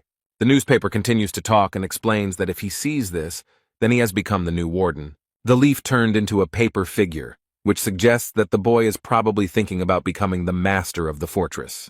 But she calms him down and explains that the observer has only one task. But Huang wonders what it is. Maybe it's some kind of magic note? The note says they just wanted to have fun because a good leader is one who knows how to have fun, and will not shift overall security to the management department and all other tasks to other departments. According to Big Brother statistics, many Gashlodaks overworked themselves, which accelerated the decomposition of the soul and ultimately led to death. This advice is important not only for him as an observer, but also for the inhabitants of Gorgon. The previous leader hopes that his successor will be able to find a balance and not try to change something that does not exist. Don't overload yourself. Everyone in this world already knows that nothing can be changed. The inhabitants of chaos do not need change, but a long and peaceful life, so there is no point in inventing anything. And so saving the many without changing the lives of the few would make more sense. Therefore, the former warden has only one request for his successor, not to be insatiable. After all, a good leader is one who does nothing, the note ended. And then he curled up into a ball again and fit into the box, and the boy thought about these words. After this note, he seems to begin to understand what kind of life the caretaker of the Gorgon fortress lives. If the existence of the overseer is limited only to the preservation of life, then he thereby deprives the world of the possibility of any changes for the benefit of the majority. Jürgen approached and found the boy very thoughtful, so he asked him what he was thinking about so persistently. The young man seems to have come up with something and wants to tell this person about his plans. He confidently states that he will abolish the position of the caretaker of the Gorgon's fortress, although this will be an ambitious request. Jürgen Cheever doesn't understand how this is even possible, so he asks what it is supposed to mean. The guy decided to start over and asked what a lock was. The man thought the question was strange. A castle is a fortress, and a fortress is a military structure designed to protect against enemies. And suddenly the guy makes a very bold assumption.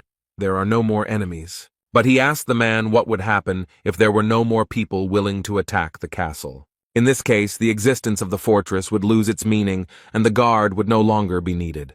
However, this all sounds very false. Jürgen is convinced that it is simply impossible. But the main character is firmly convinced of the opposite, and insists that this is quite real and possible. Jae Hwan proudly and very confidently states that this will happen because he is going to unite chaos. In chaos, people are not buried, but a soul flight ceremony is held to mourn the soul lost forever. During the ceremony, the soul is forgotten. During the ceremony, the life of the deceased is spoken over and over again until it is completely erased from the memory of chaos. This is the last thing the world of chaos can give to those who leave it, recalls Jürgen Emil Groschek. He is no longer there, so eternal memories will become fertilizer for the tree of illusions. This whole ceremony will last a whole week, and sooner or later everyone will forget about him. And during this week they will remember him and share their memories. They will talk about the dead man non-stop until there is nothing left. Huang stands there frowning, and now he knows the name of the one who so shamelessly handed him the position of fortress overseer. The protagonist overhears them discussing him. They are amazed that such a young man became a warden. Someone noticed that he was not even 100 years old, and suggested that Jürgen was up to something. And one of these gossips expressed a desire to gain power over their new overseer. The guy noticed a girl who looked at him very strangely and sometimes even angrily. She looks at the guy with interest and intently, trying to understand what kind of person he is. The man boldly approaches the protagonist and attracts Jae Hwan's attention. He has a smile on his face, and at first glance he seems quite nice. The man asked if this was their new boss. Jung Ho turned to the leader of the Holy Maiden Guild and noticed that she was one step behind Old Raccoon of the Lhasa Scholars Guild. She agreed that it was very interesting and asked what bets the doctor was making, who he was betting on in this competition. But the man was very skeptical about her words, since there was nothing to bet on. Here, even without competition, everything is clear. You don't need to think long to guess which of them is stronger. The man asked the new warden how old he was, and he replied that he was about 60. I thought for a moment and wondered if something had really changed in Gorgon Fortress, or if this guy was the son of the former overseer. Everyone around thought that this man was rude, and that age didn't matter at all, and that it was stupid to call him a son. Didn't he know how people got into the house? However, the leader of the Forest Guild believes that there is nothing wrong with his words and extends his hand to introduce himself. His smile doesn't look sincere, but rather mischievous, and the man says that his name is Jang Il-han. And he himself thinks that he has a wonderful opportunity because their new leader is an outsider, and he will finally be able to return all the humiliation that he experienced 10 years ago. He received a request from the previous overseer for permission to establish a new office in Gorgon Fortress. He was caught by the commander trying to bribe the guards at the northern gate and arrested for attempted bribery. The former manager did not allow him to set up any representative office because he had problems with the law. He didn't like it at all. He was cruelly rejected and humiliated, but now this man is already dead, and the commander of the northern gate is in the hospital. He considers the guy inexperienced, so he is convinced that now a great opportunity has opened up for him. She shook hands, and her interlocutor used a high-level combat formation skill. The golden fibers spread very quickly from his hand to his entire body, and Huang couldn't help but take possession of them. Somehow the main character found himself in front of the 8th gates of hell. Suddenly, the huge and heavy gates open, and the young man hears heavy breathing behind him. Behind him stood a huge and very scary dragon with a huge mouth and burning eyes. He immediately began to attack the boy, and the dragon used his ability to breathe fire. Everyone around noticed that the warden looked strange, and realized that this scoundrel had used the 8 gates of hell, which was very mean. Jang Il-han smiles sarcastically, and is happy that the boy is now watching the hellfire of the red dragon Tiamat, and believes that soon he will begin to beg for mercy. But suddenly Jae Hwan came to his senses and noticed that House had a very interesting greeting. The man's hands began to shake. He definitely didn't expect this. It seemed like the guild leader had underestimated his new boss. The protagonist now knows what kind of person this is and is glad that it didn't take him long to find out. He dealt with the red dragon very quickly, and now he has to repay the debt. And now he casts the lost spell and transports this person into his world. This world scared him terribly, although he did not have to fight with a terrible dragon. In horror, he fell to his knees in front of the new overseer and shook him. People gossip and don't understand how this guy managed to break through the 8th gate so quickly and easily. Huang said he should be publicly flogged for insulting the prison chief, but today he was kind and simply asked not to do it again. The guild leader looked at the guy in surprise and wondered who he was, but Jung Ho was a little disappointed as he thought it would be a more interesting sight. The ceremony continued, and the moment came when Jae Hwan was called upon to give a public speech. Since he is the new leader, he should greet everyone, They used a sound amplifier for him and asked him to start. Young-ho is a little wary. He has a bad feeling about this welcoming speech. He starts with an introduction.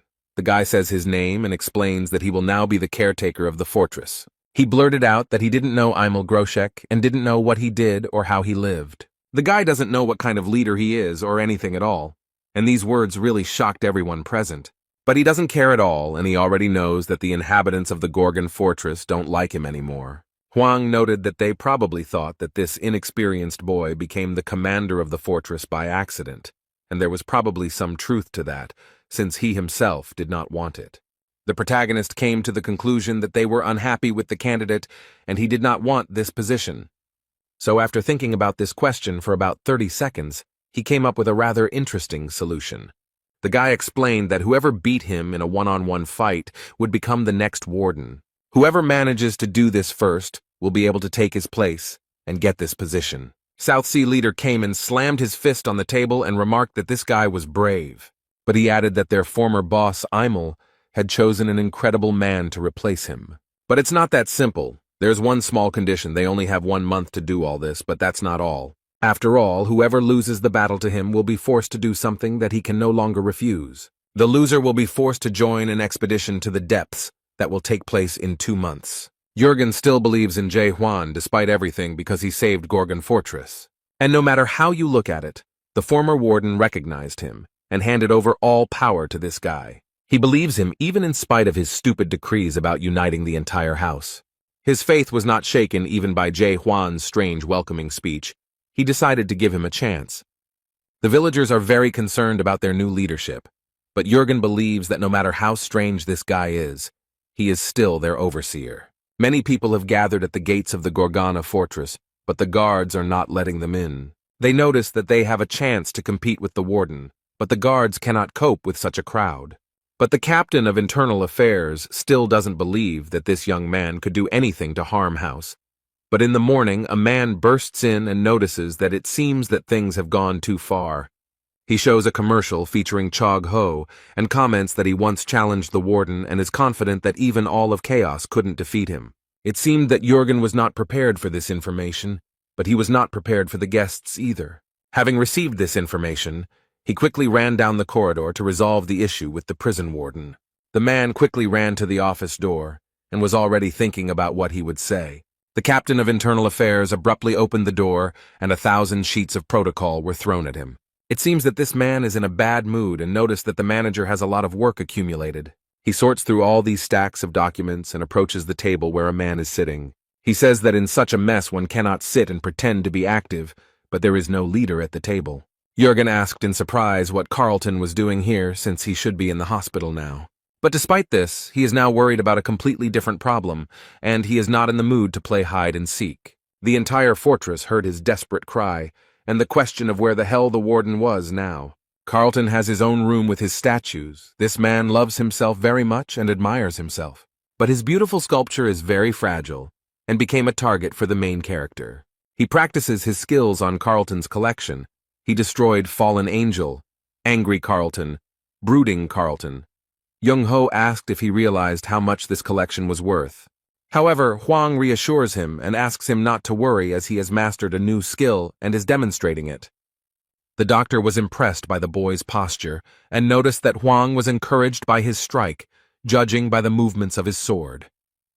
The old man suggests that the boy name the kick after him, and the boy asks if he wants to try doing it himself. But you seem to be against it, and all he has to do is come up with an interesting title and add that the guy does whatever he wants. But there is a limit to everything. But this does not stop the main character at all, and he prepares to strike again. Jong-ho barely managed to escape from this powerful force that was rapidly approaching him. This angered the divine doctor, and he noticed that these young people had no respect for their elders at all. But he angrily added that respect was the main law in life, and the guy should learn it. But their petty argument ended when the men noticed something unusual in the room. When the smoke from the impact cleared, they noticed a wounded man lying on the floor. The old man looked closely at the boy and noticed that this man was from the Thunderlord clan. And it's true. Yun, the leader of this clan, is lying on the floor thinking about how everything went wrong. Some time ago, he was in the attic of Gorgon's fortress preparing his plan. These people specifically waited for the moment when the mentor was busy teaching. There was a crack in the ceiling through which they could watch what he was doing. It was the perfect place to carry out his insidious plan. From here, he could see everything. He used his powers and thought happily about how he would become a leader today. He doesn't care that he might be called a coward for doing it so covertly. For this man, murder is the result of a fair fight, and it doesn't matter how exactly it happened. But suddenly, due to a strong blow, the ceiling collapsed and he fell to the ground, completely naked. He came to his senses and realized with horror that his plan had failed, and like him, fell to the ground. Now he stands like a hawk and screams in pain. His back hurts after the fall. But he comes face to face with the doctor, who is glad that their unexpected guest has come to his senses. The guy didn't expect to see him here, and Jung-ho stated that this idiot was always clumsy. And then Yoon gave Jae-hwan an angry look. He asked in surprise who it was, because nothing was known about this man either on the mainland or in chaos as a whole. But the doctor noticed that he had the same problem. That's why this guy asks, what's the point of managing something you've never heard of? Jung-ho looked at Hwang training and explained that there was no point in it. Then he remembered everything he knew about this man, although they had met not so long ago. But in that short period of time, he realized that the only thing that mattered to this guy was that everything about him was meaningless. The Thunder King clan leader listened carefully to the old man and found it a little strange. Jae-hwan looked back and stared at them, wondering what they were talking about. And Yoon-en immediately prepared for battle and was confident that he would defeat the warden. This time he won't attack from cover and will come out on top. Hwang doesn't mind the guy trying. So he waved his hand at him, inviting him to start a fight, and told him he could try again. The man frowned and tensed his entire body so much that his veins bulged. And then, like a bullet, he rushed forward and very quickly approached his opponent. The leader of the Thunder King clan uses his power and instantly attacks Jae-hwan. But the boy skillfully dodges his quick attacks, so he notices that Hwang is faster than he looks. He prepared a special attack and assured that it would be difficult to dodge, but the protagonist was not bothered by this. And the next moment there was a strong blow, but the main character dodged and the blow hit the wall. He didn't like it at all. Yoon only became more angry, and his desire to kill Hwan became stronger. He creates a huge blue ball of lightning and remarks that he didn't mean to go that far. He gathered all his strength and used the technique, Power of the Thunder King. He looks terrifying. The guy smiles slyly and believes that this move will finish him off. But while he was preparing, he lost sight of his target, and Jae-hwan ended up behind him. The protagonist noticed that this skill takes a lot of his time, which is unacceptable in battle. At this moment, the boy realizes with horror that his enemy is too close to him. That's how their fight ended. It didn't last long, since one of the opponents turned out to be much stronger. Yoon learns that the fortress overseer has defeated the leader of the Thunder King squad. Instead, the old man is glad that things turned out this way and praises his friend for a job well done. After all, he now has the support of some of the best warriors, and this will help him a lot in the future. To achieve this, Yoon had to put in a lot of effort. He spent exactly 100 years on it. He was a member of one of the 5 famous squads of the Great Lands, the Yuan squad. But he didn't have any high status or power. This guy was just an ordinary slave. His life was very difficult. It was not what everyone dreams of, and he wanted to escape from it. Those players who cleared the tower also became members of the team, deciding to spend the rest of their lives together. But in the end, fate did not spare them, and they all died, some in battle, some in slavery. He worked for 100 years and saw his friends die, but he miraculously managed to survive.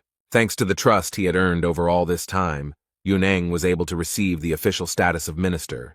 It was then that he challenged his destiny because he was not going to live like this anymore.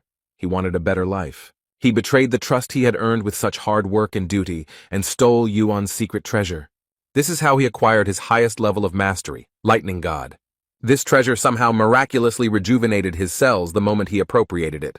This clot of energy gave him knowledge and instructions on how to use the Yuan treasure. Apparently, Yuan's squad had been pursuing him for 20 years, and in the end they were all wiped out. And after being summoned to chaos, thanks to the skill Lightning God, he managed to take 9th place among the 1,000-year-old squads.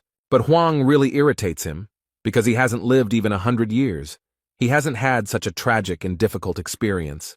Yoon doesn't understand why he got such a high position, how he managed to do all this. It's just impossible. He recalls his conversation with the divine physician and finds his behavior strange. This man is familiar with the feeling of despair after an expedition into the depths, but when he talks about Huang, a smile appears on his face. The old man mockingly declared that he was very lucky because he met this guy before he knew real despair. Meanwhile, the main character looks with interest at the last surviving statue. The boy stares at Huang, and Jung-ho notices that he can't figure out what's so special about the warden. But he reported that a week ago, the Gorgon fortress was captured by a detachment of the Golden Heavens. The young man looked at his interlocutor in surprise and listened with interest to the continuation of the story. The old man, in despair, says that he cannot say exactly how they managed to win everyone over to their side. But one thing is clear. They had been preparing for this for a very long time and were close to victory. And it was this guy who saved the Gorgon fortress from complete destruction. Yes, those who defeated the mighty king who had taken possession of the body of the fortress guard. The doctor explained that for this, Jae Hwan received the fortress seal from the former overseer and became our new leader. The guy was surprised and complained why the doctor didn't warn him about this from the very beginning. But in his defense, he replied that Yun-en attacked very quickly and did not give him a chance to explain anything. But at that moment, someone entered. The strong man smiled cheerfully and proudly declared that he had come to defeat the warden. This is the leader of the Fire King's squad, Gang Hwan. He came with the leader of the South Sea squad, but he wants to go first. Jae Hwan noted that it is not at all necessary to stand in line and wait for your chance. Therefore, he proposes to begin the fight immediately and does not object to being attacked with a slashing blow. He explained that he was practicing new techniques and had a lot of free time, but this remark surprised the men. The divine doctor sighed heavily and thought that many people would suffer today. On the contrary, his opponents seemed confident in their own strength and even welcomed the opportunity to attack together. The leader of the Fire King's squad believes that the warden will later regret such a choice. And this man suddenly attacks Jae Hwan with his flaming sword, confident that victory will come easily to him. The fire engulfed the squad leader's weapon and sought to burn the enemy to the ground. This fire almost touched the main character, but he does not look scared or embarrassed. The guy easily dodges the fire stream, and now it's his turn to attack. The fire spread to the wall of the house and damaged it. It doesn't look like a suitable place for a fight. Jung-ho got angry and shouted as if he wanted to burn the entire hall down, but Yun-young noticed that the man in such a state probably didn't hear him. They met and crossed swords. They are quite strong opponents, but Gang Hwan still does not lose confidence in himself. He smiled smugly and noticed that the boy was afraid of his fire sword. However, Jae Hwan quickly convinces him otherwise and states that this is not true. And then he, with all his strength, with his bare hands, without any hesitation or fear, strikes with the fiery sword. Now the main character has grabbed the sword with both hands and is ready to strike again. The overseer of Gorgon Fortress is too powerful an opponent to be defeated so easily. He asks the leader of the Fire King's squad to tell him if he was scared by his blow. After these words, which slightly confused his opponent, he gets up and hits Gang Hwan hard. As a result, there was now a large hole in the wall, and the boy noted that he still found it difficult to use force. Yun-yun is shocked by what she saw, and the doctor is worried because he doesn't know how to explain all this to Jurgen. The leader of the Southern Naval Detachment struck the ground with his sword, and water appeared all around, which was very much needed here. After their fight, everything is on fire, so he decides to use his power to put out the fire. He looked at his friend and noticed that Kang Hwan was okay in case anyone was worried about that. The protagonist looked at him menacingly and repeated that he asked to attack simultaneously. In response, this man very laconically explains that he does not really like fire, and now that the leader of the Fire King's squad has been defeated, he is ready to try to win. He stands proudly and offers to fight, despite how easily Jae Hwan dealt with his predecessor. It's amazing that after everything he just saw, he still has such enthusiasm for the fight. The main character thought about how first there was white electricity, then fire, and now water, and it reminded him of Pokemon. However, upon closer inspection, this man turned out to be stronger than his previous opponents. But without further warning or prelude, Jae Hwan takes the first step towards his opponent. He went on the offensive, and the leader of the Southern Naval Detachment defended himself with weapons. The man frowned and no longer looked as confident as his predecessor. Both have large and powerful swords, and each of these warriors knows how to use them skillfully. During the fight, Huang noticed that this guy was different from his previous opponents. He doesn't just mindlessly rush into battle like the others, he finds it interesting. It seems that the leader of the South Sea detachment has taken control of the situation and has prepared his weapon to strike. Huang was right in front of him, so the guy swung and hit, but fell to the ground. He was surprised because he had not noticed at all how the warden had managed to disappear from here. When he raised his head, he saw his opponent, which was a bad sign for him since he would be attacked from above. The protagonist gathers his strength. The golden rays of energy almost reach the squad leader. The man understands that his opponent has great strength and it is better to dodge this blow than to resist. So at the last moment he barely managed to jump back to avoid the merciless blow. It was a huge wave that destroyed the floor and scattered many stones to the sides. The squad leader looked around, assessed the whole situation, and came to the conclusion that the overseer was clearly stronger than him. He admits that if Jae Hwan had hit him, he would have been left in pieces. The guy has enough pride and strength to admit his defeat, which surprises the main character a little. Huang noticed that this young man had not yet shown all that he was capable of, but the squad leader was not going to continue the fight, because everything was already clear to him. Cayman smiles. Since he lost, he now wants to discuss the rats in detail. The Fire King squad leader is extremely angry and cannot believe that the Lightning God squad leader has lost. Instead, Young-ho asked why he was blaming that guy when he should be blaming himself for the loss. Now all three have lost, and the leader of the Lightning God squad wonders what they plan to do next. However, he added that since they had been defeated, they had to join the deep detachment of the expedition. One of them noted that this was precisely the reason he came here, to which the main character looked around in surprise. But I asked the South Sea Detachment commander if he was joking, and he replied that he was absolutely serious. The leader of the Fire King's squad, Gang Hwan, looked at him very aggressively and thought that this was to be expected from him. This guy was the best friend of the former commandant of the fortress, Emil, but he was unable to join the expedition because he was still too weak at that time. Then, when the detachment returned, everyone saw their failure, became disappointed and lost hope. The people were defeated and the fruits were lost forever. It was a strong blow to the fortress of Gorgon. This guy saw with his own eyes how dangerous and scary it is to go down there, and even more dangerous to own something so valuable. He witnessed the disintegration of a detachment that was going on an expedition into the depths, after which no one else showed a desire to go there. It happened 900 years ago, and Cayman believes he honed his skills for this very day. He then explained that he planned to join the squad in the near future and go into the depths. The divine doctor sighed heavily and asked for what purpose the Fire King had come here. The man crossed his arms over his chest and remarked that since he had already lost, he had no choice. Then I asked the lightning god, and he calmly replies that he has already made a decision. And the next moment, he suddenly stood up and ran quickly. I wonder what he was thinking. Was he really going to run away? The main character noticed this, and he didn't like this idea at all, because everyone knew the conditions of the battle. However, then everyone noticed that he was running towards the main character, and the doctor tried to stop him, as he thought that he wanted to fight him again. But the guy doesn't stop and continues to do what he planned, which alarms those present. The protagonist had already grabbed his sword to fight back, but the boy fell to his knees in front of the warden, apparently realizing that Jae Hwan was indeed very strong. His behavior really surprised everyone present. They certainly did not expect to see this. He swears that from now on he will serve him faithfully and obey his overseer. The protagonist looked at him in surprise and remarked that he should not swear allegiance. But the boy still kneels, promising him his devotion, and is even ready to die for him. However, Huang noted ironically that he would not be able to do this since he was already dead. The young man realized that he had said something stupid, and it upset him, but he was not going to back down. He begs to be accepted and is ready to become a private captain, just so that he is not rejected. No one understands what he wants, but the boy promises that he will not steal the secret treasures and begs to be accepted.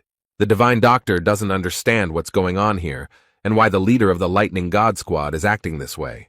He asks how he can speak and behave like this and how his team will react to it. The other two squad leaders watch this whole event with surprise and great interest, and the leader of the Lightning God Squad admitted that his squad was no longer in chaos. Young-ho asked in surprise what this young man meant. How could his unit not exist? He admitted with regret and sadness that there were only 7 people in the detachment, including him, and no one else was left. The Lightning God suffers greatly because of this, because he has been the leader of the squad for so long that now he does not know who he is without it. His squad has completely fallen apart, This prevents him from living a peaceful life. The poor guy doesn't know what to do now. All this happened a week ago, and everyone in the room is listening to it with horror and great surprise. The poor guy is completely broken and disappointed. Suddenly, everything he worked for has come crashing down. Young-ho thought for a moment and asked if he really meant that his squad had fallen apart. The young man sadly lowered his head and, without looking anyone in the eye, noted that this was indeed the case. They ask him when this happened, and the Lightning King repeats that it was a week ago. The old man thought for a moment about what had happened a week ago and what events it coincided with. And I realized that the squad of the Lightning God fell apart when a new caretaker of the Gorgon Fortress was announced. The doctor noticed that this guy had come here to get a job as a warden and had mistakenly convinced himself before the fight that he would succeed. But very quickly something went wrong as he planned, and he realized that this was too strong an opponent for him, because as soon as he decided to strike first, he was immediately defeated. The old man came to the conclusion that his destiny was ruined and he was never able to become a leader, so now he asks Jae Hwan because he has nowhere else to go. The guy is glad that he was understood, but Young-ho gets angry and asks if he has lost even a drop of shame. But suddenly everyone is surprised why no one knows about this, and there are no rumors about the destruction of such a large detachment, because a week is a very long time. The Lightning King asked again and wondered if the overseer had really saved Gorgon's fortress. The old man looked at the boy in surprise and explained that he had already told him this story. But he added that this inconspicuous young man had saved them all from the horde of golden skies, and at that moment the doctor guessed. The other leaders are surprised that the chaos that happened a week ago in Gorgon's fortress created a squad of golden skies. Chung-ho bowed his head and asked if they were the ones who bombed his unit so mercilessly.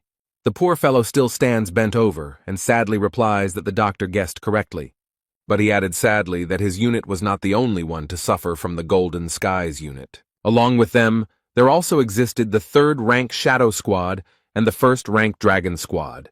Although these troops were quite strong and there were many of them, none could resist the Golden Heavens Squad. This information really surprised and even frightened those present, because this is a serious request.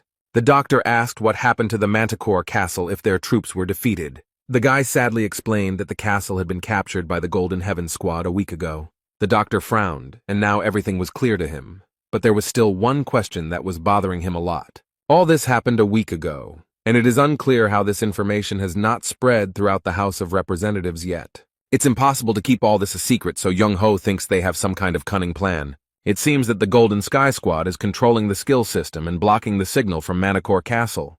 The leader of the Fire King's squad scratches his head and cannot understand how this could have happened. Were 3 squads destroyed at the same time by just one squad, Golden Heaven, which is ranked 10th? Cayman had heard that the unit was growing in strength, but it was unclear how they had managed to reach such a level in just a few years and take control of Castle Manticore. The protagonist had been keeping aloof all this time, but now he asked to explain how the ranks worked. He assumed that the lower the rank, the greater the power, but everyone was very surprised by this remark. Yun-en looked back at the caretaker of the Gorgon fortress and thought that a person in such a position could not help but know basic things. But with a hint of contempt or mockery, he asked if his boss had just realized it. However, it seemed that Jae Hwan sensed this hint of disrespect and became a little angry at his subordinate. Everyone present held their breath in horror and anxiously waited to see what would happen next. And now the poor fellow, scared to death, is trying to make amends and explain what he meant. The young man fervently begs his master to have mercy on him. He promises that he will explain everything. Huang only nodded in agreement, and the young man sighed in relief when he realized that he was still alive. He then explains that there are 4 great castles, Gorgon, Manticore, Dryad, and Garuda, and there are also 10 house squads.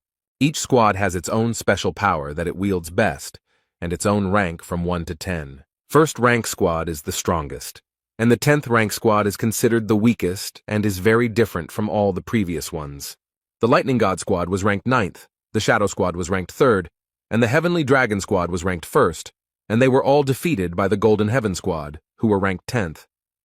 Yuneng doesn't know whose support they got, but someone was definitely behind it because they managed to take over the castle. The protagonist reflects on this situation and remembers his meeting with the Golden Skies squad. At first, Jae Hwan thought that these were ordinary people who had retained a connection with the horrors. But these people tried to capture the fortress of Gorgon, and now they have captured the castle of Manticore. They seem to be storming fortresses one after another, perhaps pursuing the same goal as Jae-hwan. He remembered how the man had refused to tell him where this horror was, and remarked that if he found out that you had betrayed him, there would be no life for him. Then the main character became very curious about who he was talking about, and who he meant, who this he was, who this person was very afraid of. And now Huang wonders if there are horrors in this mysterious he in Manticore Castle now. Meanwhile, terrible things happen in the captured castle, and in such cases many innocent people usually die. It seems they wanted to get the guard's horn, but they failed, but this did not upset their leader. Now he sits on the throne, and at his feet lie the lifeless bodies of the previous throne holder and his subordinates. This man is the leader of the Golden Heaven Squad, Lim Jin Hong, and he is happy that his plan is coming to fruition so wonderfully. Meanwhile, Yonen decided to give an introductory lecture to those who had just entered Chaos. The main squads are also called the 10 Chaos Sects. They emerged 900 years ago when the first squad was assembled in the Depths. Each detachment has its own commander, and besides him, each detachment has a deputy and a foreman. They all remained in the shadows because Jae-hwan is very strong, but the leaders also have a lot of power. The leader of the South Sea Squad is rank 5, and the leader of the Fire King Squad is rank 8. The lower the number, the stronger the squad. The captured castle is full of people from the Golden Sky Squad. They continue to clear the territory of enemies. The men report that the leader of the Celestial Dragon Squad was captured, but not before they left him without arms. But they added to their master that the leader of the Shadow Squad was still fighting at this time. Meanwhile, their leader sits on his throne and plays with daggers, throwing them at now motionless targets. This man eats an apple and casually asks if they managed to catch the leader of the Lightning God Squad. One of his subordinates reluctantly reported that they hadn't caught him yet, and it seemed Lim Jin Hong didn't like bad news. The poor fellow with a dagger in his shoulder fell to his knees and began to beg his master for mercy. But the guy just smiles sarcastically. It seems like their leader is using all his power to the fullest. He asks if they know where the guy ran off to. His subordinates assume he's in Gorgon's fortress. Lim Jin Hoon didn't think that the leaders would unite after he took over the castle. He thinks about what is happening in Gorgon's fortress, and remembers that great changes are happening there now. The squad leader heard that some madman had appeared there, who was gathering people for an expedition into the depths, while simultaneously playing the role of an overseer. He couldn't even imagine that there were still such ambitious people left in Chaos, but he sent a slightly smaller detachment there. But Commander Mena is on his side and is doing everything possible to strengthen his position. The guy thinks that now meeting with the monarch of pitch darkness seems somewhat pointless to him. Then Lim Jin Hoon wished for a screen to appear in front of him and show him the boy. He asks if the new leader's name is Jae-hwan, and the system confirms that it is. The guy leaned closer to the screen and noticed that the news viewer reminded him of someone. But the system can't say anything about this, and only shows an error without any interesting information. At this point, he is informed that a message has arrived from the Lord of Pitch Darkness, and the man assumes that he will again ask him to sort out the goods that went wrong. This made him angry, and he doesn't understand why they should be held responsible for the system's failures. But he seems to have no desire to conflict with the monarch of pitch darkness, so he asks to tell him that they understand everything. He sits quietly in his chair and notices that everything seems more and more pointless each time, but his wounded subordinate still stands in front of him. This poor guy is bleeding and struggling to hold on, and their leader doesn't seem to notice him. He discusses the guy who most likely managed to destroy the tower cultivator, and the subordinate looks at his colleague with pity, but is unable to help. He finds it completely insane that someone managed to clear out the entire tower, kill its leader, and somehow infiltrate the house. And after that, this heartless man shot the wounded soldier straight in the head. Lim Jin Hong looks at his subordinates through the screen, but he doesn't seem at all embarrassed by what he just did. He does not comment on the death of his man, but only believes that there is no point in such actions of the product. He thinks that this is impossible and simply absurd, so he assumes that this man has simply gone crazy. They ask him what to do with the leader of the Lightning God if he escaped to the fortress of Gorgon. Their leader asks to leave this weakling. He is informed that there are rumors that the leaders of all 10 squads have begun to gather in the Gorgon fortress. This happened after they heard the news about the new prison warden and his tempting offer. The squad leader states that he will still deal with them for the sake of uniting the chamber, so it is even in his interests. The leader of the Golden Skies squad has a terrible plan. He noted that soon the Gorgon fortress will be filled with the dead. Lim Jin Hong knows that a very evil creature appeared in Gorgon fortress a week ago, and this man is 100% sure that the king of disasters appeared in the fortress. Traces of his presence quickly disappeared, but the squad leader knows that the arrival of an evil force is not the worst thing. After all, the dead call upon their own kind, and now the inhabitants of the fortress will understand why the king is called a catastrophe. Meanwhile, in Gorgon's fortress, the overseer and squad leaders try to figure out who is supporting the Golden Skies squad. One of them boldly suggests that one of the monarchs of the Great Lands may be behind all this. Although they are prohibited from interfering in the affairs of the House of Representatives, no one else can finance such a powerful and large organization. The Fire King heard that there was a war going on in the Great Lands, so someone could easily take advantage of this situation and interfere in politics. That's why he suggests turning to the Renaissance Court, and this suggestion somewhat frightened the leader of the South Sea Squad. This is the place where the resurrection ritual is performed by the monarchs, members of the 5 noble families, and members of the organization that owns the fruits. Zhang Ho was asked if any monarch was involved in this. Does that mean he broke his oath? The old man reminded everyone that in exchange for receiving the fruits for the Court of Revival, the monarchs and members of the 5 noble families swore not to interfere in the political affairs of chaos.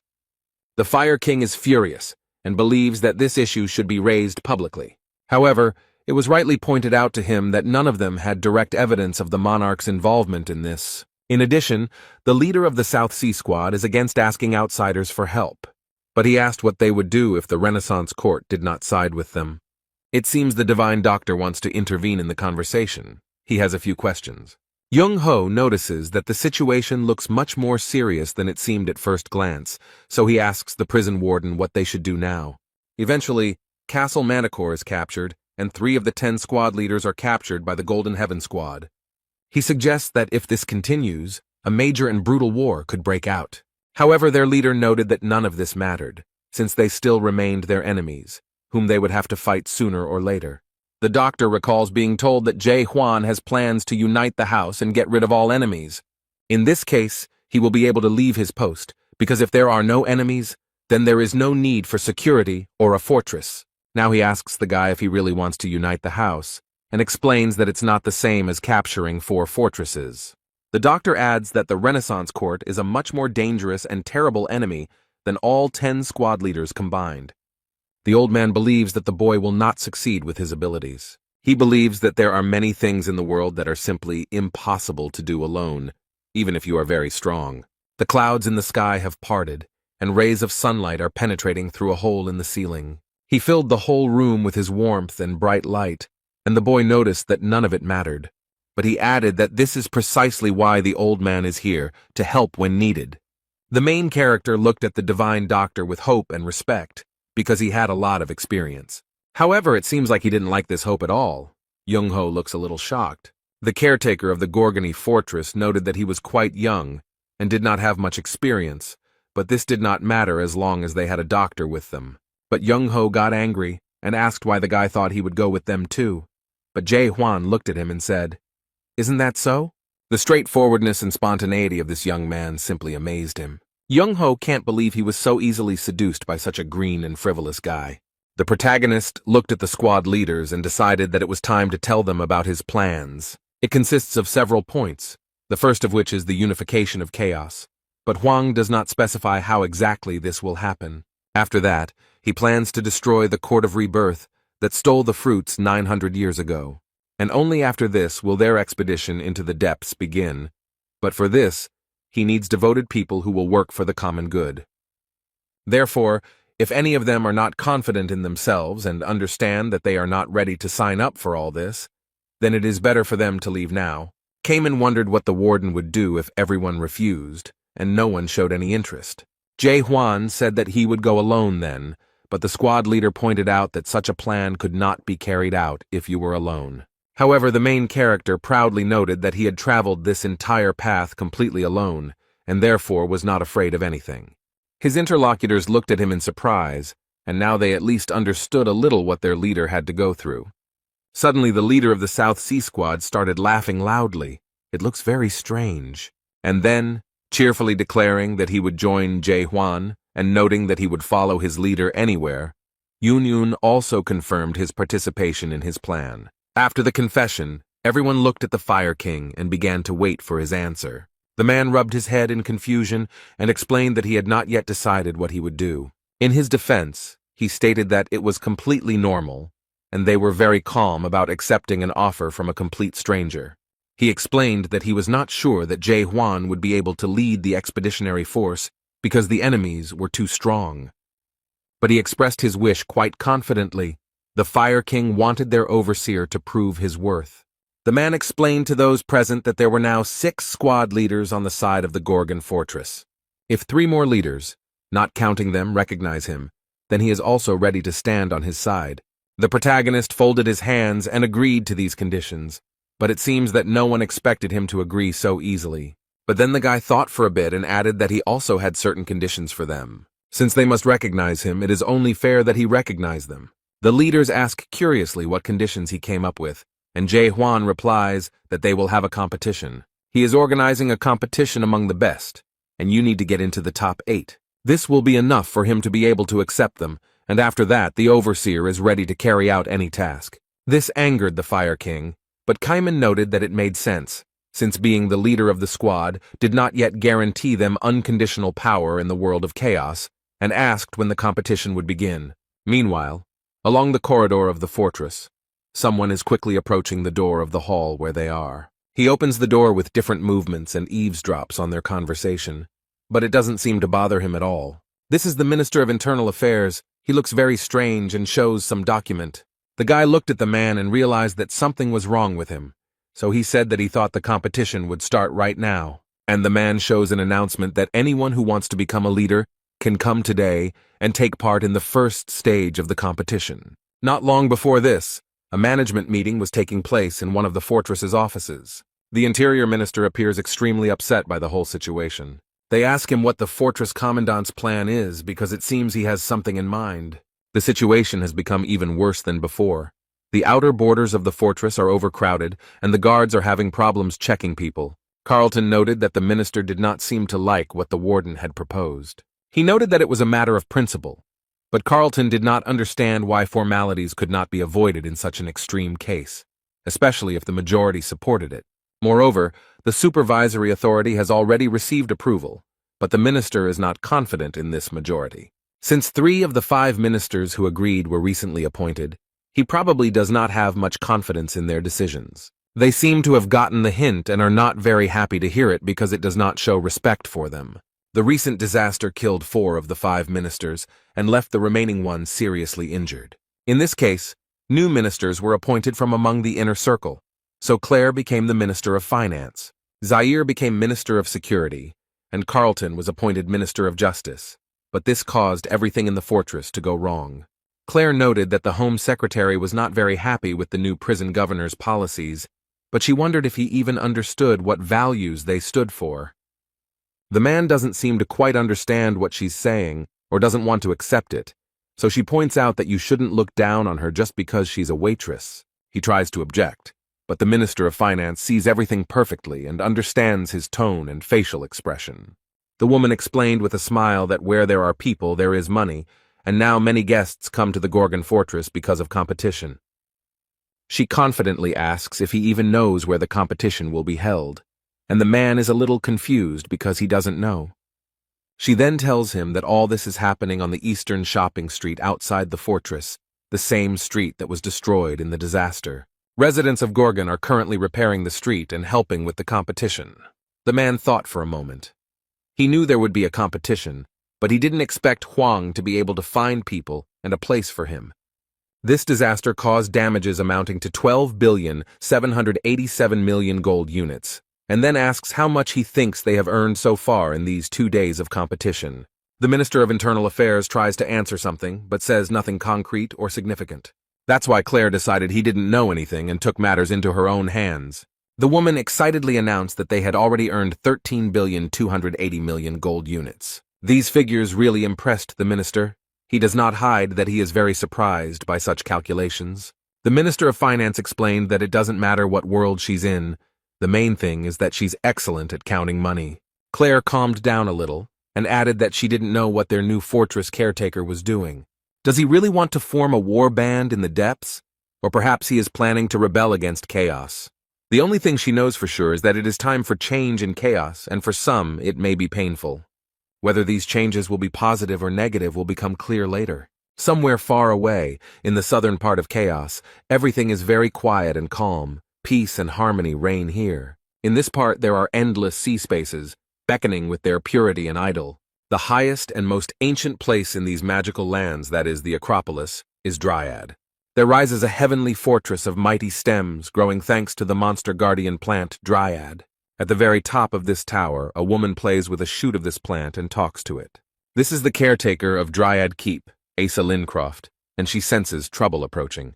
She was completely focused on using her unique skill. The observer uses an advanced clairvoyance skill and attempts to see what is hidden from the normal eye.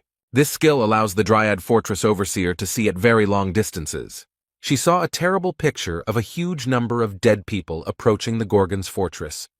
But what's even more frightening is that among them is a walking Magritte, a very dangerous and powerful creature. This monster somehow realized that someone was watching it and was able to deal damage at such a distance. The woman gritted her teeth in pain and stopped using her skill. She had seen enough. It took Asa Lincroft a few minutes to recover from the contact. And now she is ready to do anything to warn the Gorgon fortress about the approaching danger. In one movement, the guard turned into a bird and headed towards the fortress before it was too late. Meanwhile, in the territory of the Gorgons, at the eastern gate, extremely interesting events are taking place. A crowd of people gathered to watch the competition between the strongest people they knew. Everyone is incredibly excited because there will be 16 fights in just 4 days. The leader of the Infinity Squad, Shin Moo-hyuk, watches everyone closely and thinks that they are too demanding. Someone from the outside noticed that this was all because of Kang Hwan, because he lost control, and declared that he would kill everyone. Young-ho spoke to him, and they greeted each other as if they had known each other for a long time and were old friends. But it looks like this man decided to surprise his old friend and show off his strength.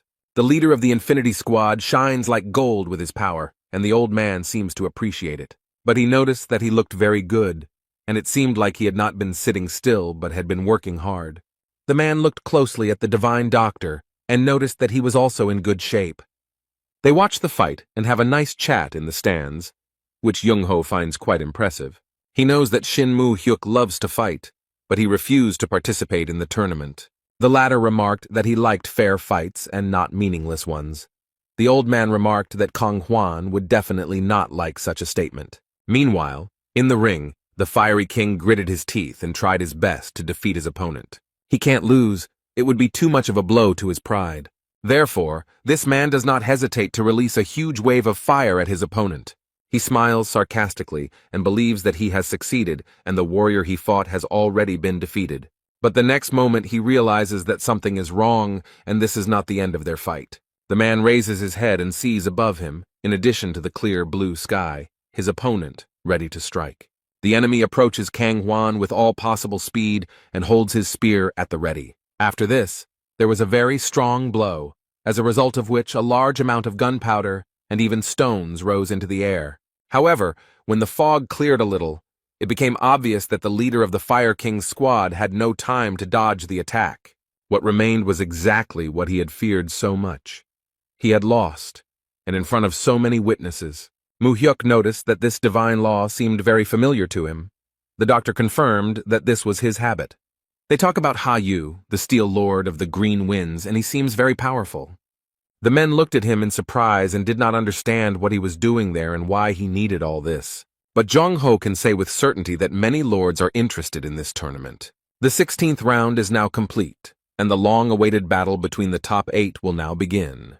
Shin Moo-hyuk noticed that everything was happening very quickly, and the doctor explained that their new leader did not like delays. Someone confidently enters the arena, and the crowd is already going crazy with impatience. Finally, it's the turn of the leaders of the followers, and the people in the stands are happy that they've finally waited for the most interesting part. Yagello Man entered the arena. He is the leader of the followers, and is considered the best fighter in all of Chaos. Young-ho watches this man with interest and finds him very strange. Yago looked at the doctor with such contempt and arrogance that no one would have liked it. He was seething with anger, but he noticed that this guy was very arrogant and needed a good spanking to bring him down to earth a little. His interlocutor asks him to calm down a little, because he is only 400 years old, and in the meantime his opponent enters the arena.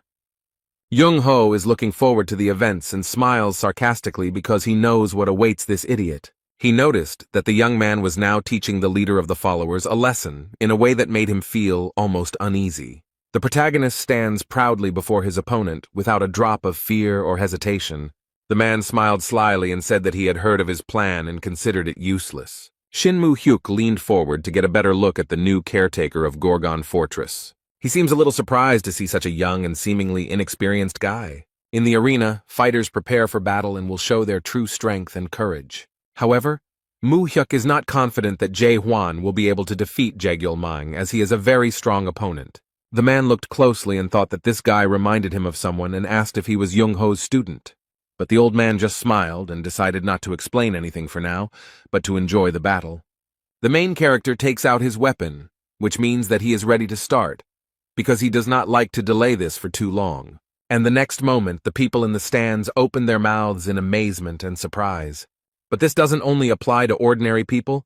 Even experienced fighters who know well how much strength is needed for this are surprised. The ministers of Gorgon Fortress are also seriously stunned. They probably didn't think that things would turn out this way. It only took Jae Hwan a few minutes to defeat one of Chaos's strongest fighters. Everyone was surprised at how easily and naturally he did it. It seems that now everyone will at least approximately understand how strong their leader is. Jae Hwan didn't get a single scratch and didn't even seem to be very tired in this fight. Jong-ho looked at the boy with pride and asked his friend if such a person could become his disciple. After all, he is not an ordinary person at all. Inside him there is a real monster that no one can defeat. This time Jurgen will give a mini lecture on what the 4 fortresses of Chaos are. On each of the 4 sides of Chaos there is a fortress. Gorgon in the east, Dryad in the west, Garuda in the south, and Manticore in the north. Fortresses were built to protect souls from the dead and prevent them from entering the castle.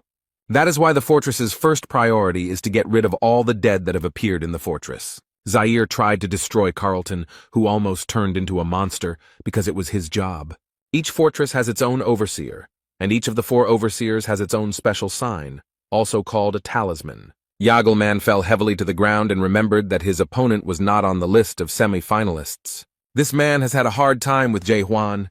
He is all beaten up and his body barely obeys him. When he learned that his opponent would be the warden, he was very happy about the news. In the end, he decided to take part in this stupid competition only to appease the fortress commander. This has happened before. People gained hope and began to make plans for a long-lost life, but unfulfilled hopes led to great disappointment. He came here precisely to destroy this hope and prevent it from turning into disappointment, and he has been doing this for 400 years. That's why he can't lose, and this man is not going to admit defeat. If he loses anyway, it will mean that everything he has done for 400 years will lose all meaning. The man noted that Huang said that the fight would be one-on-one, but did not specify what kind of fight it would be. The protagonist remembers that everything was exactly as it was, and does not understand what his enemy is leading him to. He smiles slyly and says that he wants to have a battle of terms. It seems that in this case he will feel a little more confident. The people in the stands are outraged by his choice because they think he is pathetic and too weak to admit defeat. Young-ho frowned and guessed that this man wouldn't be able to come to terms with something he lost so easily. His interlocutor could not remember anyone who could win in a battle of conditions, and the doctor suggested that the guy wanted to take advantage of the military advisor's trick. Then he calmly watches what happens next and how the leader reacts. The guy asked what kind of battle of conditions this was, and this cunning man does not miss the opportunity and remarks that he will assume that the guy agreed. The next moment everything around changed. The main character did not expect this. He did not understand at all what his opponent was talking about. Somehow, an unfamiliar landscape had opened up before him, and now he had to figure it out. He stood on the green grass and looked around so as not to lose his advantage due to his confusion. It looks like some kind of simulated small world in which the main character is like a giant. The system informed him that this was a world of military strategy building, and since the guy was a newbie, it suggested that he familiarize himself with the rules of the game. Yagelman explained that the construction world is just a beautiful name. According to them, one of the 13 masters, the horror Maris, was inspired by military strategies when creating this game. The manager carefully studies what the system offers him. He must understand how everything works here if he wants to win. And his opponent noticed that all the strategists of the Great Lands love to play this game, and mentally added that he was one of the best players. He asked if his opponent needed time to understand the rules, but Huang said the game was actually easier than he thought. It seems that the main character has figured out how it works, and now he is not as confused as he was at the beginning. This game is built on the confrontation of 3 races that need to accumulate resources and train their troops. The main goal of the game is to destroy the enemy's defensive fortresses and capture it. Jae Hwan knows such games. On Earth, he actively played a similar game and knew absolutely everything about it. He was such an avid gambler that he played over 10,000 games. Now he wonders who these horrors are and if they just stole someone's idea, while his rival asks if this is the right place for him. The system reported that Yagelman had chosen the Lost Garden as his battlefield, and it was perfect for him. Jae Hwan chose the human race to fight as in the game and seems to be very confident in his choice. Instead, his opponent has chosen the race of the dead and smiles slyly, believing that victory is already in his pocket. He finds it very strange that this guy chose the human race out of all 3, and remarks that he acts arrogant when in fact he is just a newbie. The undead race becomes stronger in the second stage of the game, but can sometimes win during the game. He makes plans and wants to first train warriors, build fortifications and a base, and then go on the offensive with dozens of warriors. But while he was thinking about all this, his rival had already gone on the offensive and was destroying his race of the dead. The main character already has his own army and weapons.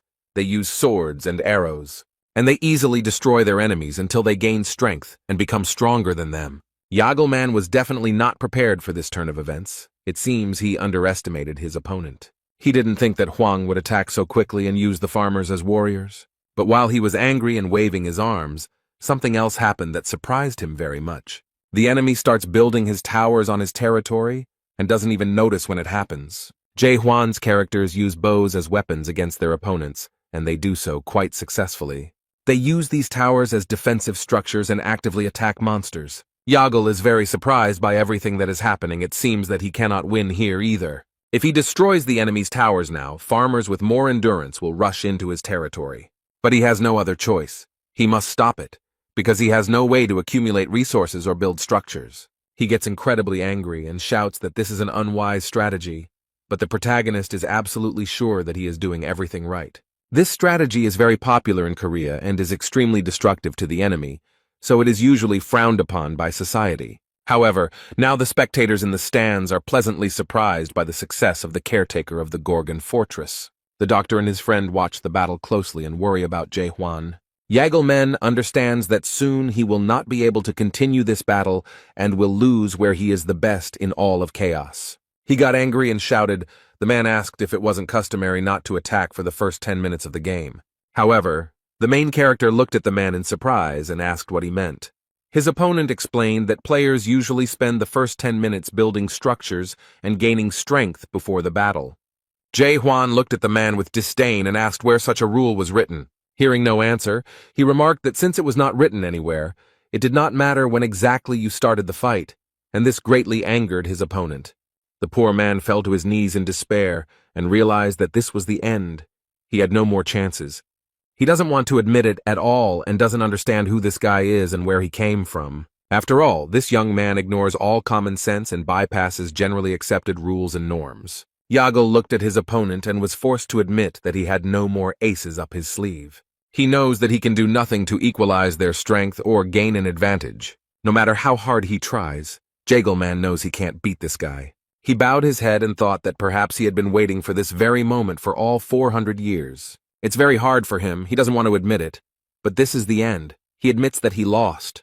The hall exploded with applause. Everyone was happy with the victory of the fortress commandant. People really enjoyed the spectacle. The protagonist is resting after a fight, and someone approaches him and asks who taught him military strategy. They went down from the stands to the arena to talk to the commandant of the fortress. The divine doctor and his friend landed, and Young Ho remarked that he thought the young man only knew how to lunge. However, he added that the new breaking technique was created based on Chung-Ho's strike, so there was no need to insist that he was only interested in lunges. The old man realized that the main character had used the spiral fracture technique against his opponent. The boy looked at the doctor in confusion, and he explained that this was the best name for the procedure. Before the competition, they argued, and Huang noted that he only used lunges, and Jung-Ho noted that the young man was inspired by his strike, so he should be named after him. Kamen thought for a moment, and noted that both the strike and the lunge were aimed at killing the opponent, so the word lethal could be added to the name. The guy suggests going with the name Death Spiral, although Jung-Ho isn't too happy with it. The protagonist still insists on his own, because he likes his name better. But suddenly he switches his attention to the person next to him. He doesn't consider it necessary to introduce himself first, but immediately states that this man looks strong and asks if he wants to fight him. The man noticed that the warden seemed to dislike unnecessary ceremony, and his friend explained that the guy had no respect for his elders and even dared to give orders first. The guy exhaled and explained that experienced fighters had gathered here, so he saw no point in unnecessary ceremonies. For the first time in 900 years since the Deep Squad disbanded, Shin Mu-hyuk sees Jung-Ho actively participating in a conversation. Mulark was the captain of this squad and gave everyone hope, but in the end he left behind only despair. He wonders if this guy can be compared to Mulark, if he can replace him. Judging from the previous fight, this guy is actually very strong. He boldly suggests that Jae-hwan might even be as strong as Malarka. But he is not particularly interested in this. A person is more interested in his soul. After all, he doesn't see any loyalty or obedience to the rules in him at all. It's the complete opposite of Mulark's wisdom and caution. Shin Mu-hyuk looked at the boy closely and thought that something was wrong with him, that he was somehow overwhelmed with bloodlust.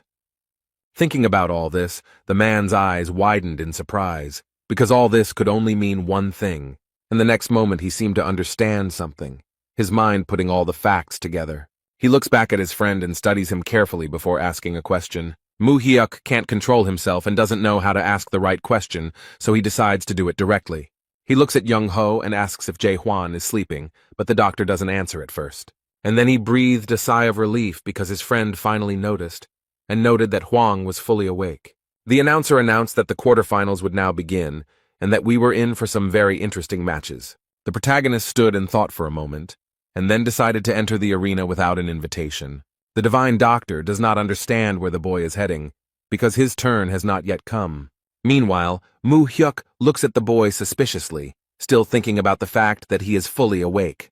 He looks around and explains that he is tired of sitting and waiting for something to finally happen. So if he is fully awakened, it means he has passed the third stage of awakening.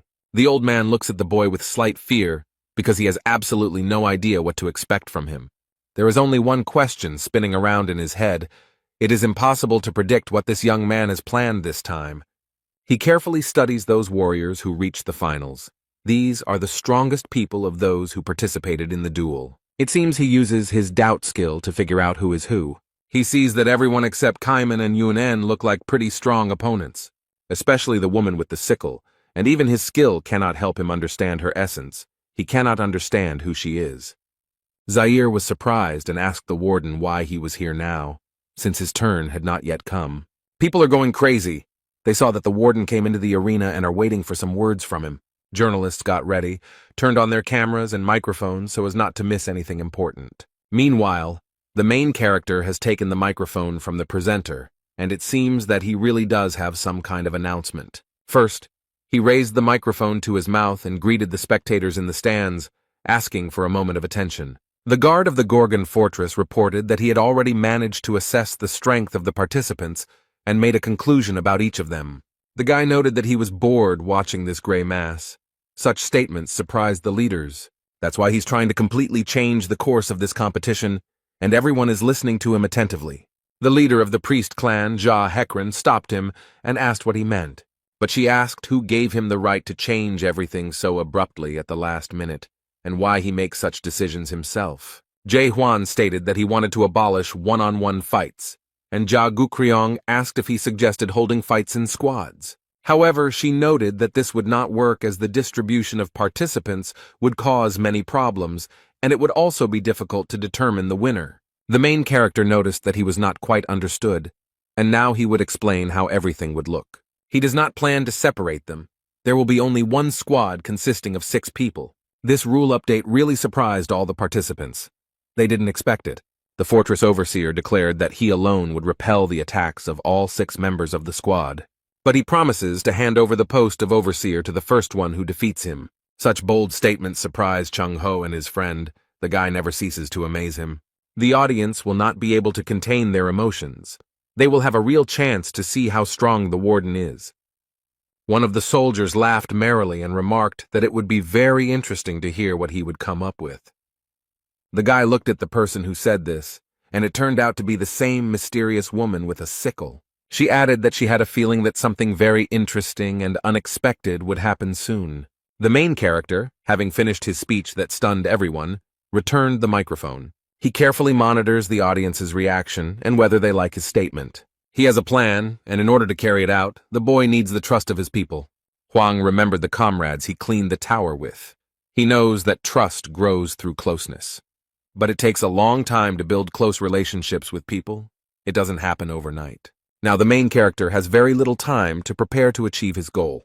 The only way to gain trust in such a short time is to show how strong and invincible he is. The guy didn't even notice how, while he was thinking, a beautiful girl entered the arena. She stood too close to the fortress overseer to look decent.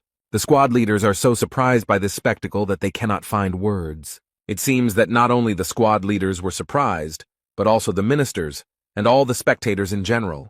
The girl came closer to Jae-hwan and noticed that she liked him. And she added that she would be very sorry if he died in this fight, but the guy did not react to her in any way. She did not continue the conversation, explaining that this was the end of her acquaintance with him. The girl turned on her high heels and walked away, waving her short skirt. Then she paused for a moment and added that this stupid competition would end very soon. And he appears. The warden listens and does not understand who she is talking about. The leader of the Lightning King clan happily raised his hand and announced that he was surrendering, as he didn't think he could defeat the fortress's overseer with his abilities. Hwang considers him a lying idiot who is willing to join the expeditionary force to maintain his dignity. The leader of the South Sea clan announces that as a loyal servant of the overseer, he also withdraws from the competition. He admits that he won't be able to even touch the warden's hair, adding that it's unfair to turn everyone against one person.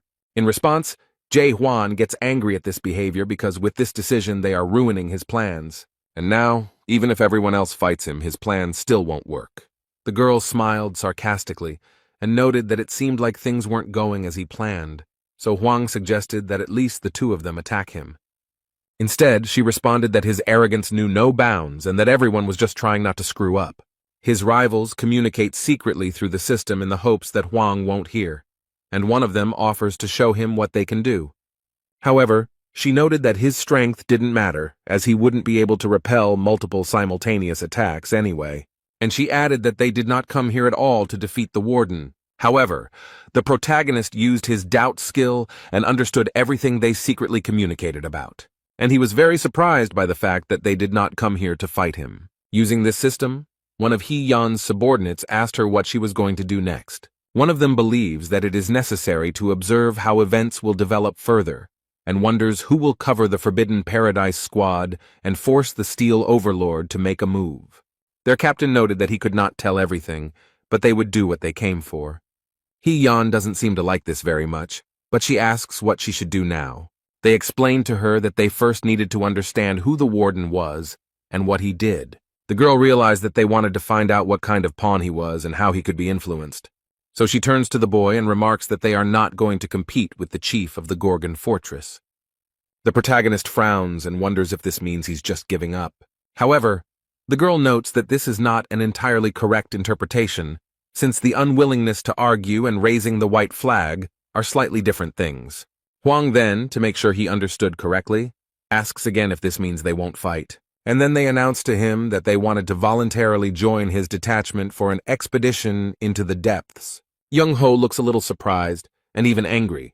It seems like he doesn't like these guests. The squad leaders who had already sided with their boss were also surprised by his words. Quite logically and rationally, the protagonist asked what their motivation was. The girl sighed heavily and wondered what he meant by asking this strange question. But she added that they cannot have any selfish motives, but only a desire to help people who are stuck in chaos and want to return to their previous lives.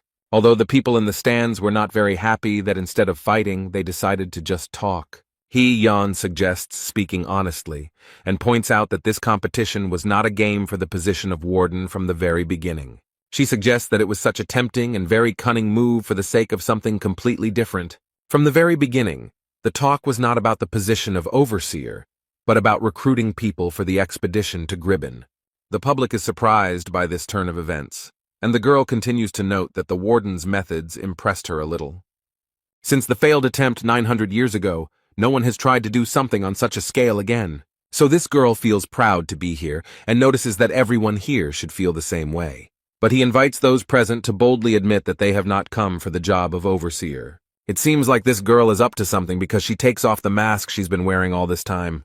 But suddenly her eyes lit up with a bright green light, as if she was using some kind of skill. She rises into the air and hovers above the arena, spreading her power around.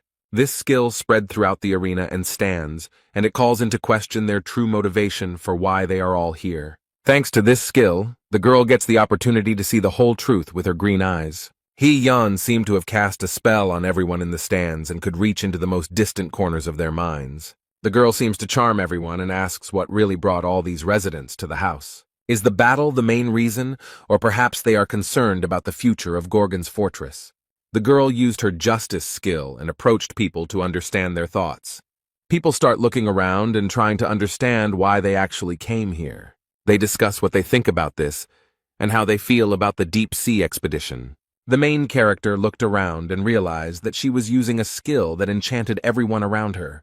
Huang looked at the girl and even thought about ending it all with one blow. One of the older men raised his hand and declared his support for the Divine Ladies squad. But he adds that he did not come here from the east to watch some ordinary competitions. This man turned out to be a wandering sword general, and his appearance here surprised everyone very much. This old man, Han Myung-gwan, is as strong as 10 troops put together. It seems like Yan was trying to achieve this because you can see the satisfaction on her face. However, the main character is not very happy with this turn of events, because he sincerely wanted a fight. Meanwhile, the main building of the Gorgon fortress is empty. It is quiet and calm here, because most people are in a completely different place. Only one person walks through the empty corridors and does not feel any danger. This man is Justice Minister Carlton, walking slowly towards his office. In complete silence, he boldly opens the door to the room. It is already late evening outside. The window in the office was open, and a bird with beautiful blue feathers flew in through it. This is Orel Visnik. No one has been in this office for a long time, so it is unclear when he arrived here. The bird obediently waits for the person who will receive the message it must convey. When the eagle realized that the message could be entrusted to the Minister of Justice, he showed it. Carlton read a message from Fortress Overseer Dryan that the dead were heading to Gorgon's fortress. Then the messenger flew away, having completed his task, and the man remained standing at the window. An expression of unspeakable horror appeared on his face. This news simply stunned the minister. Carlton wonders what will happen to the fort when they finally get here. Meanwhile, no one suspects that danger is approaching them. They are still in the arena. The sky has already darkened and is covered with black clouds, but people do not disperse and remain in the stands. The entire crowd is completely hypnotized by this woman. She calls on everyone not to fan the flames of internal conflict. But she suggests that we all sort this situation out together. It's strange that no one stopped her. Yan stated that it was time to end this competition, as they had already achieved their goal, and there were many people behind them who were willing to volunteer to go on an expedition into the depths. She understands that now everything is in her hands, and she can get down to the most important thing. The girl announces that there is one more issue that everyone should discuss. She asked who would be the captain of the expedition group, as it was a very important mission. Young-ho wonders if this girl has returned to herself. It seems like he knows her well. Hee-yoon used the skills justice and illusion against people. Now she uses her cunning tricks to deceive people. I wonder what she is trying to achieve. The girl hopes that the commander of the fortress will take on such responsibility. She believes that the current overseer is a unique genius, surpassing in strength and intelligence all the leaders of the 10 squads. People praise the leader of the Divine Women's Squad because she is an amazing person who wants to praise someone else and not herself. She asked if anyone had any complaints, and the wandering swordsman noted that the position of squad captain could not be taken so easily by force and cunning. The girl is surprised and wonders what qualities a captain should have. He believes that the only thing a captain should be able to do is lead a large number of people. She suggests that the girl take a closer look at the fortress caretaker to find out. The man asks if she can use her fair check skill on the warden.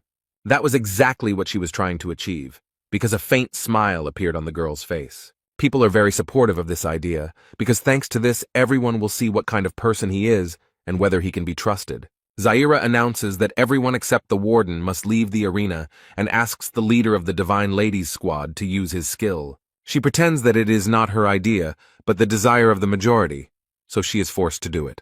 The girl lightly points her hand at the boy and creates many white butterflies. They form different figures. One of them is a large arrow figure. It seems to be some kind of ritual. The guy was very surprised by this, and the squad leader asked him what he thought about it. It scares him a little. He doesn't know if it can hurt, but she keeps asking. Chung-ho realized that this girl had acted very treacherously, and this was exactly what she had been waiting for. But he noticed that she had everyone under her control, and the man explained that everyone knew about her outstanding abilities. People with a high level of adaptation undergo a fair test to make up for the missing characteristics and move to another level, although he himself has never done this. The doctor is worried about Jae-hwan because if he now brutally disperses everyone, the expedition will definitely not take place. After all, no one wants to follow a captain who can kill at any moment. But if we don't intervene now, his soul will be tested, and this is an intervention in his personality. The old man eagerly awaits what this young man will do, and the protagonist calmly agrees. This answer surprised the divine physician because he faced a very difficult choice. She asks him again if he is ready to undergo a fair test, and he repeats his answer. The girl didn't just like it. That's why she came here. She needed to find out what kind of person he was. The audience can't wait for something to finally happen. They're tired of watching these two just stand there. But immediately after that, she announced the start of an audit, and what happened next was quite surprising. Suddenly, out of nowhere, a huge wooden ship appeared with white sails raised. This ship is caught in a strong storm. The cold waves are battering it and breaking it in two. Suddenly, and for some unknown reason, Jae-hwan found himself on the ship, holding tightly to the handrails. And the squad leader announced that this time the ocean would be the location of the fair test. The main character is furious. He cannot understand what is happening here and how to get out of this illusion. Although, despite this, everything looks very real and scary, the guy does not know what to do. The girl noticed that, as everyone could see, there are cases in the ocean when a ship sinks during a storm. People find themselves in the open ocean and, trying to save themselves, climb into a boat. The girl notes that, fortunately, the lifeboat arrived in time, and people have a chance to be saved. They pulled almost all the people out of the water, leaving only one person overboard. But the boat can only hold 10 people. If they take this man on board, they will all drown together. Suddenly, one of the men grabs the captain with a wet and cold hand. Everyone looks at Jae-hwan, and one of the men holds his hand tightly. They demand that he make a decision about what to do as soon as possible, but the protagonist cannot understand how he ended up in this situation. He has two options. The first is to leave one man overboard and save everyone in the boat. The second is to take this man into the boat, and everyone will die together. It's a fair test, and the girl sarcastically asks what the fortress chief will choose. If he chooses option 1 and leaves this poor fellow in the sea, he will be accused of indifference. But if he chooses the second option, he will be short-sighted because his decision will destroy everyone. Therefore, no matter who the overseer chooses, the people will definitely doubt his candidacy for the role of expedition captain. Jae-hwan thought for a moment and suddenly announced to everyone that he would choose the third option. The girl was surprised and noticed that there were only 2 options. She did not understand what the guy was talking about. The young man explained that his goal was to save everyone and prevent the boat from sinking. The squad leader is at a loss. She finds it hard to believe that he will be able to find such a way out. This answer option will appear only when the man starts looking for his own way to solve the problem, and now the system has shown the third option, where he will save everyone and not let the marriage drown. This is the only way to save everyone and preserve humanity, but the girl did not count on this. She wanted to make him look short-sighted, and Hwang ruined her plan. But now she can't do anything about it, so she invites him to share his plans. The main character noticed that they all have problems because of the sea, so they have to fight it. He looked at the sky, covered with black clouds, and explained that he would simply part the sea. The girl is very surprised to hear this. She does not understand what he is talking about and how he is going to do it. It seems to her that the commandant of the fortress has simply gone mad from overexertion. Instead, Jae-hwan looks extremely focused and is already preparing his weapon to fulfill his promise. The girl looked at this with horror and tried to stop the guy, asking what he was going to do. Young-ho recognized this pose. He had seen the guy do it before and knew exactly what would happen next. So he immediately warned everyone to hide somewhere, and people began to run away in panic. The protagonist gathered his strength and performed his signature strongest attack, which formed a large beam. The people on the boat were frightened by everything that was happening. They covered their heads with their hands. The leader of the Divine Lady Squad watches in horror as the water droplets rise up. Everyone watching this was very surprised, but Jurgen looks suspiciously calm. The system issued multiple messages indicating that an error had been detected while modeling the situation, and the sea instantly disappeared, and the terrible and terrifying storm ceased. All the simulated characters were saved. The girl who was on the ship hugged the captain around the neck and thanked him for saving her. However, Jae-hwan is not very happy about this closeness and disgustedly tells her to stay away from him. Everyone thanks me with big smiles and slowly disappears, which looks a little strange. The main character, it seems, did not expect to see this. It even scares him a little. They are like characters in a game. How many strange and incomprehensible things happen here for him. This world constantly surprises him, and the system noted that he passed the fair test. The girl screams in rage, asking what the fortress commander has come up with. However, the main character does not react to her hysterical screams and calmly replies that it is time. These words, or the way the main character said them, terribly frightened the squad leader, and she immediately fell silent. Now he looks as scared and furious as possible and remarks that it is time to put an end to this absurdity. The girl is afraid to think about what might happen now, after she so skillfully manipulated him and everyone around her. However, suddenly the system announced that the Gorgon fortress had been given the order to unite. No one can understand what is happening and why the siren went off. The fortress caretaker, without thinking twice, realized what this could mean, turned around and quickly ran somewhere. They announced that from now on, all events were cancelled and asked all residents of Gorgon to come out to the eastern street. Visitors to the city cannot understand what is happening, and local residents explain that dead people are approaching. The most powerful personalities present at the event gather together to plan their actions. They gathered on the fortress's observation wall to assess the situation and saw that Black Spot's squad had been completely destroyed. Most of the Lightning God's squad was destroyed in Manticore, and today they must face these fearsome monsters. But the Fire King laughs at his fear. In turn, the Lightning God noticed that his friend's knees were shaking with fear, and he could not remain silent about it. Instead, Young-ho looks into the distance, remembering events from his past and assessing the situation. He can't believe that a guy who didn't even live 900 years is in charge of Gorgon Fortress. Many strong people, the captain of the Southern Sea and the god of lightning, gathered here. A scientist with whom the protagonist fought and won in military strategy. The Fire King, ready to fight side by side with other squad leaders. Infinity, the faithful and longtime friend of the divine physician and a strong man. The very same leader of the detachment of divine ladies who never managed to set up the commander of the fortress. The 6 leaders gathered in the Gorgon fortress. The old man never thought that something like this could happen again. It all reminded him of the events of 900 years ago. His friend remembers these events well and knows what the doctor means. He is talking about the courtyard of the dead. He looks sadly at the divine doctor and notes that there really was something like this once, but he doesn't understand why they are all here. It's then that Young-ho realizes what's going on here. The dead are attracting other dead people. When mid-level undead appear, they attract other small monsters. When a large monster appears, it attracts mid-level monsters. And a week ago, a great catastrophe occurred in the Gorgon fortress.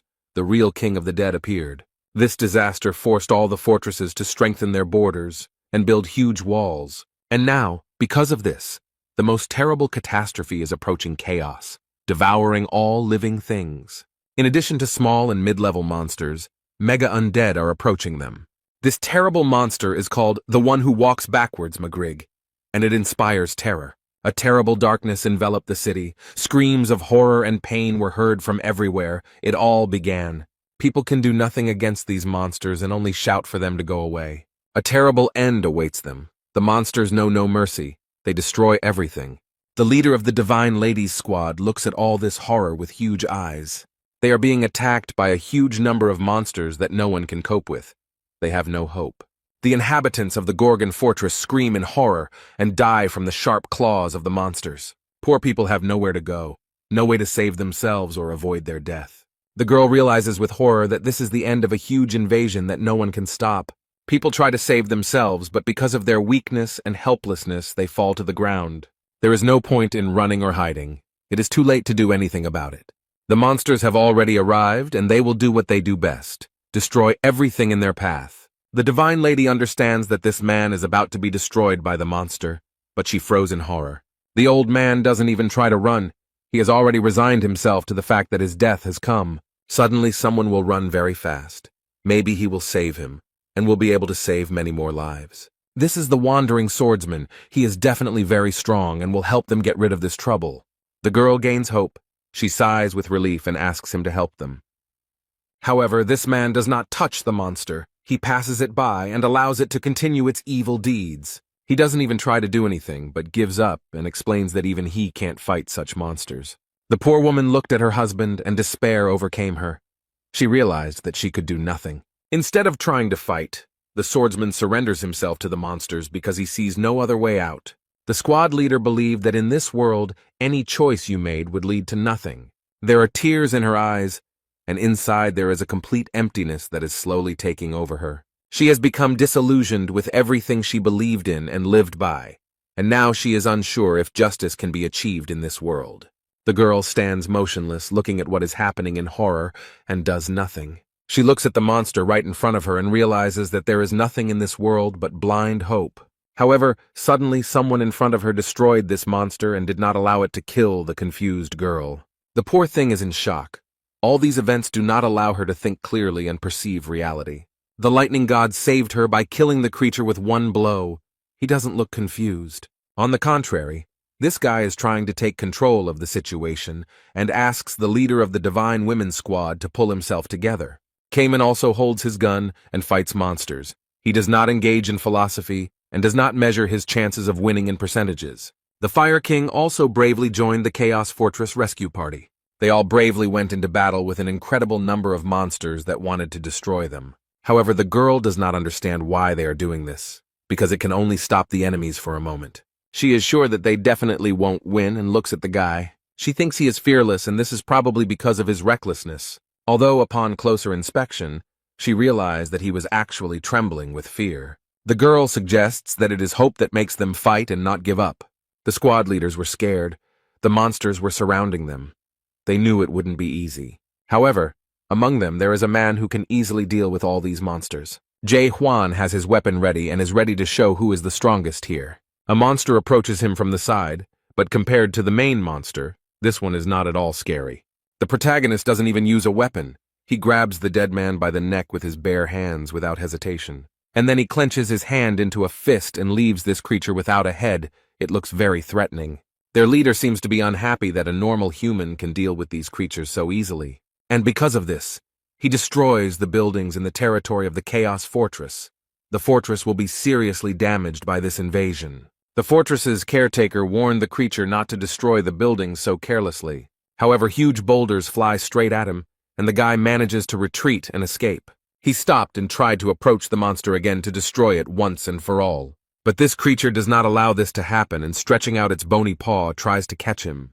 Huang steps back again and assesses the situation and the creature's behavior to see how to deal with it. He had already noticed some pattern in his movements and understood his tactics a little. The monster destroys objects when the fortress guards approach it, which is a bit annoying, and if Huang increases the distance, the monster will take advantage of this moment and attack. He opens his huge mouth wide and releases a deadly beam from it. The main character decided not to block the blow, but decided to retreat, since he was not ready for it. As a result, the monster hits the wall and destroys it, and the stones fly in different directions again. The monster does not wait long and prepares to strike again, but this time it wants to hit the boy. The protagonist looks at the monster with contempt. Now he knows exactly what kind of creature it is. And he goes on the offensive without hesitation or fear. He simply has no time to be afraid or hesitate. This time he does not dodge, but stands boldly and is ready to repel a powerful blow. Divine Dr. Young Ho also wields a sword he will not hide or sit idly by. Although looking at the way his body is trembling, one can understand that he is experiencing great fear. He had seen this before and been on a similar battlefield, although he did not want to remember it. The old man thinks with horror that an ordinary person is truly unable to do anything in the face of real despair. And suddenly, in this complete, all-consuming darkness, the man saw a bright light, like flashes of warmth and goodness. He remembered the words of their previous leader, who said that people here needed hope. The protagonist has thrown the creature off the tower and is still standing there, ready to deliver the finishing blow. Jae Hwan resolutely plunges his powerful sword into the body of this monstrous creature and puts an end to its existence.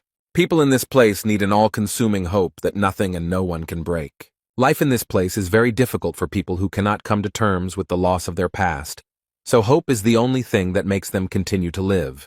There was a lot of dust and rocks flying around, and in addition to that, a bright yellow light was visible. This created such a powerful wave that the fighters could hardly stay on their feet. Young-ho looks on in surprise. He can't believe his eyes.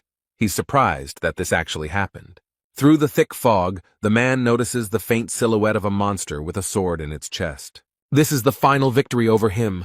This monster will not have to fight for long with the fortress overseer. The old man froze in surprise. He saw Huang and clearly understood that this guy had just achieved success. The main character is happy. This is his victory. And now he has definitely won the hearts of all the inhabitants of the Gorgon fortress. The divine doctor screams in shock. Who is this guy doing such things? But he noticed that there was more than one monster attacking him from behind. These monsters were everywhere, and were not going to stop.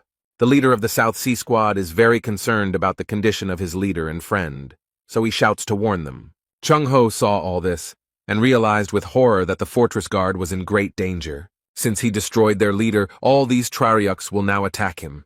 Although the monsters are already very close to the young man, he does not look scared or panicked. On the contrary, Huang is very confident and tells these creatures to get out of his way. The protagonist, with one sharp movement, pulled his weapon out of the body of the monster he had destroyed. Now the boy points his sword at his enemies and is ready to brutally destroy them all. His eyes are burning and his sword is glowing. He is not going to think long or wait to assess the situation. There is no time to think at all. There is only one option to destroy all this evil. He uses his most powerful attack. Young-ho is extremely surprised that this guy has such strength. It's something incredible. Everyone does not understand much, but what they see amazes them. It is hard to believe that a person can have such power. There was a strong blow. Part of the fortress wall collapsed, but many monsters still remained. They continue to attack, and the residents are scared of everything that is happening here. The warriors look around in surprise and now understand how strong their overseer is. The warriors thought it was a bit careless, but Young-ho noted that he made the decision to protect this carefree creature. Everyone must have been impressed by Huang's strength, so they also agreed to carry out the mission of the divine physician. They are all ready to fight to the end with such a strong leader. Now they have no drop of hopelessness or despair. But they bravely enter the battle and defeat a much stronger and larger enemy. Even those who initially did not believe in Huang's strength and power join them. Now no one doubts their victory. They have hope. And now it helps them fight. The main character seems to have raised his fighting spirit. Everyone gives it their all and bravely destroys these terrible monsters that attacked them. Now these creatures have no chance to win because this team will not let them. They may seem to be full of strength and energy and can fight at this pace for a long time, but these creatures don't seem to be going away. You'd think it would last a long time. The Lightning King is doing everything he can and everything in his power to put an end to this undead. He uses his energy to destroy one monster after another, just like his friends, doing everything in his power. The guy dealt with the monster. He did a great job and he was happy about it, but not for long. The young man looked at his Fire King and realized that they were all a little tired. And these terrible creatures are getting closer and closer, and it seems that there are no fewer of them. The Fire King noticed that his movements began to slow down due to fatigue. At this rate, he would soon completely lose control of the situation, and it seemed like someone had noticed. The monster was already approaching the boy, but at that moment someone threw a stone at him. It's a girl. She did it to distract the monster and prevent it from destroying the warrior. It seems her plan worked. The creature was distracted enough to understand what happened, and when she saw the girl, she quickly went to her to take revenge on her for what she had done. The monster is already very close to the poor girl, and it seems that now she cannot escape and this is the end. But it seems that was the plan, and she screams wildly, loudly, and with tears in her eyes that now is the time to begin. And the next moment, Silver chains suddenly appear, quickly surrounding this monster. They completely entangle the monster and do not allow it to escape, which apparently means the end of it. Carlton was good at this ability, and he came to the rescue because the fortress needed him. But it was not only he who came. Other powerful inhabitants of the Gorgon fortress also appeared. The Fire King liked this very much, because fighting with support is much more enjoyable. He easily, and even with a smile, destroyed the creature, which was already bound by magical chains. After this monster has no chance to survive. He is pierced from all sides. Despite being very tired, everyone does not give up their positions and continues to fight. And also the overseer of the Gorgon fortress, who bravely fights off the invasion of monsters that destroy everything in their path. Jae-hwan hasn't shown his full strength and power yet. He still has a few aces up his sleeve. The guy uses his legendary sword and is ready to deliver a powerful blow. He thrusts the weapon into the ground with all his might, and a blue light appears around him.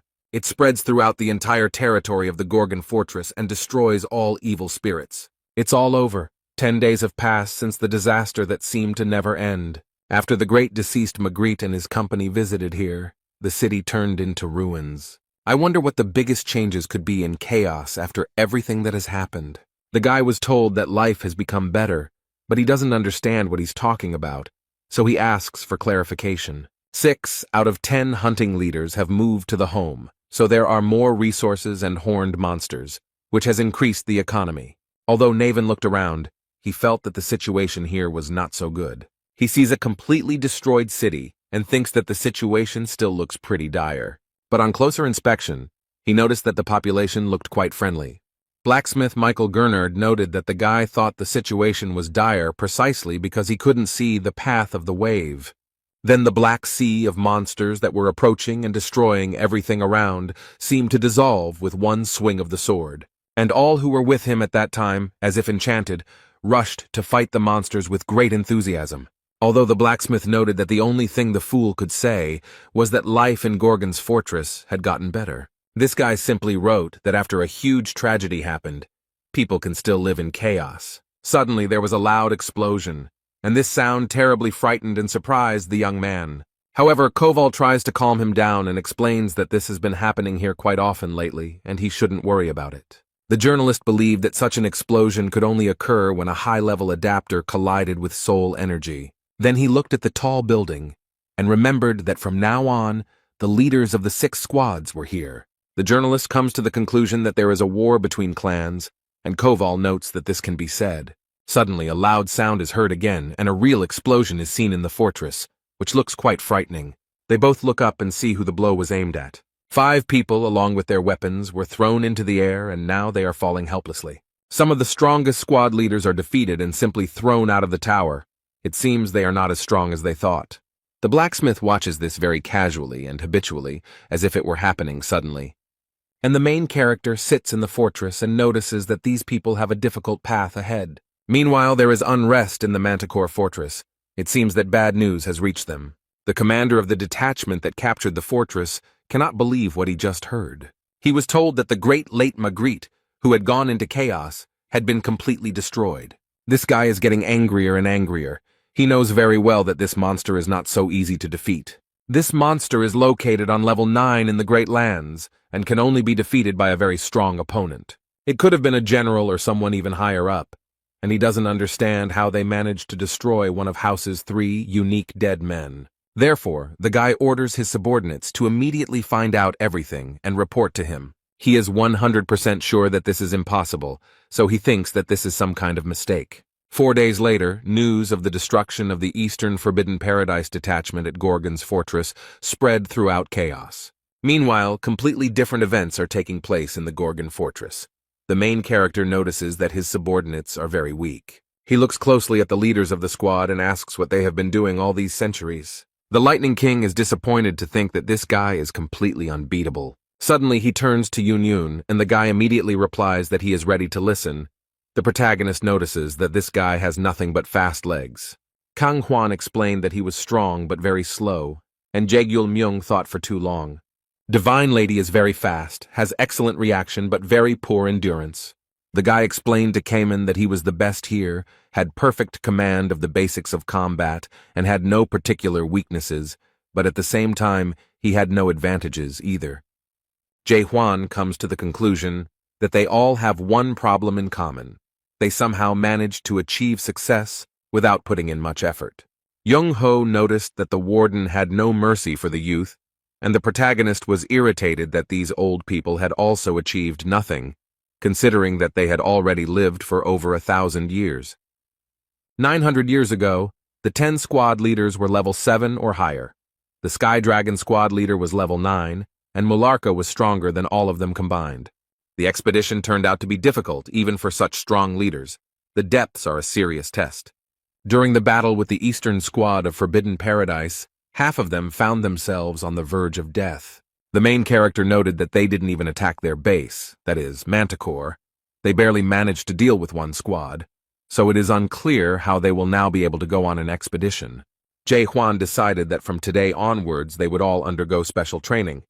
Yagelman knows well how much work it takes to move from one level to another, so this news surprises him greatly. He explains to the manager that all the managers here are transitioners, and moving to a higher level is not so easy, and it usually takes a person at least 10 years to reach at least the first level. Then it takes 20 years to reach the second level, 40 years to reach the third level, and to go from the third to the fourth level takes a full 80 years. This is why anyone above level 4 is called a high-level adapter. Most people won't even live to that point. Hwang wonders what the leader means, and Jaegil-myung asks if the warden wants to awaken them. Everyone present was very surprised by such a request, because it is not so easy to do.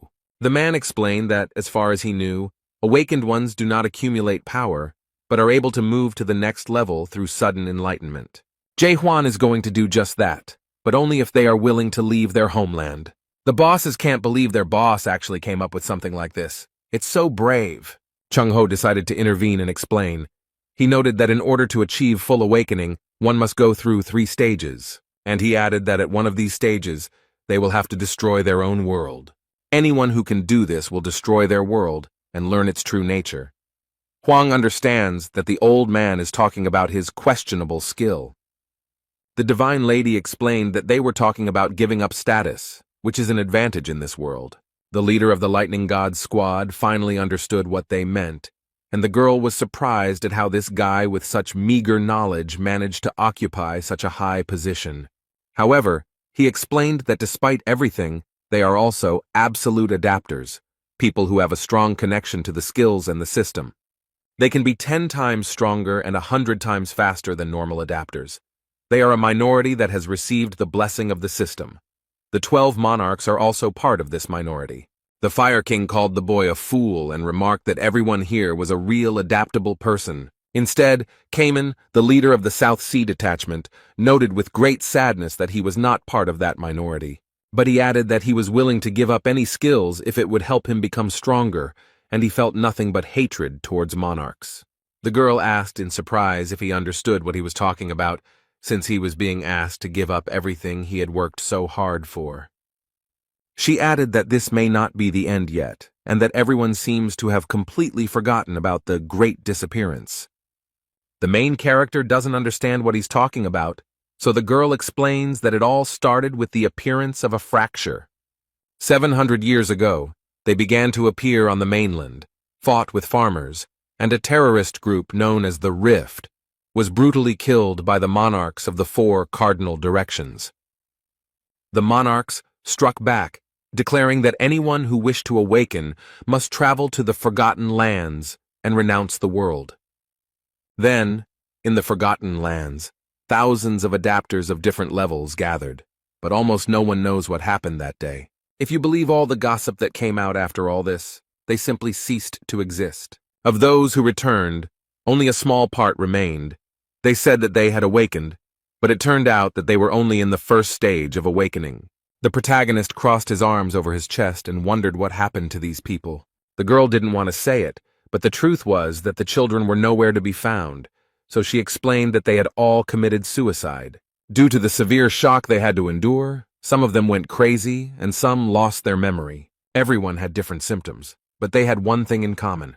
They couldn't figure out who it really was. The caretaker of the Gorgon Fortress wants to clarify everything now so that unnecessary misunderstandings do not arise. Firstly, he has nothing to do with the breakup. but he understands perfectly well why he might be suspected of something.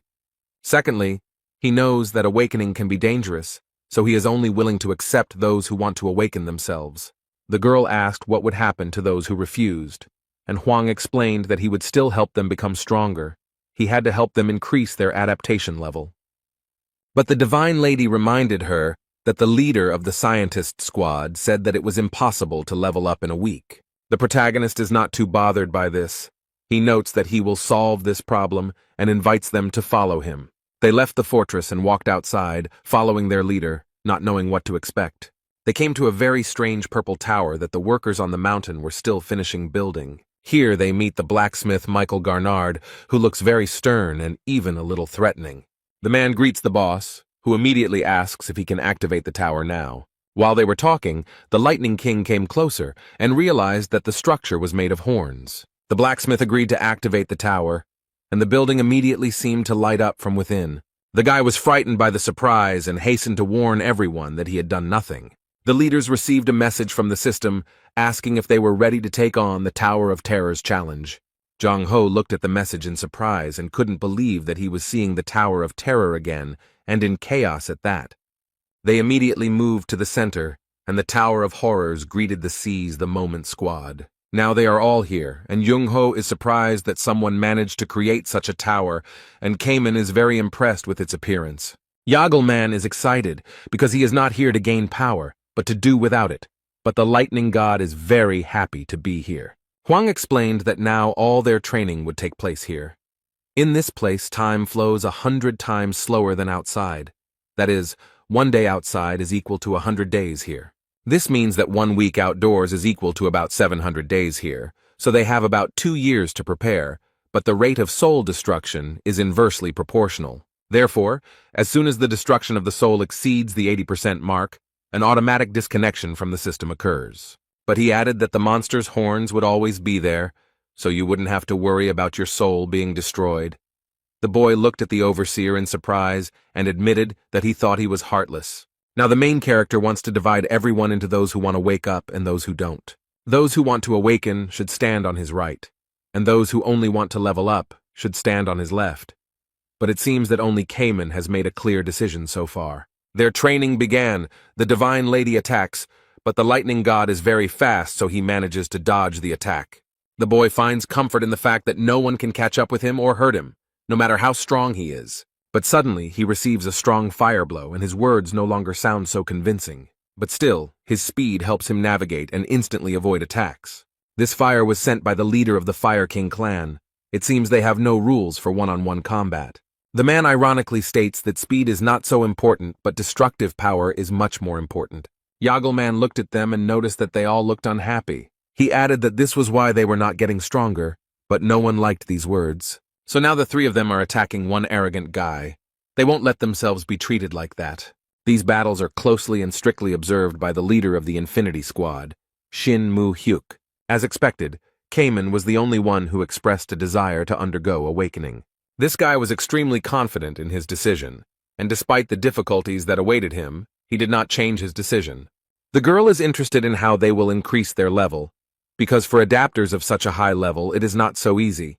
To do this, you need to achieve a certain level of knowledge or master new specialized skills to improve your qualifications. However, Jae Hwan seemed very confident in his decisions and noted that they would be easy to implement. However, the girl insists that finding a book of the highest quality is not so easy. And then she asks if he's really going to steal her from the big clan's basement. She remembers that the Lightning God already stole from them. The protagonist explained that they didn't necessarily need a book. They just needed a good teacher. The Divine Lady suggested that the matron would teach them, but the boy refused. But she doesn't understand who can teach them then. But then she seems to understand what Jae Hwan means. The boy noticed the girl's confused look and smiled slightly, declaring that they would become teachers for each other. Shin Mu-hyuk thought that this was something new. The squad leaders were very proud, so they themselves would never have thought of this. Now they compete with each other for the title of the strongest. Each of them, without a doubt, considers himself the strongest and, of course, wants to prove it.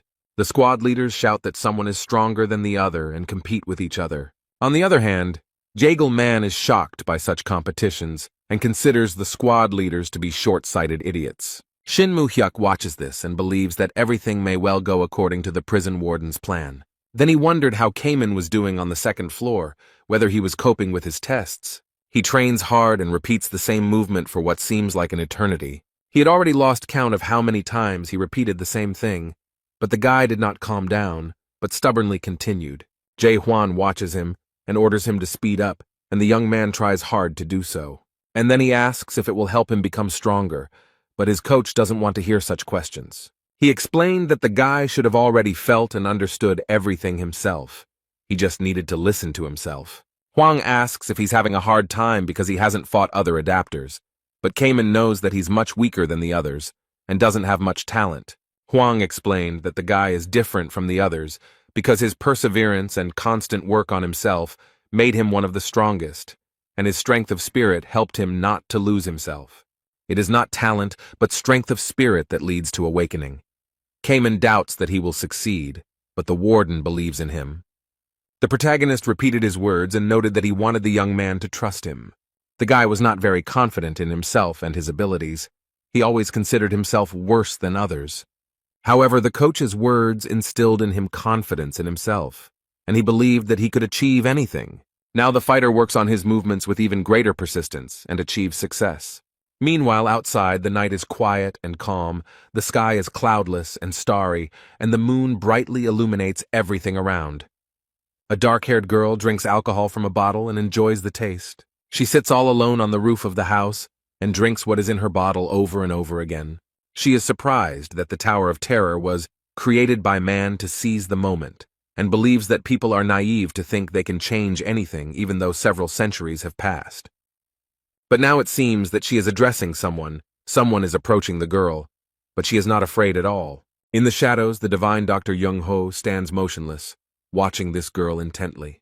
He doesn't seem very happy to see her and asks what Sol-ha is up to and what tricks she is using.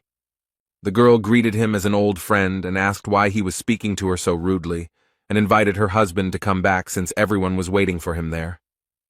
However, the man noted that he had said more than once that he would not return because he did not want to be with such inhuman idiots. Young-ho explained that they were fighting for humanity, but the girl noted that her friends were the only ones who did it sincerely.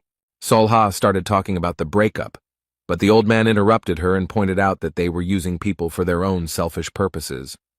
He explained that the break ended after the Great Disappearance, and they all became just a pathetic bunch of people who had lost all meaning in life. But all these words made the girl very happy, and she laughed loudly and joyfully. She leaned closer to Young-ho and apologized for losing her temper, and noted that she was very surprised by his words. She leaned even closer and said it was because he was also involved in the Great Disappearance. But the man sadly noted that this was far from the truth, and the girl added that everything turned out to be different from what he thought, but instead of doing something about the Great Disappearance, he remained on the sidelines. Sol-ha is still grateful to him for this, because if it weren't for him, she would be a completely different person now. The girl said that there are people in the rift who are still trying to awaken using the Chung-ho method. They have no talent at all. They just raise swords against each other hundreds of times. She pours the drink into a glass and repeats that they raise their swords hundreds and thousands of times. These people kill each other over and over again, and only a small portion of them can survive and take up arms again. They stop perceiving life and death and overcome human existence, thereby opening their eyes to what this world really is. Thus they receive the first key to awakening. This key is destruction. But the old man gets angry, turns around and notices that it is the wrong key, and they are going in the wrong direction from the very beginning. The girl looked at him calmly and was skeptical about his words, because he was not yet fully awake and did not know it. Young-ho created his white world around them, and Sol-ha saw that it had not changed at all. She explained that he was afraid of losing his humanity, so he could not draw anything in his universal world, which he created with great difficulty. But the girl added that she filled her unique world exactly the way she wanted. She also became the captain of the second squad of the Rift, and wants to show her old friend her world. Sol-ha seemed to have broken through the old white world with her chains and immediately created her own. Young-ho watches in surprise and explains that he heard that she became a captain. But he doesn't know something, so he asks if she has reached the third level of awakening. The girl smiled carefreely and noted that she would not just be on the third level. Suddenly, the divine doctor finds himself in a red puddle and cannot believe his eyes. The girl mocks his confusion and asks how he can see such things and if he knows what they are. And then, without waiting for Young-ho's answer, she herself answers that it is the day of the great disappearance. Sol-ha wonders what he feels when he looks at his creation, this red sea filled with bodies. She looked at her husband and said that nothing would change in chaos, and that she believed that Jung-ho thought the same. This world will not change. Everything will be as it always was, and it is useless to hope for anything different. So she smiled and kindly invited her husband to come back to them in a breakup. However, he noted that everything will change, and then repeated once again that the world will definitely change. This time everything will be different and everything will really change. He is absolutely sure of it. His interlocutor cannot believe that he still believes this, and remarks that Huang has had a huge influence on him. But she is sure that they will not succeed, just like 900 years ago in chaos, and 700 years ago in the Great Lands, and just like when he abandoned them and fled. The girl turns around and leaves, but the last thing she says is that they can do whatever they want, but the break will consist of watching them. The first stage of awakening manifests itself in doubt about this world. The boy is on the way to it. The second stage of awakening manifests itself in understanding the world that has caused doubt. The third stage manifests itself in forgetting your former self. This is not so easy, and as a result, you can completely lose yourself. The guy is in a deep decline of his knowledge and seems to have lost control of the situation. The main character tries to attract his attention and bring the poor guy to consciousness. He strikes close to Cayman to awaken him and set him on the right path. His plan worked. The guy came to his senses and can now continue to work on himself. His teacher slowly approaches from the fog and explains that he doesn't want to see him in such a pathetic way. Jae Hwan raised his sword and declared that his student must fight to the death, and his weapon was so close to the boy that he could have died at that moment. Cayman is surprised by such a sudden attack and is not sure he can do it.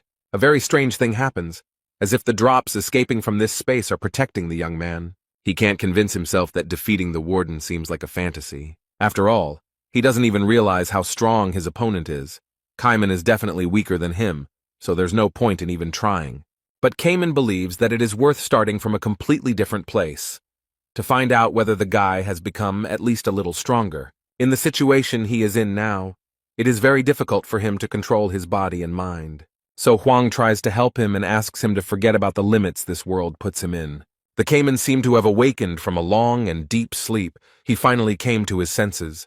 The third stage of awakening begins for him. The guy overcomes a difficult path and reaches the finish line. He grips his weapon tightly and feels the power rolling over him like waves in the sea. The third stage of awakening involves forgetting the old self, and Cayman had reached this point. He looked at the sudden surge of power and did not expect such a result. His strength is equal to the waves of the sea. He is Cayman, the king of the South Sea. The next moment the waves died down.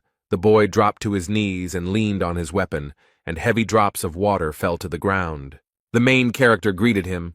The guy raised his head in surprise from such words. Jae Hwan came closer, extended his hand to help him up, and noticed that Cayman had reached the third stage. He incredulously asks if he has really become stronger, and his teacher explains that he is now much stronger. But the fortress warden is also in the third stage of awakening. The boy doesn't think he can catch up with him no matter how many restrictions he overcomes. There is a meeting of the three fortresses in the office, and some of them say that the expedition plans are very shaky, and they are not sure that the overseer is a good candidate for the role of leader. Organizing a hike through the Gorgon fortress is a violation of the rules of the four fortresses, but others point out that these rules have existed for a long time, and there is no point in following them now. The lightning god noticed that the humans had been sitting idle before they organized the expedition into the depths, and now their judgment seemed very unfair. Jurgen tries to calm everyone down and explain that the topic of the meeting is different, and they gathered here to discuss what happened to the Forbidden Paradise squad, but everyone wants to continue discussing the expedition. The master of Garuda Fortress, the cold-blooded golden monarch Gal Huidon, took the floor. He wanted the captain of the expedition to be chosen after an honest assessment of each candidate. The mistress of Dryad Keep, Aisha Lincroft, believes there is some truth to his words, and people began to ask where the owner of the Gorgon Fortress had gone, because he should have been informed about this meeting. They received the news of this meeting when the warden left his place, and before they could even report the refusal, they received the news of the dispatch of the Garuda ambassador. By this time, the adaptation group had already returned, and the leader of the awakened group was still on the way, so now they were sitting without the person who was supposed to have the final say. Gal Huidong noted that they could trust a guy who was just over 50 years old and wanted him to become the squad captain. This man finds it absurd. He does not understand how the house can be handed over to this little girl. But these words did not go unnoticed by the leaders of the squads, and the owner of the Garuda fortress was surprised by what happened.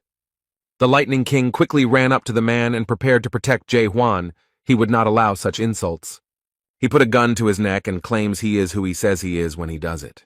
People look around and don't know what to do. They don't understand what's going on. The Fire King also stood up and stated that if they were planning to change the squad captain, they would have to deal with them first. Because no one has the right to change the captain, and they will stand by him like a mountain. They gathered in the arena to sort out their relationship and understand who is stronger. Gal Huidong seems to mock the boy and remarks that the lightning god is very determined. Instead, the guy in turn asks his opponent if he is afraid of losing. The master of the Garuda fortress smiled and generously allowed the boy to strike the first blow. The Lightning King runs around his opponent and adds that he was going to do it without his permission. The guy is confident in his abilities. He trained for a long time and spent a lot of time in the Tower of Terror. And now he can boldly confront such strong opponents as the master of the Garuda fortress. While Lightning Boy performs his maneuvers, his opponent simply stands and watches, doing nothing. He just smiles and remarks that this guy is pretty fast, but seems to underestimate his opponent. Suddenly, the young man disappeared completely from sight. He did all this not just for fun, but to lull his opponent's vigilance. Now the Lightning King towers over the overconfident Gal Huidong and is ready to strike his first blow. Now this man saw that the leader of the Lightning King's squad was not as simple as he thought. The guy with lightning speed and strength attacks the man. The master of Garuda Fortress has adaptation level 8, so he easily blocked this attack. Now the man realized that the boy had the 7th level of adaptation. He was surprised and did not understand when the boy managed to achieve it. But the Lightning King does not comment on his opponent's words and continues to do his job. Gal Huidong assessed the boy's abilities and admitted that his opponent was stronger than he expected. But the owner of the Garuda Fortress is confident in his strength and does not want to play with this young man anymore. He stated that no matter how hard the guy tried, he still wouldn't be able to win, even at level 7. This man wants to put an end to their fight and show who is the boss here, so he uses the Golden Meteor Chakram. Many dangerous golden discs are heading towards the Lightning King. They are very fast and sharp. The poor guy couldn't avoid it, and now these circles hurt him and leave cuts. His friends are scared, they watch this fight and are very worried about the Lightning King. The guy tries to dodge, but he's already injured, and Gal Huidong notices that the guy didn't do that bad. But he added that he considered it a victory because it was obvious to everyone that this guy had already lost. However, the young man is not going to give up so easily. He is still standing on his feet and assures that this is not all, and the fight is not over yet. The guy thinks that this person is afraid. That's why he says such nonsense and wants to show his opponent something interesting. The owner of the fortress does not seem to be very pleased with his decision and considers him too persistent. The boy used his lightning speed, and the man noticed that it was very predictable and thought that he had nothing but speed. But the Lightning King surprised him and used the skill Fire King's 18 Strikes. The golden meteorite chakram flying towards him instantly caught fire, and the discs no longer posed a threat.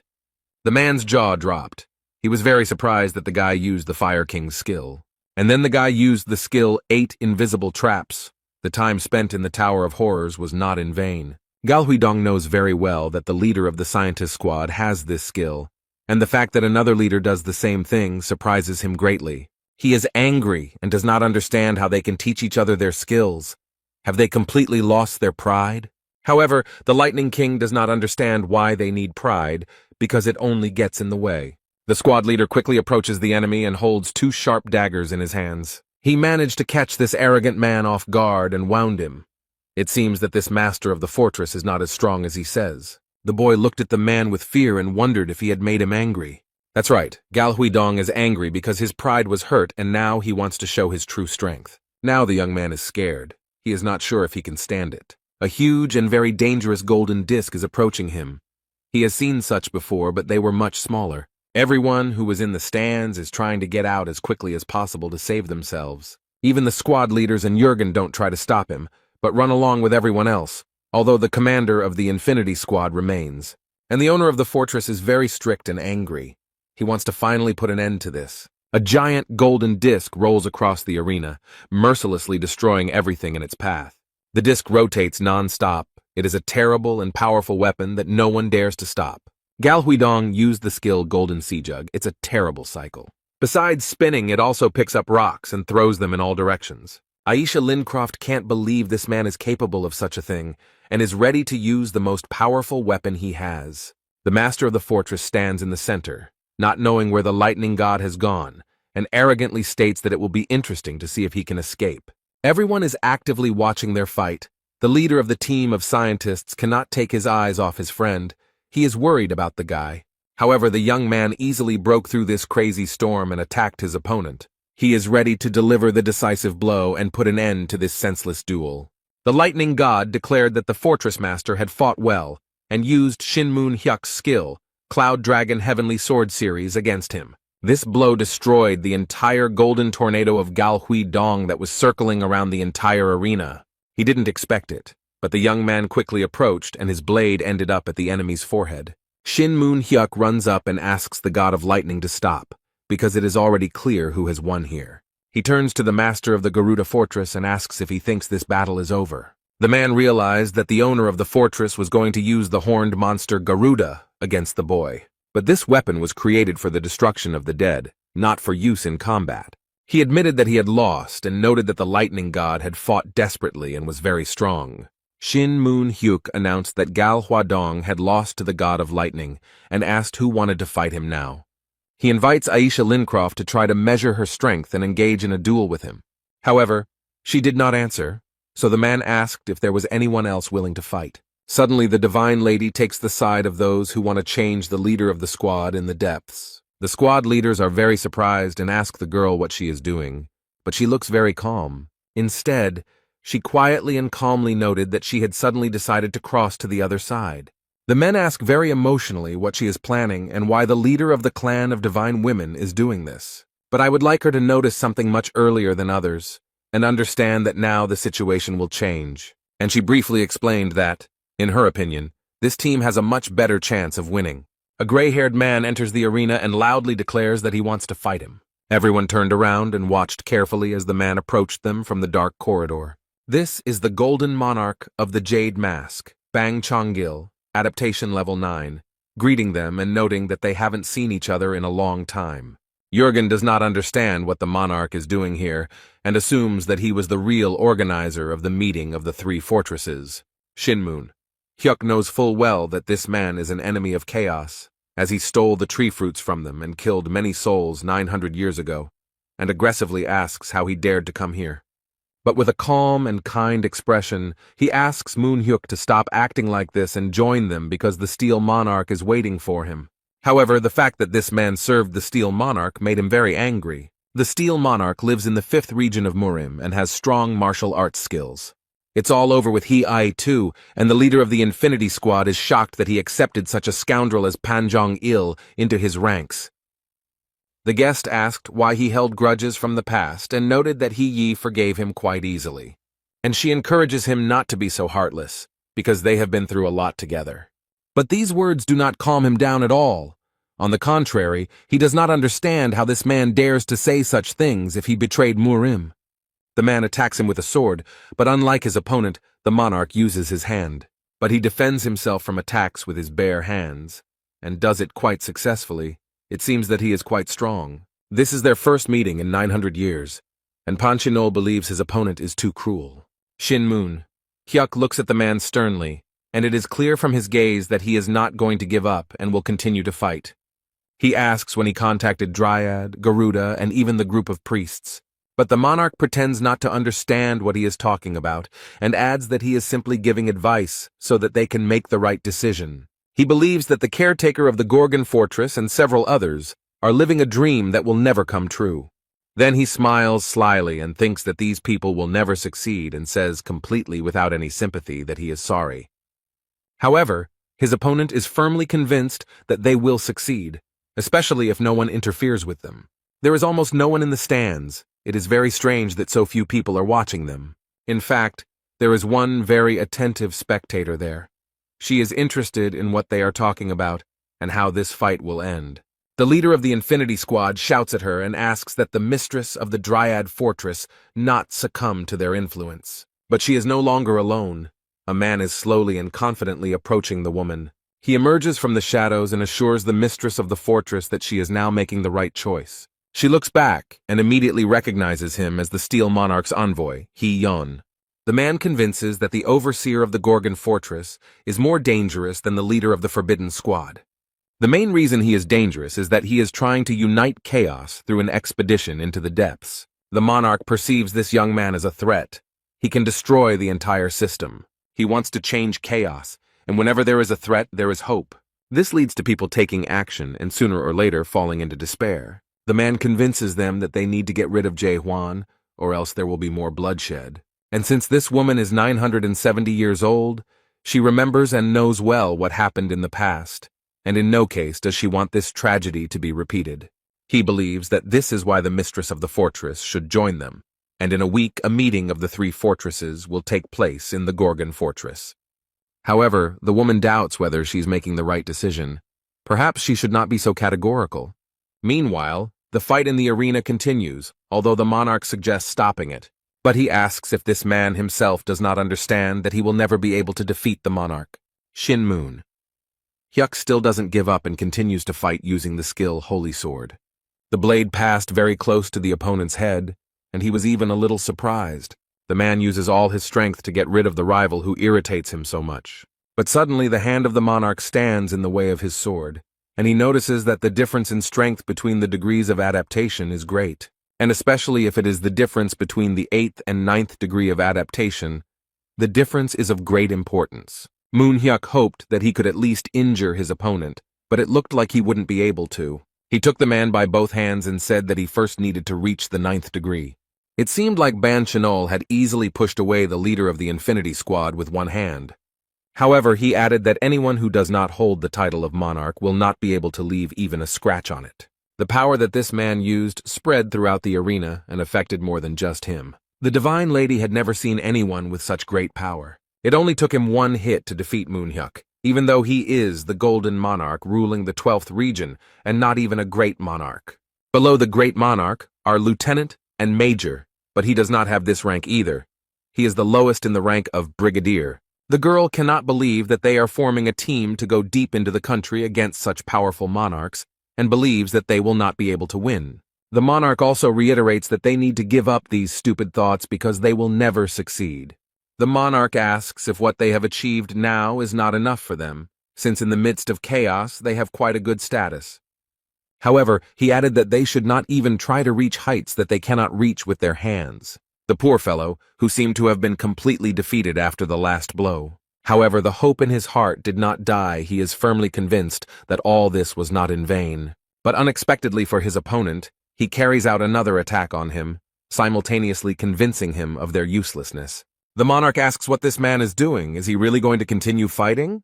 The group's leader claims that 900 years ago, this man was defeated by the resurrected court and stole their fruits. And they lost their friends and loved ones. Moon Hyuk will never forgive him for this. He will not forgive his opponent for what he had to go through then, and adds that times are changing.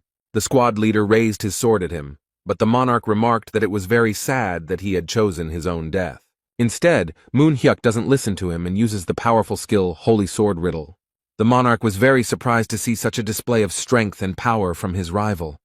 The man doesn't wait and uses his next skill, Holy Destruction, ready to finish off the intruder. It is clear that he puts in a lot of effort for this and is ready to sacrifice it. Bang Jinyol raises his right hand and says that he is very sorry to do this, but it seems he has no choice. He uses the skill Bottomless Pit and many black rays come out from his palm. Moon Hyuk is very surprised. He didn't expect this at all. His opponent is really very strong. Instead, Monarch noted that this time, the leader of the Infinity Squad failed to reach the heavens. He couldn't do it 900 years ago, and he can't do it now. His face almost completely taken over by his opponents. Mr. Chinol had already grabbed his opponent tightly, and added that this man would not be able to change anything. His friends are shocked by how this quarrel ended and rush to help. And the monarch says that you better remove the caretaker of the Gorgon fortress for creating this stupid dream. Suddenly, someone from afar apologizes to Manhwa for being late, which surprises the monarch. He slowly draws his weapon and adds that Gorgon, the overseer of the fortress, will be a little late as he is very busy. Cayman took his place, and with pride and confidence declared that he was ready to join the fight. Jürgen, holding the Lightning King in his hands, is outraged that Huang did not come, because what could be more important than being here? Because the expedition into the depths will soon fail, although it has not even begun yet. However, the guy reassures the Minister of Internal Affairs and notes that now everything will be under control. Then he calmly looked at Manhwa and asked compassionately if he was okay. No matter how much the man wants it, he asks the guy to give up, because he is too strong an opponent, and it is not even worth starting with him. But the guy does not respond to such a request and explains that there is nothing to worry about. Cayman asks everyone to evacuate along with the fortress's residents, but the leader of the scientific team does not understand what he is talking about. But he notes that even Manhwa couldn't defeat him, and he believes that even if they join forces, they won't be able to win. But the boy approached the monarch and declared that he would fight him one-on-one. The head of the group of scientists is horrified and begs Cayman not to do this, because he himself has just seen how strong this man is. However, the guy does not pay attention to these words. He looks closely at his opponent and notices that they have not seen each other for a long time. Instead, his opponent tries to remember where he knows him from and when they met. And then he remembered that this was the same guy who couldn't join the previous expedition because his abilities were too weak. Cayman convinces the monarch that all this is in the past and that he has now changed a lot. The man remarks that if this guy is trying to stop him, he must really have gotten stronger. The young man pointed his sword at him and asked if he really wanted to see its power for himself. The monarch accepts the challenge and wants to see what this guy can do, and the fight begins. Cayman skillfully dodges the first blow and focuses completely on his opponent. However, they are not going to fight without their unique abilities, and Banchinol is ready to use them. The guy points his sword at him and is also ready to fight. He is confident in his strength. Their fight has begun. The Caymans will boldly begin the fight against such a strong monarch. But Banchinol didn't expect this. The boy turned out to be stronger than he could have imagined. And then the young man pounced on his overconfident opponent and threw him back with his strength. However, he still smiles and asks what skill it is because it looks really good. Cayman explains that it is weaker than a strong blow, but much stronger than a normal one. He didn't lose any confidence in himself, gripping the sword tightly and proudly declaring that it was a crushing blow. The leader of the South Sea team looks closely at his opponent and notes that he will have to try hard, because if he doesn't take this guy seriously, he could easily die at his hands. However, this man does not take his words seriously.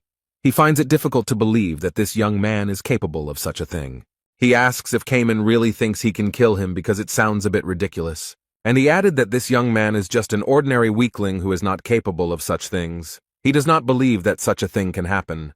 And then the monarch used his power, and very strange and frightening black hands appeared around him. He shouts aggressively, "How could such a guy dare to threaten him? This is unacceptable." One of these terrible hands approached the poor fellow and attacked him, but he was not afraid. Cayman used his strength to block the blow and he succeeded. He is not as weak as people think. He threatens the attacker that his days are numbered and this will be his last fight.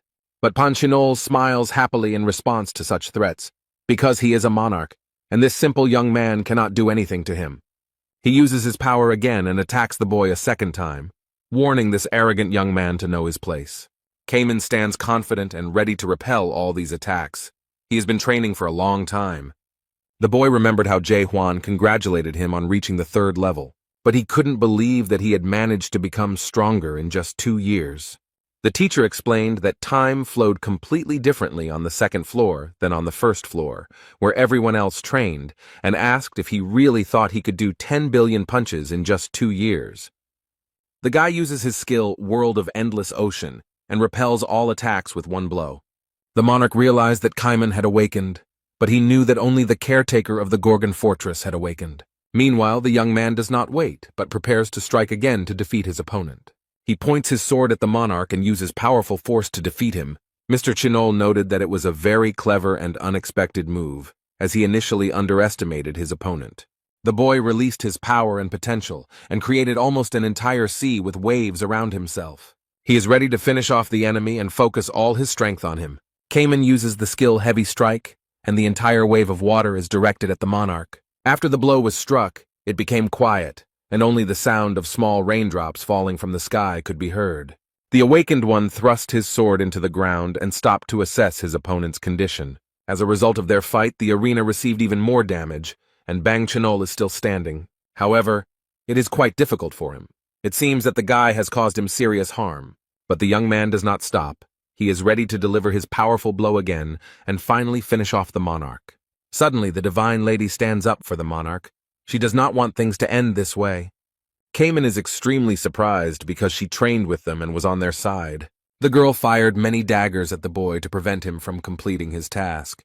The young man confesses that the commandant of the fortress warned him that the divine lady almost betrayed them. Instead, she asks the leader of the Southern Sea Detachment to cease hostilities. She warns that in 2 years of training he will not be strong enough to defeat the monarch. The girl warns him not to think about the consequences of his actions.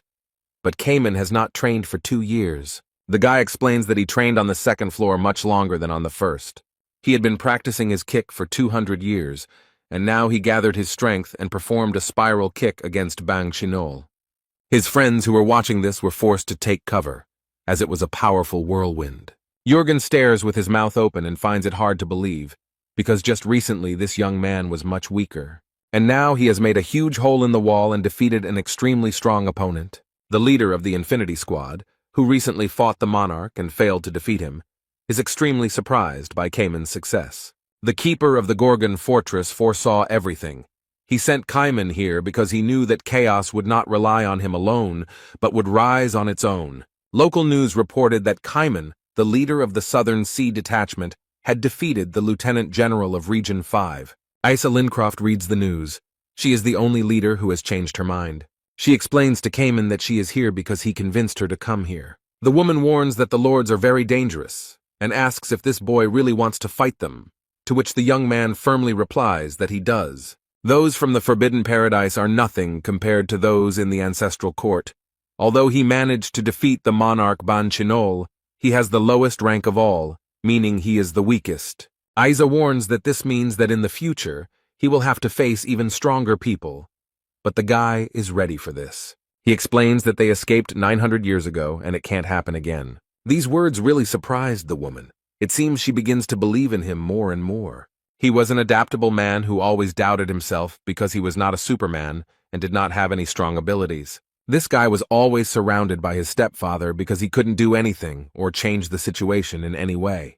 But now it has changed a lot, and it is difficult to recognize the Cayman that everyone knew before. Isa Lincroft believed in him if he was so sure of himself. She wanted to say something else, but the noise in the street prevented her. She became curious about what was going on there, so the woman went to the window and pulled back the curtain to look around. She saw a tower there and a lot of people around it. It seemed that almost all the inhabitants of the Gorgons had gathered there. The woman can't believe that there is a tower of horrors there. The guy wanted to tell her something else about the tower. However, Isa interrupted him and asked if he had undergone cultivation there, and if he had only become stronger there. Cayman explained that it may seem that way, but in reality, no one can become a product in this tower. This was because there was not a single cultivator in this tower, and this really shocked his young girlfriend. She can't believe that this guy became so strong thanks to this strange and completely unconventional tower. The guy comes to the window and wants to explain his opinion about this whole situation. With the fighting spirit of the common people rising, chaos can now stand firmly on its feet. She noticed that even ordinary people were trying to enter the tower despite their fear. They had dreamed about this for many years and finally got the chance and the opportunity to make a choice. 900 years ago, they lost such an important freedom for everyone, and it was a terrible event. But now it all may be for naught, unless ordinary people try to get it all back on their own. Asa Lincroft looked carefully at everything that was happening outside the window, and she began to understand something. She feels like Cayman is acting this way now because he wants to believe in himself again, and then she wonders where the caretaker of the Gorgon fortress is now, because he has not been seen for a long time. He sits with the divine physician by a lake surrounded by palm trees, and reflects that the meeting of the 3 leaders of the fortress is probably over. Young Ho wonders if the guy will get into trouble for not showing up for the meeting, but Huang is confident that Cayman has already sorted everything out. But he adds that the boy is stronger than the old man, but the old man does not agree. because he is much wiser than all of them. Jae-hwan noticed that Young-ho was also starting something and agreed, but he had some difficulties. The protagonist knows that this person has almost reached level 3, but he does not understand why the awakening has stopped. The old man explained that this was because he had chosen a different path, but the boy suggested that if Young-ho had woken up with a different word, his path would have changed too. These words greatly surprised the divine doctor, because he did not even imagine that Hwang knew about this. Jae-hwan noted that he knew they had different views on the world. The divine doctor looked at the boy and thought that he and everyone else from the break had awakened, having gone through the same stages. And the first stage of awakening was destruction. Its path was very cruel. After this, the old man remembers that the second stage was the stage of creation. It was not easy.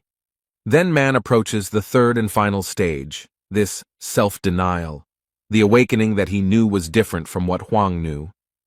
For Chung-ho, this question was not so philosophical and incomprehensible. He simply cut up enemies on the battlefield. Destruction did not cause him any doubts, and the creation stage did not cause any torment. That is why the old man experienced awakening without any questions or suffering. But with Jae-hwan, it was completely different. Doubt made him doubt his own truth, and realization made him think about the meaning of the world.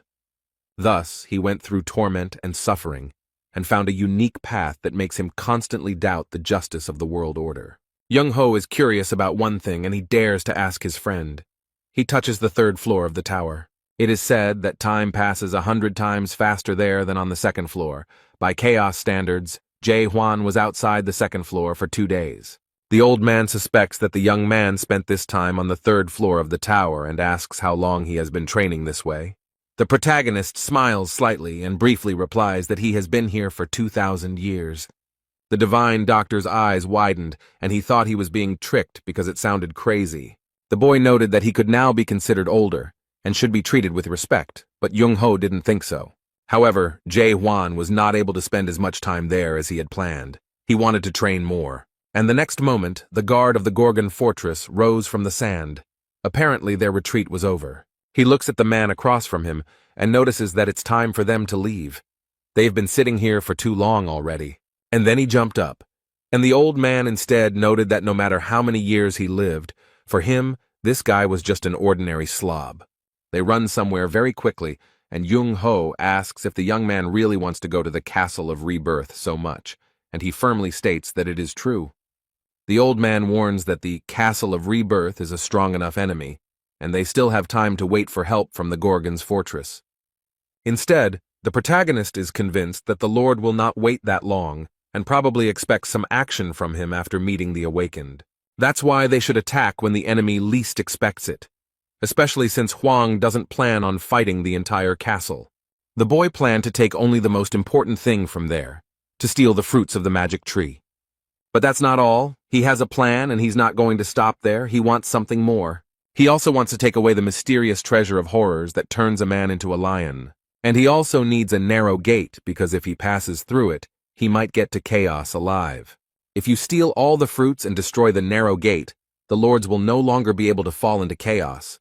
They will only be able to do so after death. In any case, to carry out the plan, he first needs to get there, to the Acropolis of Manticore, which stands at the entrance to the Castle of Rebirth. Now Manticore is ruled by a forbidden paradise, and these guys aren't letting it go that easily. Young-ho asks in horror what Jae-hwan is going to do, but the young man sees no need to explain his plan of action. The protagonist performs a trick and destroys everything with his power, and then explains that he will do the same thing as always. Cayman will kindly tell us about the lords of the Great Lands. They have only 4 ranks. The highest level is occupied by great lords, who rule over 12 regions, followed by lords, great generals, and lesser generals. The old man didn't like this idea very much. He thought that it would be better to sneak in unnoticed than to fight the entire fortress now. Hwang repeated that he had warned them and would do everything as usual, but Jung-ho explained that they should conserve their strength.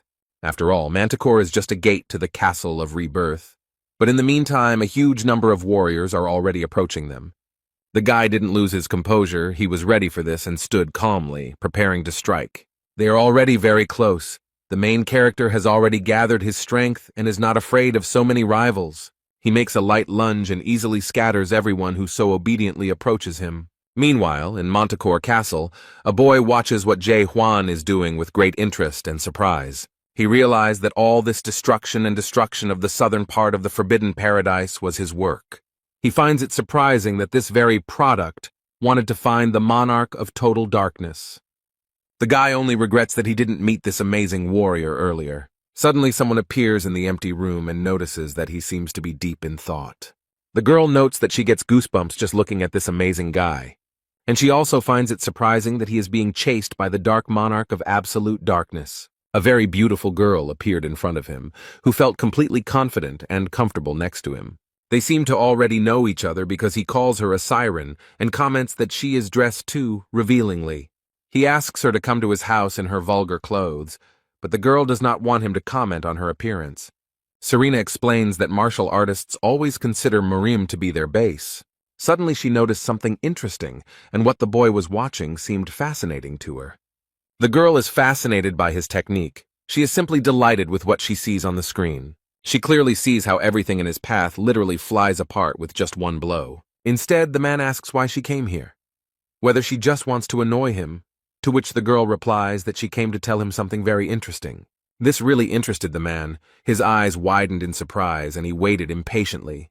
The girl reported that a golden jade mask monarch had been spotted in the chaos, but the young man said that he had already heard about it. But the girl continues to say that all the troops sent to Garuda were destroyed. This was done by the golden monarch of the jade mask. He defeated Garuda and Dryad in exchange for help. The treaty by which the monarchs promised not to interfere in the affairs of chaos was still to remain in force. But first, the monarch of pitch darkness intervened, and now her subordinates, the Steel Monarch. All this looks very strange and resembles a war between monarchs of large lands without a declaration of war. But the girl happily reports that she heard about the destruction of the golden jade mask of the monarch. The guy finds it hard to believe. He asks who could have done this, because this is a very strong opponent. Siren reports that one of the 10 leaders did it, but the boy notes that even all of them together could not have done it. She tells us that deep inside there is an expeditionary force formed by the caretaker of the Gorgon Fortress, and it was one of the members of this squad, the leader of the South Sea Cayman Islands, who did this to the monarch. The squad leader can't believe it, because with his strength it's impossible to do this, even if he had some hidden skills or talents. The golden monarch of the Jade Mask, one of those protected by the Steel Monarch, one of the 12 supreme monarchs ruling the great lands. Any monarch above the rank of brigadier is a very important person, as the vast lands are the center of the struggle for power. The commander of the South Sea Detachment must know what the consequences of interfering in the affairs of the monarch of the Golden Jade Mask may be. Siren asks what he is going to do since the product he was supposed to be looking after has become the caretaker of the fortress due to his negligence. The monarch of pitch darkness will be very angry when he finds out that his product is behaving like this. The guy brags that he sent demonic undead, who can use the power of the dead, so he thinks there shouldn't be any problems. Instead, the protagonist easily dealt with the warriors who attacked him and believes that everything is over. However, the Divine Doctor suspects that something is wrong here because it is impossible for the Forbidden Paradise squad to destroy all the chaos with just one army. However, the main character thought about it and believed that perhaps in reality things are a little different. First he heard and then saw some suspicious people surrounding them on all sides. They confidently approached their goal without saying a word or giving any warning. A huge army of people has already appeared around them, but the Divine Doctor cannot understand who they are. But he also feels that there is a lot of evil energy coming from these people, as if they are dead. Suddenly someone turns to Jae Hwan and asks if he is the famous researcher whose name makes the entire house tremble. The boy raises his head to look at the man and see who he is. The man jumps up and remarks that he never even thought about meeting the hero of the rumors. And the next moment he lands smoothly in front of the main character and Young-ho. This man is also glad that he met the Divine Doctor here. It seems they are familiar. Instead, the old man doesn't seem to recognize his old acquaintance, so he asks who he is. Meanwhile, this man is even a little disappointed that he was forgotten so quickly. A huge wound was visible on his face, and he explained that he collected the horns for his own treatment and for transporting patients. At that moment, Young-ho finally realized who he was talking to, and it surprised and even shocked him. This is Heinz, a noble warrior. The old man remembers how sweet and kind this guy was in the past. Instead, He now looks completely different. His appearance may even be frightening, but he sighed with relief because he is still remembered. The old man asks with fear what the guards of the Gorgon Fortress are doing with the Forbidden Paradise Squad. Young Ho states that the Divine Paradise Squad is not suitable for this guy, and he doesn't understand why he hangs out with people like that. On the other hand, Heinz doesn't understand how a divine doctor can say such things, because he knows what he had to go through in the Gorgon's fortress. The old man fell silent. He had nothing to say, because he remembered well these terrible events that happened 100 years ago.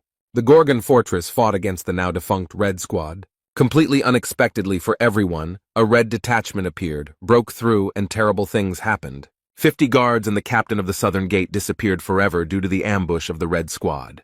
There was only one person left alive, only Heinz, and one can try to imagine what he felt at that moment. After this incident, he realized that he was too weak and needed to work on himself. He begged Jong Ho to help him with this, because the doctor from Murim should know how to do it. On the other hand, the old man understood and knew weak people in despair well, and had no great desire to help. So with a sharp movement, he removed the boy's hand from his shoulder, showing that he was not going to do anything. But looking back, he adds that over 1,000 years he has seen enough of such people in chaos. Young Ho frowned and explained that he couldn't help everyone, and the boy felt his heart break at those words. Although the old man said he was sorry to say such things, it would not help Heinz in any way. The boy remembers this meeting well, and the words the old man said to him, "If you want to become stronger, you will have to work harder." But did the doctor know that hard work is the privilege of those who are capable of it? And most people in chaos never put in much effort or tried to improve anything. But Heinz worked hard, worked tirelessly, and all this to protect his honor. He tore his hair out to show what he was capable of, but the old man was shocked by the appearance of his old acquaintance. The guy explained that he was no longer the same second-level weakling he was 100 years ago. A lot had changed during that time. Now he is Heinz, holds a respected position in a large squad. He is the deputy commander of the Forbidden Paradise Squad. The man reported that, according to rumors, the commandant of the Gorgony Fortress uses only lunges. He has already prepared his weapon, and invites the main character to compare who is stronger. He points his weapon at Jae Hwan and uses his skill, 8 volcanic fangs. And then, smiling slyly, he applies the carotid artery severance technique to perfection. Many red and evil mouths with sharp teeth approach the guardian of the Gorgon Fortress. But the guy is not afraid of anything. He is ready to fight anything. He is confident in himself. The protagonist uses a sword to defend himself and points it at these evil mouths. But he destroys them with his power without any problems. These techniques won't be able to defeat him. Jae Hwan is an extremely strong opponent, and it is difficult to find someone who can match his strength. Now Heinz saw this and realized that this guy was stronger than him. It seemed he had underestimated him. He is angry and does not understand how this could happen because he considered himself strong and trained a lot. Someone stands behind Heinz and thinks it would be better to attack together. And the next moment, this army of incomprehensible souls began to attack just 2 people. The fortress commandant and the divine doctor are ready to fight back. They have no other choice. Jae Hwan is very serious. He frowned and prepared to deal cruelly to these half-dead people. The squad leader watches the battle closely from Manticora Castle and is very surprised by what is happening there. He doesn't understand why this guy can deal with the half-dead so easily, and now thinks that he can defeat the fortress's caretaker if he joins forces with the army of the dead. But now they can't avoid losing half of their troops, and if they lose them, their plans will collapse instantly. This guy turned out to be too strong. He approaches Serena, but she doesn't seem very happy to talk to him, as the guy said that she irritates him. She did everything he asked, found the soul stone, created a smog cloud, and formed half of the undead squad. He looked at the girl and realized that their plan would most likely not work, and now they would have to come up with something else. The girl saw that the squad leader was in despair, so she exhaled loudly and thought for a moment. She saw her advantage in this situation, and it was clear that the girl would take advantage of it. Serena approaches him and with a seductive smile asks if he wants to make a deal with her. Meanwhile, on the battlefield, Heinz realized that the overseer of the Gorgon Fortress was a legend of the Wave Path. This guy standing in front of him, fighting skillfully, is a seeker of the impossible path. The half-dead man doesn't like that this guy got such a high rank in just a month, although there is nothing special about him. Instead, Heinz, even after 200 years, remains just an ordinary man, while the one who came here no more than a month ago has already become a leader. This fact irritates him very much, and this man promises that he will never leave just like that. Therefore, he warns the protagonist that he will now show him all his power and convince everyone that he is unworthy of his position. He quickly approached the protagonist and seemed to destroy him in an instant. Heinz continues to brag about how hard he worked on himself while Huang manages to avoid getting hit. The man hits the wall, destroying it, and many large stones fly in different directions. With this blow, he made a huge hole in the wall and seriously wounded several soldiers of his army. But this doesn't bother him at all. The man is so angry that he doesn't notice the damage he has caused. He wants his opponent to see what he has achieved despite the ridicule. Heinz boasts that everything he has now he achieved solely through his own efforts. However, the main character is already tired of this bragging, and he declares that it is time to put an end to it. The next moment, something happened that Heinz did not expect at all. A huge wave of force crashed down on him. The fortress overseer uses his lunge and destroys almost everything in his path with one blow. But this monster turned out to be stronger and more resilient than Huang imagined. But that's not a problem. Heinz is wounded and has difficulty clearing his throat, but he is not going to give up. The man is too confident and angry. The protagonist stands proudly and asks if his opponent really thinks that all people in chaos are the same. Meanwhile, the soldiers of this army believe that their enemy is very strong because he managed to knock down the vice leader of the 9th level. Someone shouts at them to attack the fortress guard first, as their leader, at his age, needs time to come to his senses. Young Ho noticed this and tried to calm the guy down and asked him to be careful. Jae Hwan frowned and stated that everyone was trying their best. And the end result is that every single one of these idiots will say that they tried their best and did everything they could. The guy used his sword and did something incredible. Everyone was blinded by blue light. No one can understand what is happening, but there is no way to avoid it or protect yourself from it. Heinz seemed to be enveloped in a white light. The boy became blind. He no longer sees anything. And the next moment, everything around him turned crimson, and he couldn't understand what was happening. In front of him is a tree with bare branches and a huge eye that watches everyone. He wonders if this is really the world of the awakened, the very world he has heard so much about. He can't believe that he now sees the same world as those who went against everyone. This eye seems to illuminate everything around it, noticing every tiny detail and observing the world. Heinz finds it surprising that the fortress commander is trying to go against them. It's even a little crazy. He thinks about what would have happened if he had remained a noble man, whether he would have been able to follow the path he dreamed of. The fortress commander declared that his rival was a terrible person, since he had destroyed 1,000 years of Manticora's history in a matter of minutes. He is considering changing the name of his lunge from Strong Lunge to World Lunge. He's fed up with all this nonsense and reports that he's broken through. Young Ho notes that there are still a few warriors left, but he doesn't think they can stop them. The divine doctor asks the commandant of the fortress how he managed to do all this, because he had never seen anything like it. The protagonist states that he just made a strong attack, but the old man wonders how the world could be destroyed by one strong attack. Is this guy really approaching the end of the oblivion stage? The guy explains that he doesn't feel any spiritual pressure from the lieutenants and generals, and it seems that this attack caused a lot of inconvenience to the leader of the Golden Heaven Squad. Suddenly the sky turned pink, which the divine doctor and the fortress caretaker did not expect at all. Something strange is going on. Someone seems to want to interfere in their affairs, and some people are very scared. But it seems that the divine doctor has already seen this. He realizes and understands what this could be. It is the transcendental movement skill called Shift that gave birth to the girl Serena. Only one race can use this skill, and while everyone is thinking about it, the girl has already landed and is approaching them. The protagonist doesn't know this creature, so it's logical that he asks who it is. This question left her stunned, because Serena thought that all the residents of the house knew her. It's hard for her to understand why he doesn't know her, because he hasn't seen Hot 10 of the Week or Best of the Best, where she was the host. She asks if this guy has a holographic panel at home. He calmly replies that he doesn't. The old man says that this woman is a real horror, and that every soul in this chaos knows about her. Meanwhile, the girl used her power and took the divine doctor's hat. She noted that the old man didn't seem to realize that a succubus wasn't exactly a horror. She explained that all the horrors come from different races, and it was very tactless to talk to her like that. The siren throws the hat back to its owner and explains that at his age he should know about it. And then she smiles sweetly, and says that her name is Siren Armelt, and adds that she is not just a horror.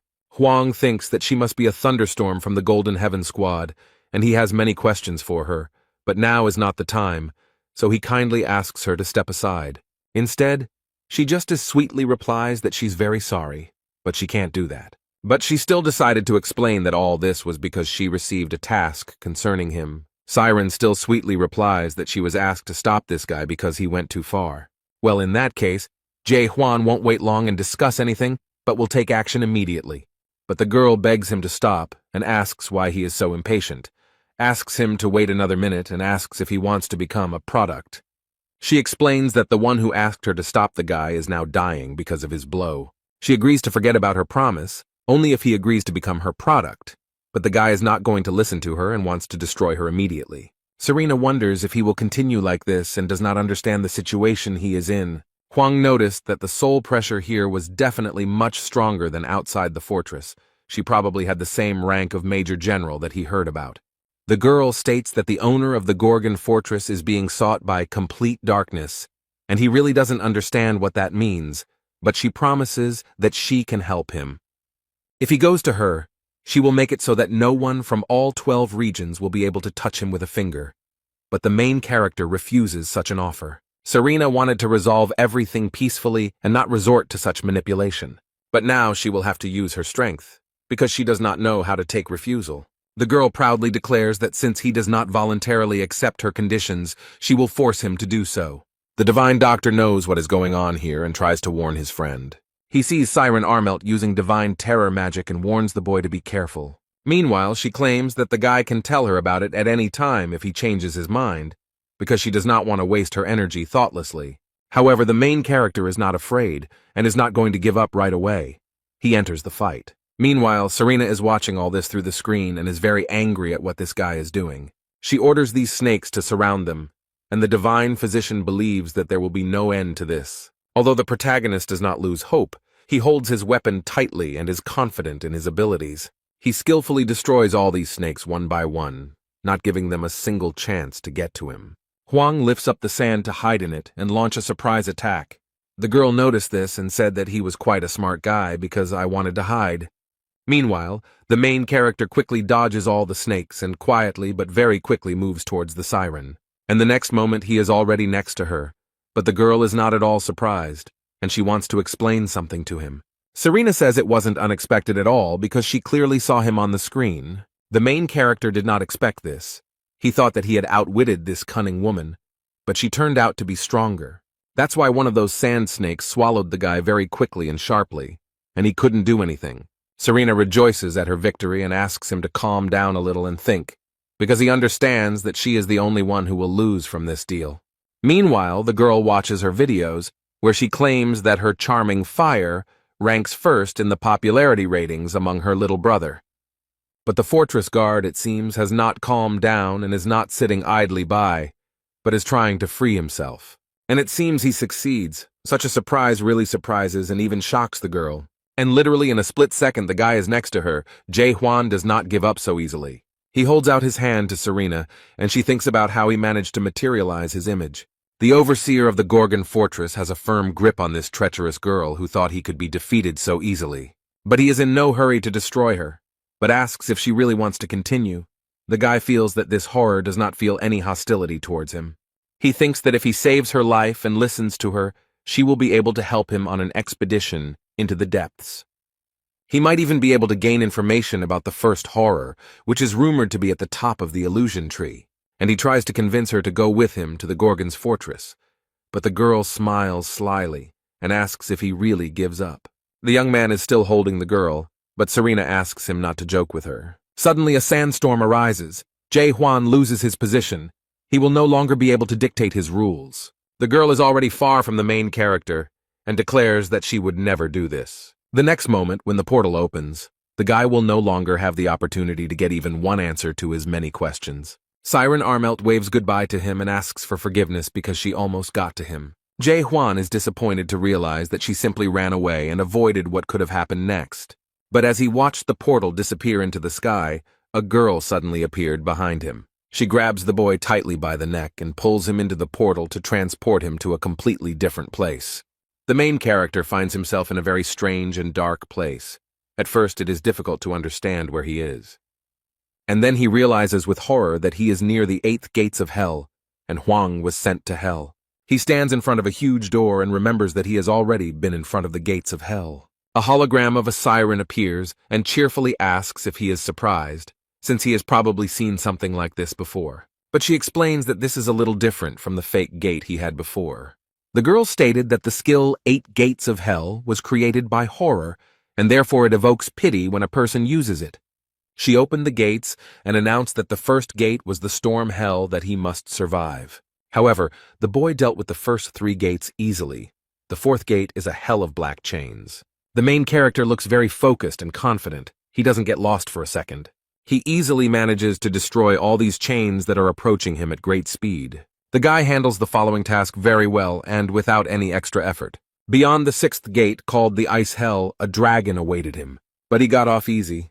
All this really surprises Serena. She didn't think it would be so easy for him. She asks if he is really a man and adds that she is very surprised by his strength. The young man does not react to such words. He simply asks if she has any other knowledge. She admits he's amazing, but promises the next attack will be very, very hard.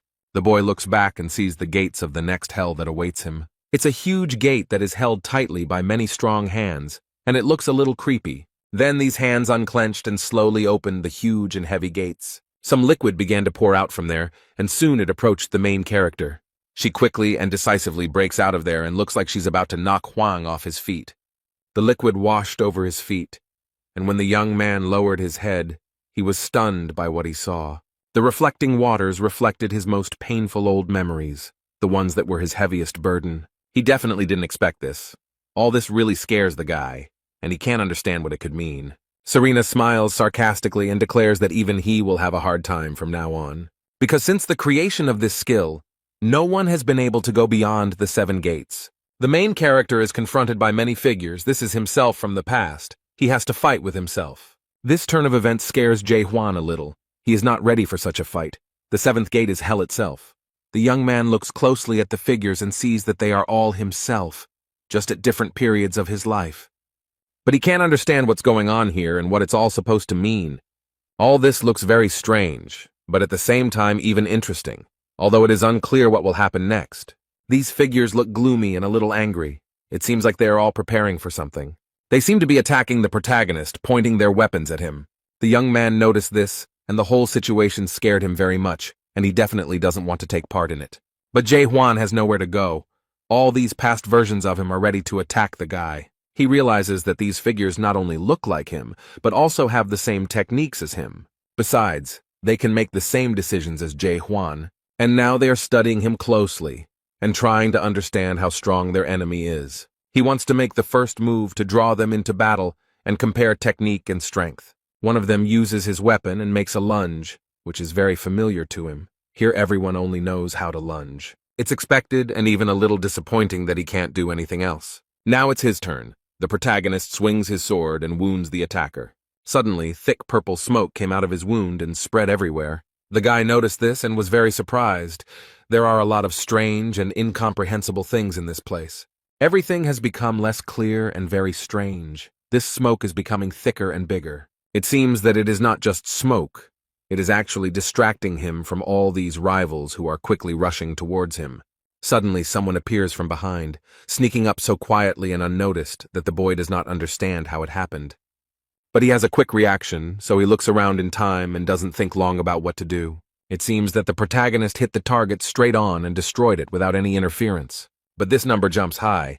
It seems that they are not as easy to destroy as it seemed at first. The creature, falling, stares into Jae-hwan's eyes, and the boy's skin crawls from this. These deep and bright eyes inspire fear. This is the look of a man who has experienced terrible things and now carries them in his heart. When it fell, it turned into smoke, which spread very quickly and filled the entire space. The main character stands motionless. He understands little of what is happening, and the smoke has already completely enveloped him. Suddenly, he sees a man in a terrible emotional state and tells Corporal Jae-hwan that he is very sorry. The boy looks at everything around him with horror and feels great hopelessness and horror. There is a man with a machine gun standing at the door, and he keeps repeating that he is very sorry that everything turned out this way.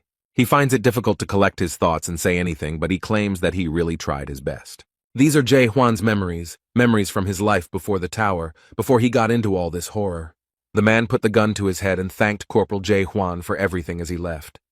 And then something inevitable happened, a moment that would forever remain in his memory. He was a loyal man, his advisor and follower, and he certainly did not deserve such an end. The unfair humiliation towards him forced this man to destroy all his predecessors and top management in the middle of the night. Jae Hwan was shocked by everything that happened then. He had difficulty controlling himself. He was the only one who survived. All the leaders, commanders, and even the battalion commander were replaced. It was a terrible tragedy.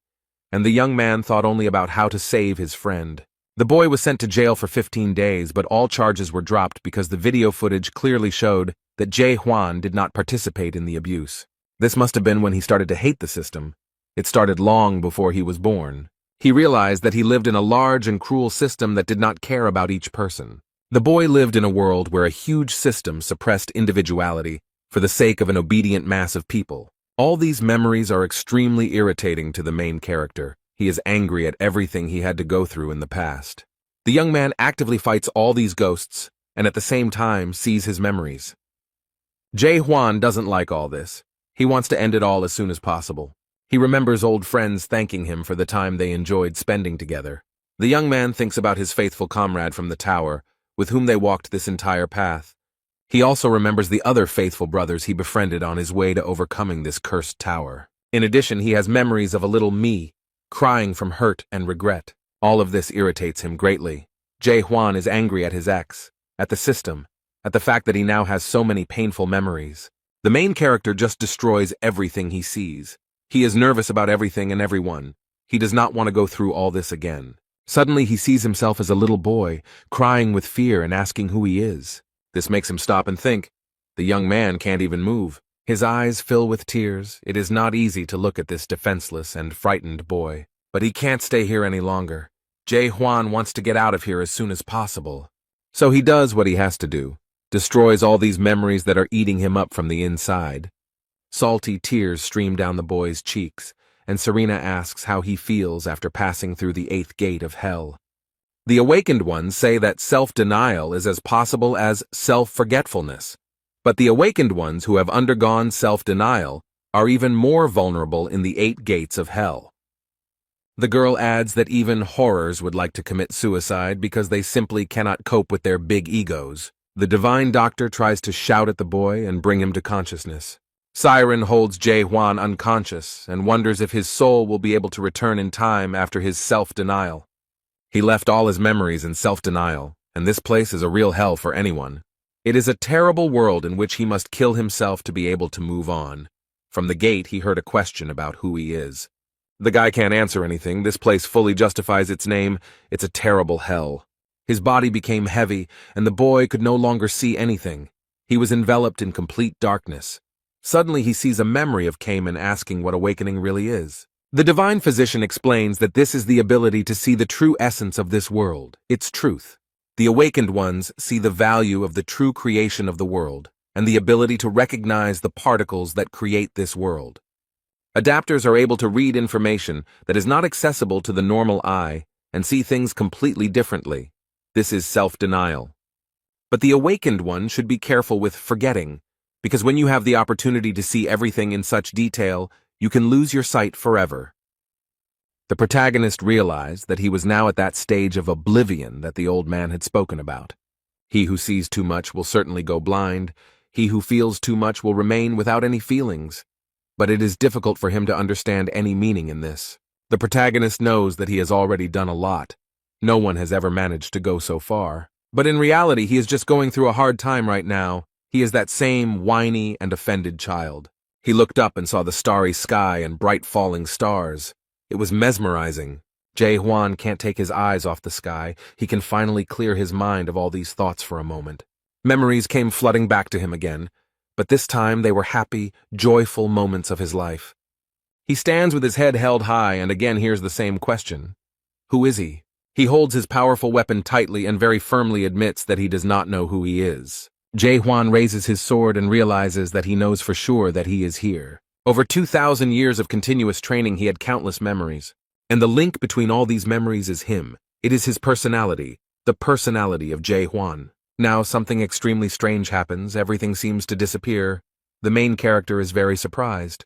Serena is shocked by what happened. She did not expect this and could not even imagine it. Essentially, there is a rollback. Everything that was here simply disappears and returns. The main character has succumbed to the elements and seems to be floating behind all this. He no longer does anything, but simply waits. He waits to see what will happen next. All this happens against his will. The young man does not try to offer any resistance to this element. He just thinks that all this cannot happen this way, because his life expectancy is more than 2,000 years. Everything around them is raging and collapsing as if they were in the eye of a powerful hurricane. And the next moment everything became quiet. All this horror stopped, and the main character saw a bright light. He stands and thinks about what word should come next after the word self-denial. And now he stands before the 8 gates of hell and finally wants to get out of here. The guy thought for a moment and decided to open the door and go further to complete his journey.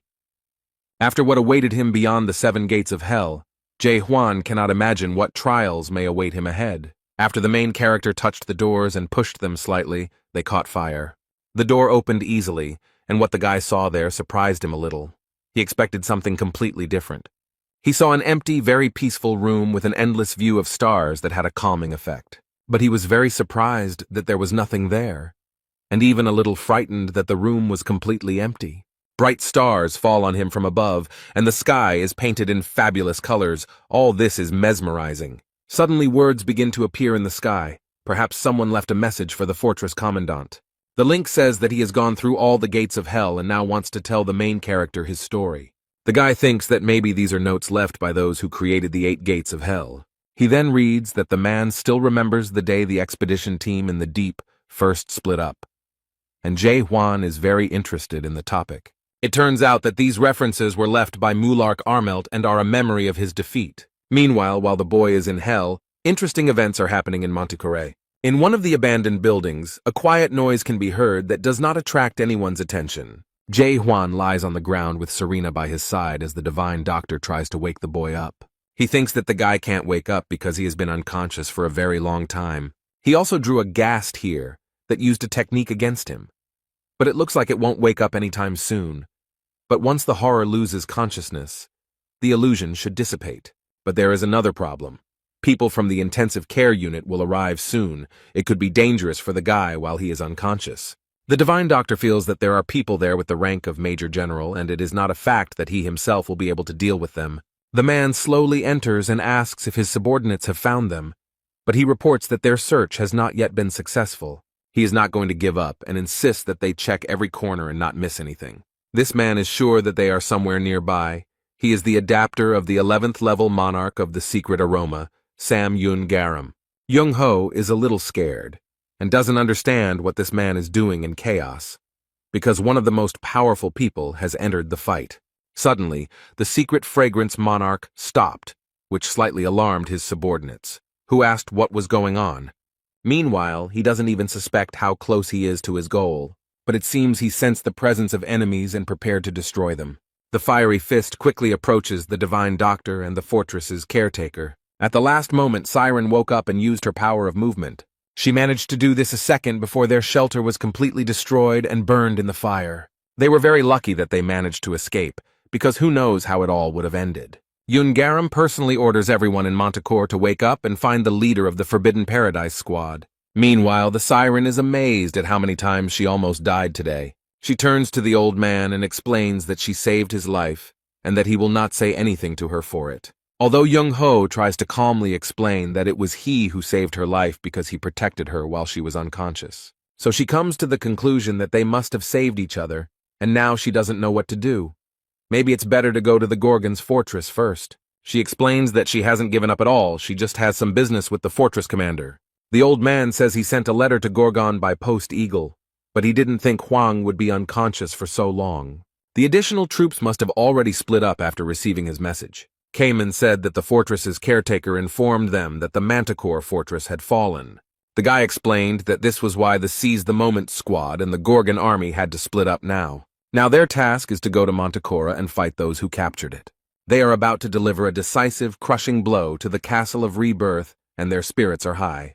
Cayman saw the 11th level adapter of the secret monarch of the aromas of Sam Yun Garam and did not understand what this man was doing here. But nothing can break their fighting spirit, so they boldly attack the Renaissance Castle army. The leader of the Infinity Squad, Shin Mu Hyuk, enters the battle and is confident that he is strong enough for it. Some of our strong men boldly step forward and shout that they will free house. Yagelman is excited to be part of the army of 300 awakened, confident that this time they have a chance to win. Yun Haram himself watches this and does not understand why they are so stubborn in their beliefs. He thinks it would be better if they all just accepted the existing system and sat quietly. This man has no choice but to interfere with everything that happens here. He gathers all his strength into a fist and is ready to deliver a fiery and crushing blow to the army opposing his forces. He thinks these people are too ambitious and punches the wall with all his might.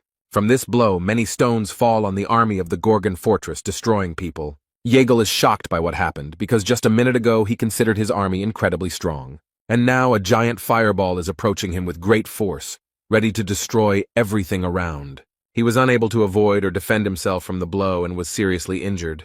He cast a lightning-like glance at him and realized with horror that his friend was seriously wounded. He understands that now, in such a serious and terrible battle, he will not be able to help in any way. It's worth noting that the secret sent monarch is also a little intimidated by the strength of his opponents. But he will stand to the end, so he confidently goes out to defend his army. The people of the house are scared because they saw one of the most powerful people coming against them. However, the Lightning King is not embarrassed. He is not going to give up, but boldly moves forward. He calls upon all his brothers to attack Sam Yun Garam, and they obey his command.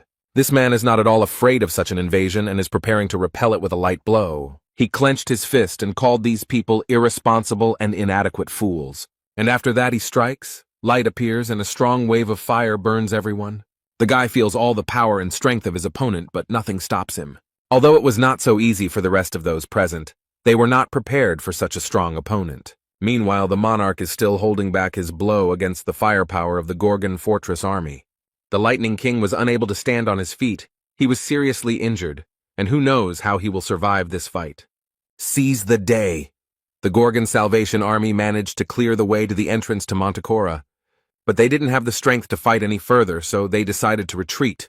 It was their only chance to stay alive. And all because the secret fragrant monarch appeared. He is very strong and seems invincible. After his appearance, the course of the battle became truly turning point, and there was no chance of victory left. 10 days later, a meeting was held at the Gorgon Fortress Internal Policy Office. Their army was divided into different squads led by Carlton and other leaders, but within 10 days, half of them were destroyed, which became a turning point as they lost 5 awakened in the 3rd stage. And they were part of the main forces. Aisha noted that it would now be difficult to continue the war, and in the meantime, the army of the Renaissance Castle was already approaching the Gorgon fortress. She is even ready to accept the castle's offer of revival, but the Fire King cannot believe that she is ready to agree to his demands and give up the caretaker of the fortress and the tower. They can't betray the warden, Kaiman noted, since she can't predict the future. He believes they should just continue on their way. But the woman is sure that they have no chance of winning. Everyone understands this, so she wants to turn to the monarchs for help. Jürgen asks which monarch she means, and Aisha explains that she is talking about the Steel Monarch. Now almost all the monarchs have been sent by the Rebirth Castle. They are in the 9th region of complete darkness. And probably everyone knows that between the Steel Monarch and the Monarch of Complete Darkness, there is an eternal enmity. That's all true, but they killed the Jade Mask Monarch, and the Steel Monarch might not like that. Technically, he is not dead, because anyone who enters chaos through the narrow gate will return to their body after death. The Caymans believe that even if the Steel Monarch wants to help them, they should not enlist the support of other monarchs. But Aisha didn't understand why he thought that way. She needed a broader explanation of his idea. The guy explained very succinctly that this was because chaos had to be free and independent. Meanwhile, Serena and the Divine Doctor are very worried. They are worried about Jay Huan.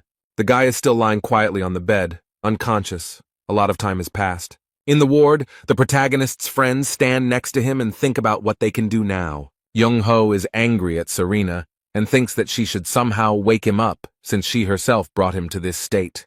He asks what kind of spell she used since the guy hasn't been able to come to his senses for 10 days, but she points out that he's a doctor, so let him do something. They began to argue, and the old man, in his defense, said that he would have done something long ago if he could. And then he frowned and wondered why she was still here, since this girl worked for the monarch of pitch darkness. She explained that their contact no longer had any power because there was a person who could pass through the 8 gates of hell. The old man cannot believe that the illusion she created is the 8 gates of hell, and then declares that Huang will not succumb to such art. This phrase touched the girl a little because this skill is incredible and very powerful. Considering that the gate was not originally intended for humans, the true power of this skill lies in the fact that only horror can use it. But she still hoped that someone else could master this skill, so she trained the leader of the scientist squad. After all, no one has ever managed to pass through all 8 gates of hell, although many have tried. Although she had seen this goal achieved several times before, the result was different in this case. Back then, people didn't use them, and it was the consciousness of those who were there that was destroyed, not the skill itself. But this man is not like the others. He not only destroyed Serena's consciousness, but also destroyed her skill. Jae-hwan has broken through 7 gates, something no one has ever done before, and is now in the final stages. And the 8th gate is the gate of reward. Whoever manages to pass all 7 gates will receive an incredible reward. The Divine Doctor knows that whoever can pass through all the gates and reach the 8th gate can become the King of Chaos. This is what Yahello told him, but Young-ho didn't take it seriously. He thought he was talking nonsense. Now he asks what is in these 8 gates. The girl stated briefly and without details that she had an inheritance left by her godfather. He still doesn't understand what's there, but suddenly notices Jae-hwan's movement. The main character sat up abruptly in bed, and the old man was extremely surprised that the boy had finally woken up. The young man felt unwell. He grabbed his head and tried to understand where he was and what was happening. Some time had passed since he woke up. The boy needed rest. And then the Divine Doctor and the Siren shared with him everything that had happened while he was unconscious. When he had listened attentively, he stood up immediately. He was not going to sit there for long. He walked out of the room without saying anything to anyone. The Divine Doctor wondered what was going on and where he was going. Then the guy explained that he was heading to the conference room. But Young-ho warns the protagonist not to go there. It could be dangerous. The old man stood in his way and explained that there were people everywhere who wanted to give him the Castle of Rebirth. He warns that he will stand in his way no matter what, but Jae-hwan simply steps on him. Now he is shocked that the commander of the fortress simply walked past him as if he was not there. The doors to the hall suddenly opened, and the main character entered with his 2 companions. Everyone was shocked to see him here, especially since they had discussed his fate without him. The squad leaders are extremely happy that the fortress overseer has finally woken up. It is a great relief for them. On the other hand, Jürgen and Aisha cannot look him in the eye because they are ashamed to try to hand the boy over to the enemies. The guy stands silently for a while, carefully looking at everyone present and considering his decision. And then he decides to announce his intention to go to the Castle of Rebirth. This news shocked everyone. Cayman does not understand why he is saying this, and explains that it is not good to do this. Everyone is trying to convince the warden to think because he can't be sad. Jae-hwan reassures everyone that everything will be fine, but Yoon seems angry. He says that while he was lying in bed, they lost their faithful comrades. They would not have died if they had not felt hope and the taste of freedom. The young man claims that they didn't even have time to say goodbye properly, but Jae-hwan only says that he's sorry. The boy loudly declares that he hates the commander of the fortress with all his soul for giving him hope for freedom. But despite all this, they really need him, because without him everything will be lost. Everyone, with tears in their eyes, begs the commandant of the Gorgon fortress not to go to this castle and to stay with them. They decide to go into battle and die in battle, which greatly surprises the Divine Doctor, as he thinks that they want to betray him. This simple and unremarkable guy gave them something incredible and important, that now they are ready to protect him with all their might, even to give their lives for him. Jae-hwan looked at everyone present in surprise and explained that they must have misunderstood him. After all, he is not going to give up on the Renaissance. He has a completely different plan. Young-ho seems to have an idea of what the man is up to, and he doesn't like the idea at all. The main character loudly and confidently declares that he is going there to destroy everything there. This news stunned everyone so much that at first they couldn't even say anything. The divine physician thought only one thing: this guy is just crazy if he says so. The squad leaders ask if he has gone crazy, but Huang assures them that he is fine. They can't believe he's serious and ask when he'll do it. The protagonist calmly replies that he was going to leave immediately and carry out his plan. Serena finds him very strange. It seems to her that the word reality simply does not exist in his mind and vocabulary. She believes that people always have to just accept the circumstances and believes that no one will follow him. But completely unexpectedly for the girl, someone announced that they would also go with him. The people in the room, one after another, declared that they wanted to leave with the commandant of the fortress and asked him to take them with him. The girl cannot believe what she sees. It seems to her that they have all gone crazy. She does not understand why these people are rebelling. Previously, they were all peaceful souls and existed in chaos without any problems. And it is unclear why they suddenly became so concerned about freedom, real life, and liberation. Was it because of him that all these changes that had happened in Gorgon's fortress and to these people happened? Jae Hwan expresses his gratitude for the words of support, but this time he will only need 4 people, including himself. The boy wants Young Ho to go with him, and the old man is glad that the man needs him. He also chooses Cayman, and it is a great honor for the boy to go with the fortress overseer and help in such an important matter. The last one to go with them will be Serena, although she has shown no desire to do so. The girl looks a little embarrassed. She was not ready for this. She had no desire to go with him. Serena asks if he really meant her. Maybe there's some chance she heard him. But the main character looked at her intently to assure her that she would not back down. She asks why she needs to go there, but no one listens to the girl. The fire horn declares that 4 people will not be enough. She's already screaming that Huang should listen to her first. She doesn't want to go anywhere, but he's deliberately ignoring her. The fortress's commandant says that those who remain here will have much work to do, and he has already been bombarded with questions about what will happen after he destroys the rebirth castle and how chaos will unite. Aisha explains that not everyone will accept the Gorgon as the center of chaos, so they will have to plan it all out. The Lightning King thinks that perhaps it is better to put this planning off until later. After all, the lords will not be able to intervene if the narrow gate is destroyed and Siren is still fighting the old man. Huang asks how he can be so sure that if the gate is destroyed, the war with the lords will end, since the narrow gate is not the first path to chaos. Yun knows only one way into chaos, not counting the gates, and that is through death, but it seems impossible to him. Instead, the protagonist assures us that we must be prepared for any turn of events. Suddenly, Serena attacks him for repeating that she is not going anywhere, and the boy realizes with disappointment that the old man has lost.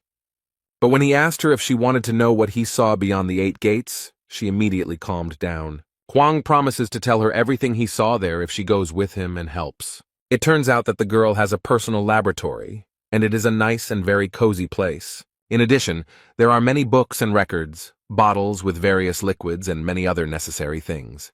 The divine doctor holds one of the girl's strange things in his hands, and it seems a little strange to him. They look at her shirts, her dolls, and everything else, and come to the conclusion that, having become a sorceress, she has become very narcissistic, like all horrors. Serena gets angry, asks not to touch anything, and explains that it wasn't her who did all this, but her godfather.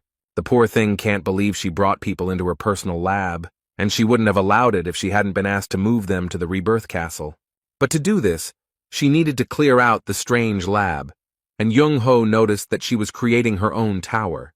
Information about the tower that was reborn 10 billion times. After so many rebirths, they set out to conquer the vast lands under the blessing of the legendary horror Serena Armeld. The girl doesn't like that everyone is looking at her personal things, and she asks to remove them, because she did this when she was only 1,500 years old. Cayman looked at the girl warily, and thought that she was probably one of the 500 most famous masters. They all continue to look around the tower and her other personal belongings, and Serena asks everyone to just stand still. The old man looked at all this and remarked that it was surprising that he did not feel any emotion when looking at this tower. Cayman explained that it was just a lot of time that had passed. The girl overheard their conversation and remembered that they were all also products and passed by the tower. These guys were creatures that would be locked in a tower in a space of imaginary horror. She studied her models carefully. He takes one of the figurines lying on the table and gently strokes it, imagining that these are the same products. and the next moment it will suddenly fall apart into small pieces. It will be a bit unexpected. The fortress guard approaches the girl and asks what the name of her tower is. She looked at the boy with sadness in her eyes and thought for a moment. Serena seemed to not know what to say. And then she answers his question anyway. It's called The World After Destruction. And he adds that the work is not finished yet. But Huang looks very surprised. It seems that this reminds him of something. In fact, she created this tower after she first saw it. It inspired her. It's hard to imagine what Jay Huan must have felt when he looked at her. Serena had never really thought of the tower as a product. And in just a few minutes, the girl had everything ready to move to the rebirth castle. Cayman goes first, and the girl has a strange premonition. It seems to her that something went wrong. She can't understand what happened, but she feels a strange sense of anxiety. She thinks this feeling is related to the reason why her godfather went on the expedition. Everyone had already passed through the gates created by Serena and arrived exactly where they wanted to go. This place is very beautiful. Flowers and crystals shimmer with magical colors and create a fabulous atmosphere. It is a castle of rebirth. It is amazing, but those who have captured it are destroying its charm. There is something going on there. There is a lot of noise in the square. A lot of people have gathered, but they are standing in line. They start arguing because someone stood in line incorrectly or disturbed the order. Meanwhile, the man watching them is a little bored and thinks all these people are fools. He thinks that if any of them had the opportunity to be reborn, they would have been sent to the fruit storage facility long ago, instead of standing here in this long line. This is the Lord of the Rebirth Castle. He is wondering if they should give up, since they have been waiting for half a year. But someone notices that this is already the third peak that this Lord is waiting for rebirth. Instead, he explained that it wasn't that he couldn't resurrect, but that he simply didn't do so because of his abilities. And the two men simultaneously asked what was stopping him. They add that this Lord is not so different from them, but it seems that this man did not like such brotherhood very much. He considers them to be far beneath him, and regards such behavior as insolence and disrespect. He decided to punish them for such insolence and used his power against the men. The boys coughed and tried to breathe, but couldn't. They were enveloped in thick, acrid smoke. Instead, the man looks down on the boys and asks, if they really want to die, he can easily arrange it. The poor people fell on their knees and begged for forgiveness, imploring the Lord to have mercy on them and spare their lives. The man sadly states that if it weren't for the contract, he wouldn't be rotting here. This job doesn't interest him at all. Lords who died during the war and returned to the chamber assume the office of Lord of the Resurrected Castle, who must hold that office until the death of the next Lord to appear in the chamber. This man dreams of the next Lord coming along as soon as possible and relieving him of this duty, as he is already tired of sitting in this part of the house. He thinks about the rumors about Lord Jade Mask who appeared in chaos, but what surprised him most was that he was defeated by the one who had awakened from chaos. And somewhere deep inside, a squad is formed, the goal of which is to attack the Castle of Rebirth. But the Lord considers this nonsense because no one dares to come here. He has no doubt that something happened somewhere because the Lords took a risk and passed through the narrow gate. But because of his title as Lord, he cannot leave this place. He regrets that he cannot check all these rumors himself. But while he was thinking about this, the gates of the Rebirth Castle creaked, and it seemed as if someone was trying to get through them. But they succeed, because the gates still collapse, unable to withstand the onslaught of force. There is a powerful explosion, people run away in fear, and stones and debris fly in all directions. The attack that the Lord had just thought about and thought was impossible actually happened. The Lord of the Renaissance Castle was a little excited. He tensed up because this was unexpected for him. He took a deep breath, focused, and prepared to repel the attack on the Rebirth Castle. The man exhaled with all his might and created a furious whirlwind of air that had enormous power. The Lord confronts his rivals. Their forces clash. Now they measure their strength to see who is stronger. He realizes that the castle is under attack, so he must protect it. But the man already understood that his opponent was as strong as he was. That is, their strength was equal. This does not stop him. The Lord boldly and without hesitation enters the battle and confronts the attackers. He assumes that this is the same famous man who is called the Lord of Gorgon's Fortress. But when they crossed their swords, the Lord of the Renaissance Castle saw the power of the water and was amazed. This is the strength of the leader of the South Sea Detachment, Cayman. He made an effort and smoothly repelled the enemy's attack. After that, the guy loudly declared that he was not a lord, although he was quite strong. Finally, the man from the Castle of Transformations was able to clearly see the people who attacked him. Cayman stands up proudly and greets him. It seems as if they have already met and are acquaintances. Standing confidently next to them is the Divine Doctor, who has happily joined this enterprise. And of course, the head of the Gorgon Fortress, Jae Hwan, who is absolutely confident that their plan will work. They are not verbose.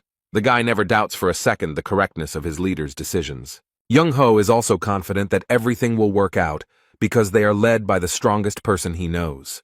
The Caymans loudly declare that they have come here to take revenge for what happened 900 years ago. The guy made several attacks and thus tried to gain an advantage in the fight. However, his opponent was about to repeat his signature defensive move again, so he took a deep breath. Gathering all his strength, he exhaled towards those who had come to capture the Castle of Rebirth. The guy covers himself with his hands as a large stream of air hits him, as if he were in the eye of a storm. But it's not just air, it's mixed with some kind of smoke, so Cayman can't see anything. He tries to look around, but the fog is too thick to see who is where. Now he looks a little confused because I can't figure out where his opponent is. He finds it hard to believe that he cannot determine where his lord is, despite his many trainings. The guy begins to become disillusioned with himself and his abilities. He loses hope and faith in himself. But Cayman remembered the words of his teacher and mentor, who always believed in him, and asked the boy to also believe in himself, because he would succeed in anything he did. Therefore, the leader of the South Sea Squad decided not to give up, but to continue to believe that he was strong and could defeat this man. The young man closed his eyes and tried to concentrate and understand where his opponent was. Cayman believes in his strength and that his senses will not fail him, so he concentrates and tries to feel what is happening around him. Even though he couldn't see anything, this guy figured out where the Renaissance Castle Lord was. Without hesitation, he immediately struck and did not allow his opponents to do so first. The man instantly jumped away from the attacker as far as possible and tried to recover from what had happened. He was wounded and did not expect it at all, as he thought he was well hidden behind the smoke. God can't believe that this boy was somehow able to sense where he was. Taking a closer look at the boy, he realized that he was serious and seemed to be at a loss. Cayman frowns and keeps his gun aimed firmly at his opponent, thinking that this man is an arrogant idiot. Meanwhile, Huang turns to the divine physician and tells him that he is going to go with the siren to the den of pleasure. The man is confident that Cayman will cope and figure everything out, although the girl cannot even see their fight because of the fog. Desire for pleasure is where the fruits are stored, and like Narrow Gate, it is located at the top of the Rebirth Castle. But the fact that energy beams are visible from there is a bad sign. The old man states that they will try to get rid of the monarchs heading to the Castle of Rebirth. Suddenly there was a crash and a loud bang. This castle could not withstand all this. There are 2 more people ready to defend the Rebirth Castle, because it is an important place for everyone. General of the Ring of Fire and General of the 7 Dangers came. They thought it was too noisy here. The fog has not yet cleared, so these people cannot see those hiding in it. But they see the vague outline of a short old man in a strange hat, holding a sword. Therefore, the generals confidently declare that there is no point in hiding from them, since they already know that they are there. Meanwhile, the Divine Doctor holds his weapon tightly and, taking advantage of this fog, wants to attack first. The old man gathers his strength and uses his speed to make his attack unexpected.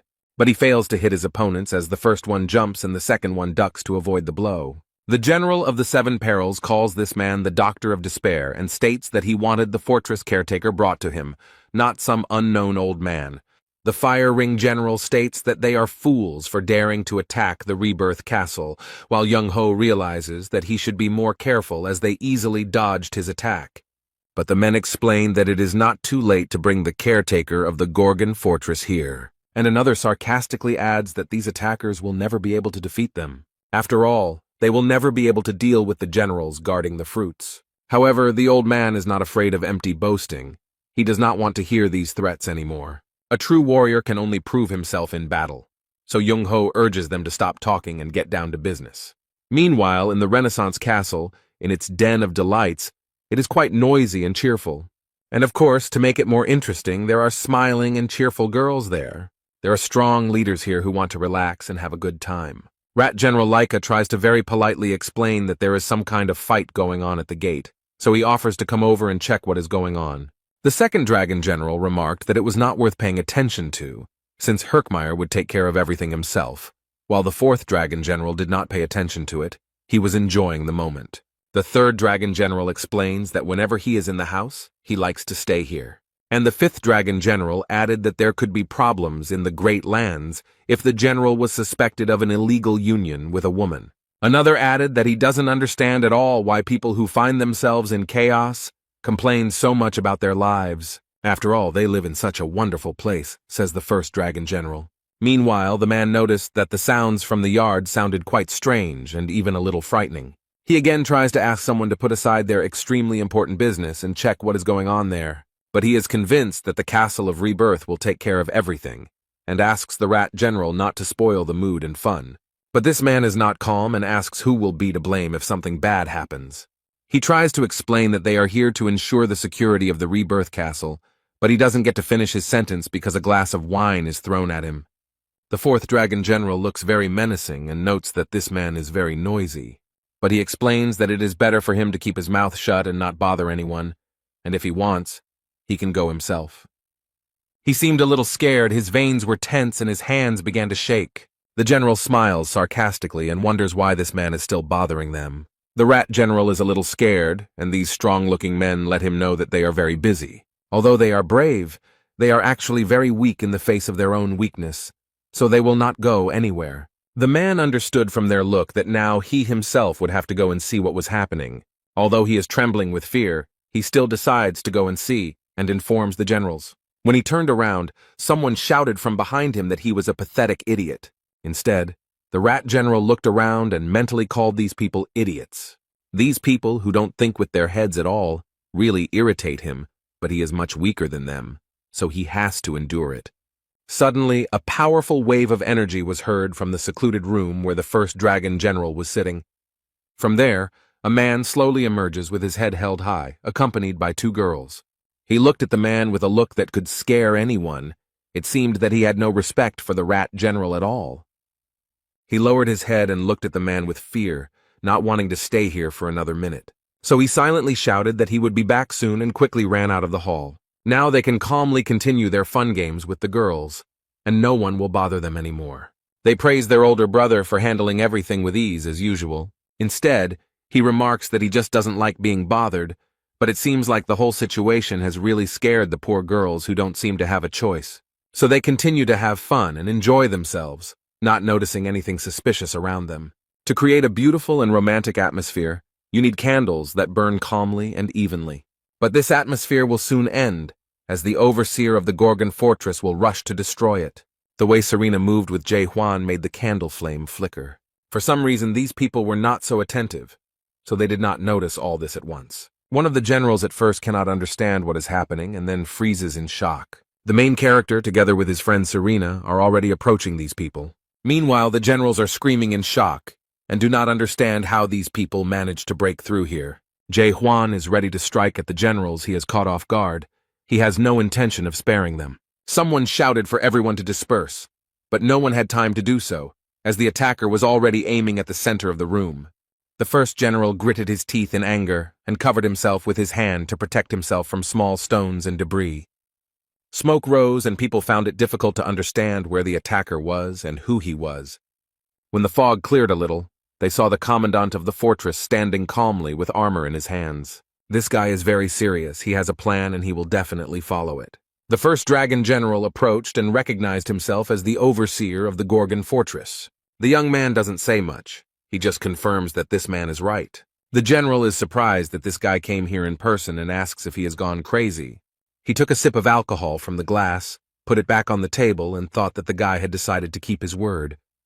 However, the main character decided to disappoint his interlocutor and stated that he had not come to surrender at all. And then he added menacingly that he came here to get rid of all these clowns. It seems that his interlocutor does not like the way he is spoken to because he is not used to such disrespectful treatment.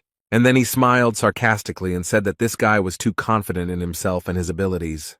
But he wonders how such a worthless soul from House dared to say such things, while he is preparing an attack from behind. The mouth of a red, voracious dragon appears behind him, and the general considers his interlocutor too arrogant. Serena is scared and tries to warn the boy that he is in danger. The main character was not prepared for such an attack, so he looks a little confused. The dragon suddenly approached the boy to destroy him, but Huang used his sword as a shield. And then he was thrown back with all his might and hit the wall hard. He tries to get up and pull himself together, but notices that he is already being attacked from above. For a moment he is frightened by what he sees above him. The boy is a little confused. He is attacked by two generals at once. They consider him a narcissistic scoundrel and declare that he had no right to even approach the Castle of Rebirth. Huang decided to act quickly and avoid these blows rather than resist them, so he jumped away from the spot. The poor guy landed hard on the ground. He probably thought it would be easier that way. But his opponents are quite strong and there are many of them, and he is only one, so it is not easy in such a fight. The first dragon general slowly approaches and asks the boy to stand up. But she declares that she will make him pay in full for ruining their fun and peace. There are 5 generals standing in front of him, and one of them is still threatening to hurt everyone he cares about. Instead, the protagonist says nothing, frowns, and waits to see what happens next. The first dragon general, in great anger, orders his subordinates to attack in unison. At that very moment, attacks rained down on him from all sides, but he still couldn't concentrate. Huang uses his sword and does what he does best. He performs his signature lunge. But the blow goes through, despite the target, and one of the generals smirks and remarks that strong attacks are pointless if they do not hit the target. The Gorgon Fortress overseer looked at them intently, a little disappointed that his attack had failed. Meanwhile, he is attacked from all sides and is not given a second of respite. This kind of struggle can become a problem for the main character. It's a little difficult for him now. One of the dragon generals wishes death on his opponent and swings his sword furiously. The fortress guard barely managed to dodge the blow and jumped back, which could have seriously injured him.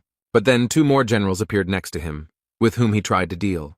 However, all this is not easy for him, because when several people attack at the same time, it is difficult to manage to repel all the attacks. Suddenly, another general strikes him and he rushes headlong towards the target.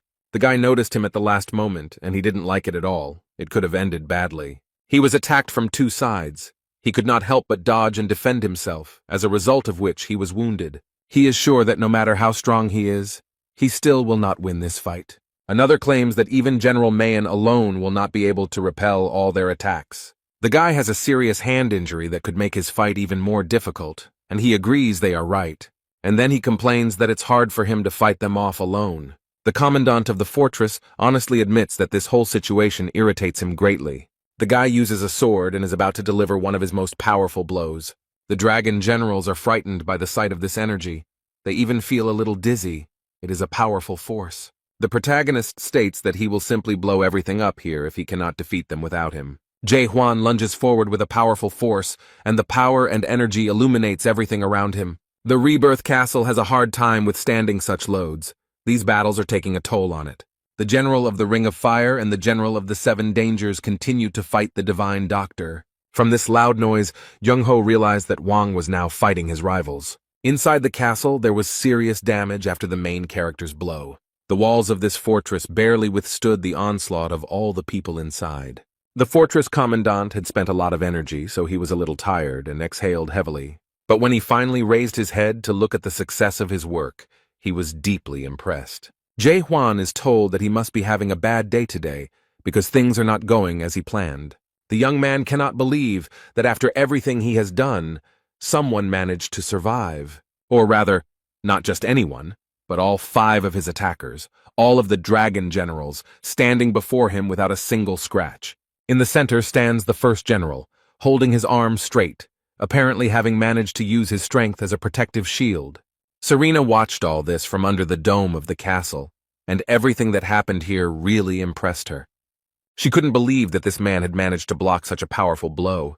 It seemed impossible. No one thought that the defenders of the Rebirth Castle were so strong. It seems like Jae Hwan is having some kind of trouble. The first general is outraged that this guy came to them and is trying to somehow win with these cheap tricks. This even offends him because it seems that the fortress overseer underestimated the generals. All this made the man very angry, and he is ready to show this parasite from chaos how far he is from them. He looks very stern and focused, the general trying to pull himself together and use his technique against Huang. Meanwhile, the others stand to the side and smile slyly. They find this whole action very funny. A huge vortex of energy has formed near the main character, which can even knock him off his feet. The poor guy is trying to figure out what's going on there and what he should prepare for, but it's difficult. Meanwhile, the general enjoys the process of creating all this and considers the fortress overseer pathetic. And then he adds that Huang should consider it an honor that such good technique is used on him. The protagonist raises his head and freezes for a second, shocked by this power. A huge dragon head looks at him, ready to swallow him whole without even chewing. The general laughs sarcastically and asks Jae Hwan to give it his all, although the young man doesn't know what to do now. But if he wants to survive, he cannot stand still. He must fight until his last breath. The guy jumped high and ended up above this monster. He wants to take advantage of the moment. The protagonist grits his teeth and gathers all his strength. He plans to deal a powerful blow to the dragon. A large, bright beam of blue energy collided with the face of the huge monster. However, this strong blow did not cause any harm to the dragon, which greatly disappointed Huang. The general grins and assures him that this loser won't be able to leave even a scratch on him. Huang jumps back and the dragon is now even more angry and determined to win. He directed his energy at the protagonist, who was barely able to stand on his feet. The guy no longer looks so confident in his abilities. Now his faith has been shaken. The dragon opened its mouth wide and formed a huge and very dangerous ball. The fortress commandant understands perfectly well what might happen, so he already has his sword at the ready. And the dragon has already managed to form this dangerous ball and directs it at his opponent. Huang tries his best to block the punch, but it's not easy when you have such a strong opponent. The dragon does not give up and thinks that in a moment he will be able to defeat the guardian of the fortress Gorgon and show him who is the boss here. The main character's powers are actually no match for the first dragon generals. Jae Hwan considered himself strong enough and thought that he could easily handle this task. But it seems that this is too strong an opponent to be easily defeated. The impact was so strong that the entire building shook and the floor shattered into small pieces. The Renaissance castle is crumbling before our eyes. The glass in the windows is cracking, and the walls are almost collapsing. After the impact, a fog formed, and it was difficult to see where Jae Hwan was. He was nowhere to be seen. Even though the creature was reaching out with its sharp claws, it must have somehow sensed where the boy was. He considers the commandant of the fortress to be a pathetic creature, too self-confident. And if he had sat quietly, then perhaps he would have lived a little longer. But now he will perish because of his pride. Although the protagonist is not going to give up, he will definitely fight until his last breath. No matter how the fight went, the guy still jumps on the dragon's head. He still wants to show what he can do, so he declares that it is now his turn to strike. However, the general does not take this seriously. He asks how he is going to continue fighting. He believes that this young man has not learned his lesson and has not realized that his blows will never be able to pierce the dragon's scales. This doesn't stop the guy. He is ready to try again and see if these scales are really that strong. But then he launches a powerful attack. This time the young man tries to do it a little differently. He directs his blow specifically to one point. This can help break through this defense.